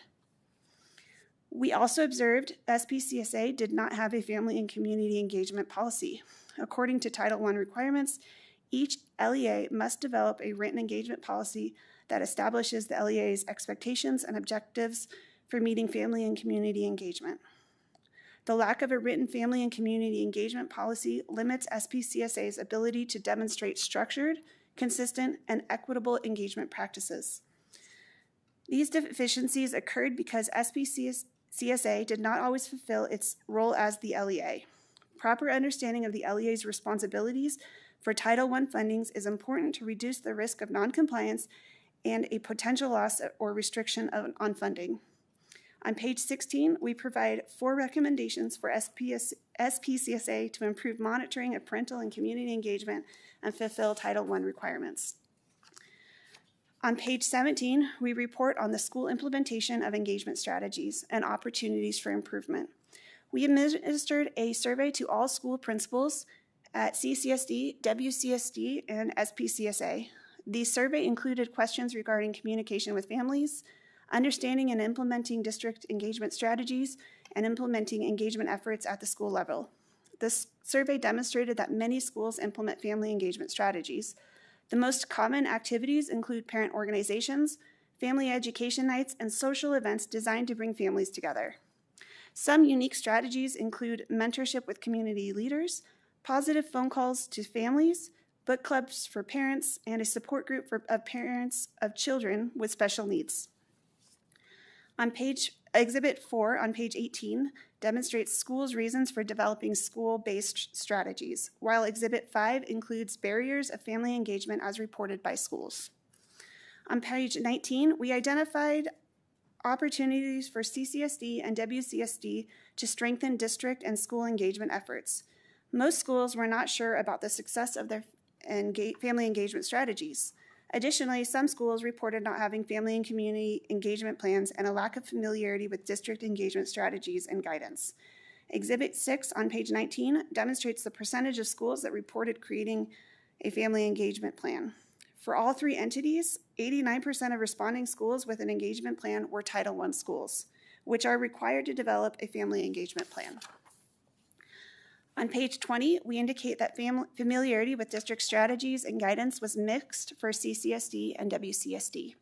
Exhibit 7 shows schools' familiarity with district strategies, and Exhibit 8 demonstrates schools' perception of the clarity of district guidelines. Exhibit 9 on page 21 provides information on schools' perception of the effectiveness of guidance from the districts.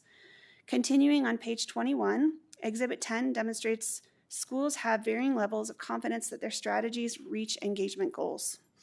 Engagement efforts and data gathered by CCSD and WCSD focused on district-level engagement offerings. Based on the survey responses, districts may have opportunities to improve the family and community engagement efforts through coordination of district and school activities.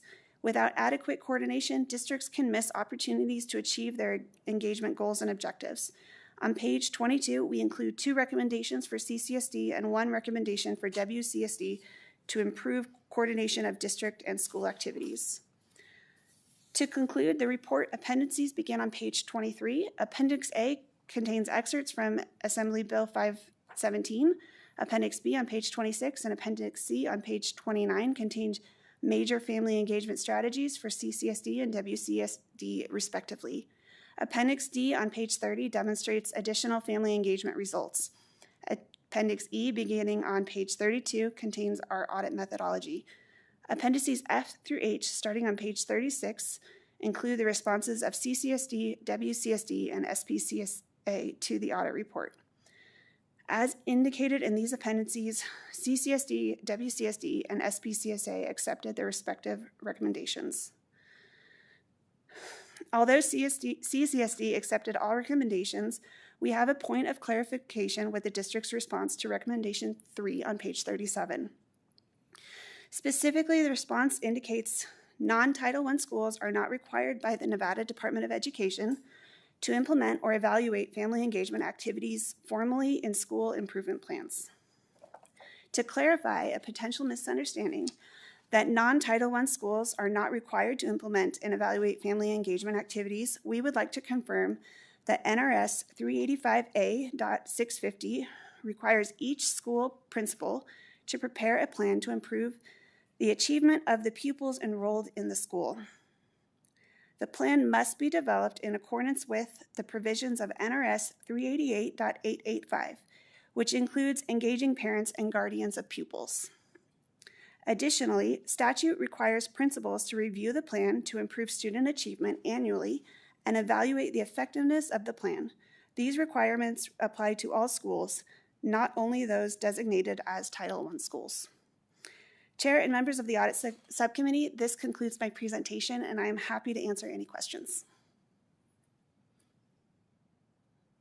Thank you so much for your presentation. Just give me one moment to check to see if we have any questions, and hold on.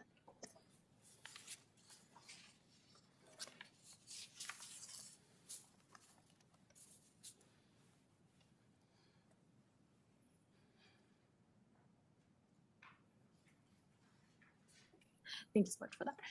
With that, I don't believe we have any questions from our members of either our audit or our school districts or our charter school authority. So with that, I would be happy to go ahead and accept a motion to approve the performance audit report for family and community engagement strategies for Clark County School District, Washoe County School District, and State Public Charter School Authority. Thank you very much, Madam Chair. So moved. Second. Thank you so much. I have a first from Vice Chair Dondero Loop, a second from Assembly Member Torres Fawcett. Is there any discussion on the motion? Seeing none, those in favor say aye. Aye. Those opposed say nay, and the motion carries. With that, I think happily our probably school districts and our charter school authority are happy that they are probably done with their portion of the performance audits, and we're going to move to agenda item 7.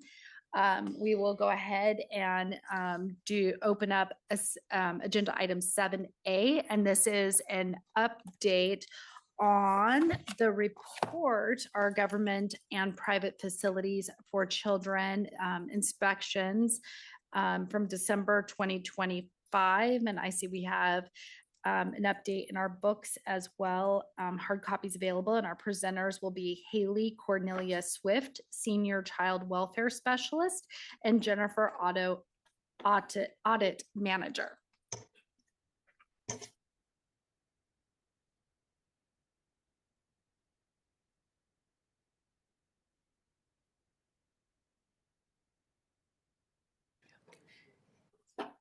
And feel free to start when you're ready. Good afternoon, Chair and members of the Audit Subcommittee.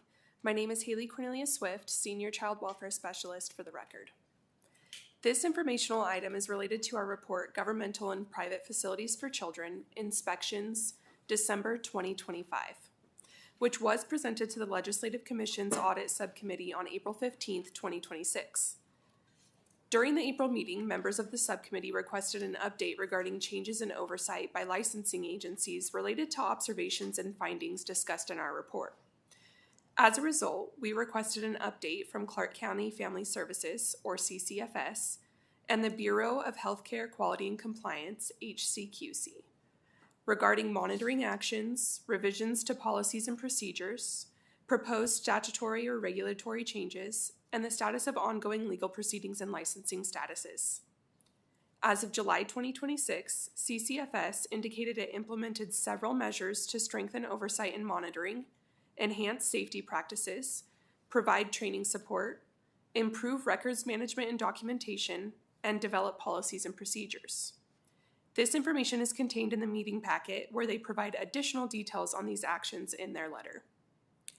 As of July 2026, HCQC indicated it contracted with a third-party provider to develop an action plan to improve its licensing and oversight policies, including increasing the frequency of surveys, enhancing monitoring, implementing risk-based oversight and complaint management, and strengthening regulatory standards.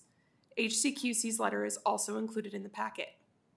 Overall, we were pleased with the level of detail in the responses provided by both CCFS and HCQC, which, if executed to the degree represented, should have a positive impact on the well-being of the children in facilities they license. We appreciate the collaboration and communication from the licensing agencies to complete this update as requested by members of the Audit Subcommittee. As we perform future inspections, we will continue to monitor licensing agencies' activities related to the deficiencies identified in our report. We are happy to answer any questions the Audit Subcommittee might have regarding our work.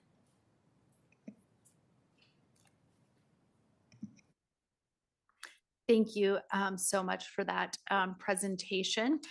I'm checking to see if we have any questions, but I would want to obviously invite our Clark County's Family Services or our Nevada Health Authority if they want to come forward and make any remarks. Not forcing, I think you may have a couple more comments, but I'm just going to express, it was funny in my notes last night, I just wrote thank you. I know a lot of us, I think, saw stuff that we were all surprised. And so I appreciate all the work that you guys have taken in that oversight of our foster homes, as well as some of the medical health facilities, probably for some of our most vulnerable in our state. So let me just turn it up to Assemblymember Hanson as well. Thank you, Chair. And Senator Daly and I don't have any questions, but just wanted to say thank you. I know that a lot of us were quite concerned at some of the audit findings, but really grateful for this process, that there is this oversight, that there is follow-up, that that they have to report back.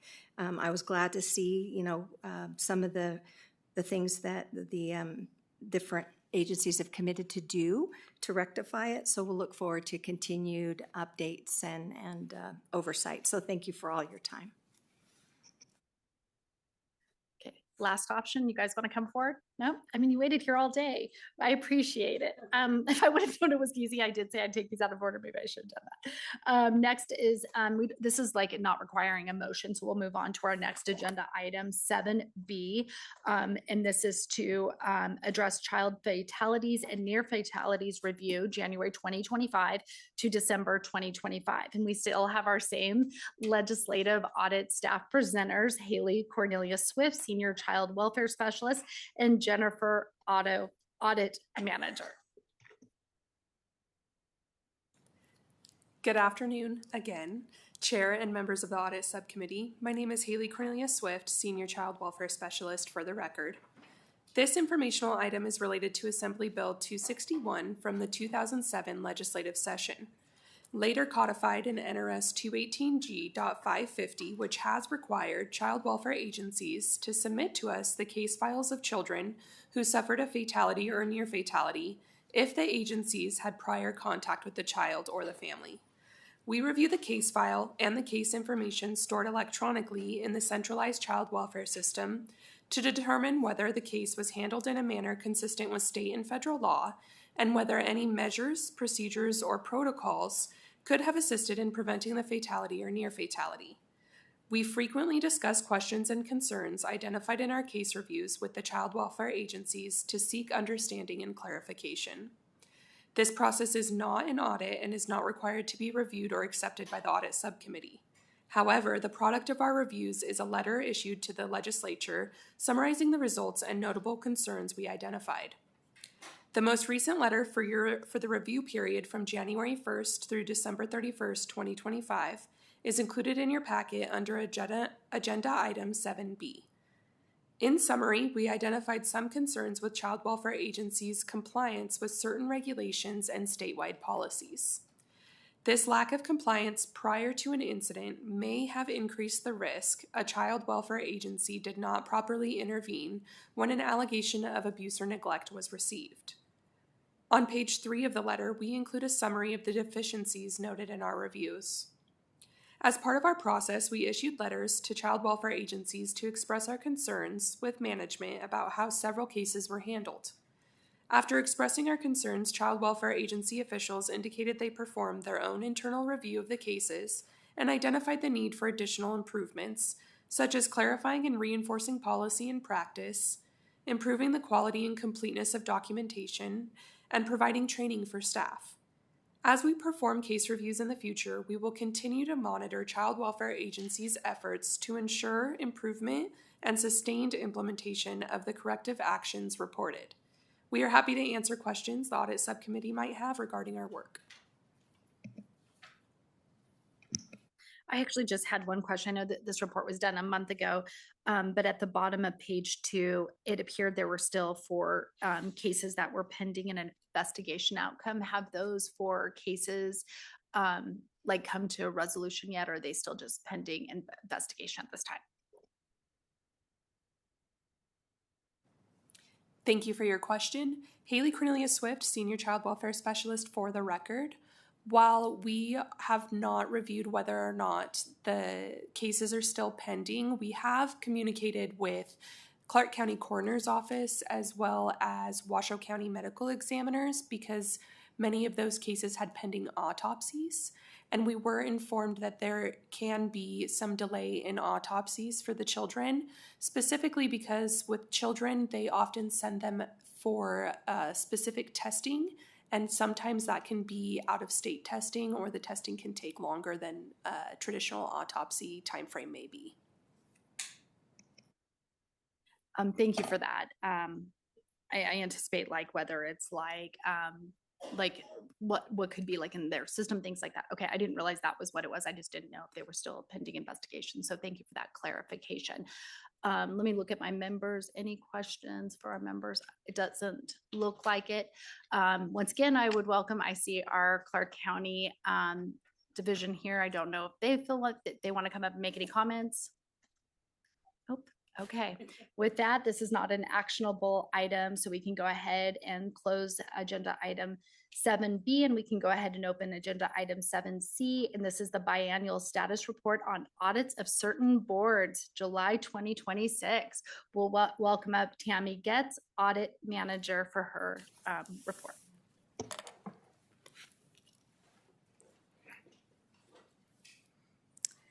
Good afternoon, Chair Backus and members of the Audit Subcommittee. For the record, my name is Tammy Getz, Audit Manager.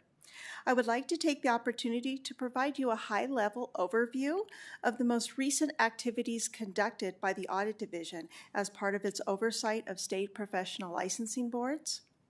NRS 218G 400 requires boards with annual revenues greater than $200,000 to be audited annually or biannually by contract auditors. The audit report must be submitted to us by the board on or before December 1st of the year in which the audit is conducted. Boards with revenue less than $200,000 for any fiscal year must complete a self-reported balance sheet and submit it to the legislative auditor and the chief of the budget division. The self-reported balance sheet is reviewed but not audited by our office. In addition to reviewing the financial information submitted, we communicate frequently with some boards, mostly the balance sheet reporters, to assist them in understanding how to complete an accurate financial records. These efforts have grown in recent years due to turnover and a lack of experienced accounting staff at certain boards. Based on our reviews of boards' financial information, we report areas of concern in our biennial status report letters issued in January and July of each year. These letters are available on the Audit Division website. Included in our analysis are the professional licensing boards. Our review does not include boards whose budgets fall under the executive branch, as they have oversight through that process. Our most recent July biennial status report letter is included in your packet under Agenda Item 7C. The July biennial status report letter provides updates on the outstanding issues we have identified in our January letter. For the previous report, where we reported the financial report was not filed by the Board of Applied Behavioral Analysis, we can now report that the audited financial statements were received and reviewed with no financial concerns. Furthermore, 2 boards were previously reported with minor financial issues. The Certified Court Reporters Board of Nevada was unable to provide an update on the financial issues previously noted due to staff turnover. And for the State Board of Landscape Architecture, the board is still working on their software issues, and a new bookkeeper was hired to assist with their reporting discrepancies. For 2025, all boards are now compliant with the reporting requirements of NRS 218G.400. We will continue to monitor the previously mentioned 2 boards and report any unresolved issues in our January 2027 biennial status report. That will include our review of the board's 2026 financial statements, which are due on December 1st, 2026. Chair Backus and members of the Audit Subcommittee, that completes my presentation. I'd happy to answer any questions. Thank you so much for your presentation. I'll just look up north to see if we have any questions. I don't believe we have any questions down here. So thank you for your report. And with that, we can go ahead and close out agenda item 7C. And we are on our almost very last agenda item 8, which is public comment. We will now move to our final period of public comment. We don't have anyone sitting here in Las Vegas. I don't believe we have anyone in Carson City wishing to give public comment.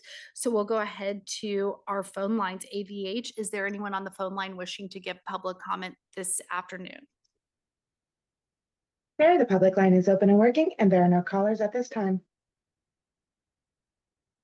Fantastic. Our last agenda item is 9. It's our adjournment, but just want to note that our next meeting is scheduled for January 13th of 2027. So have a great night.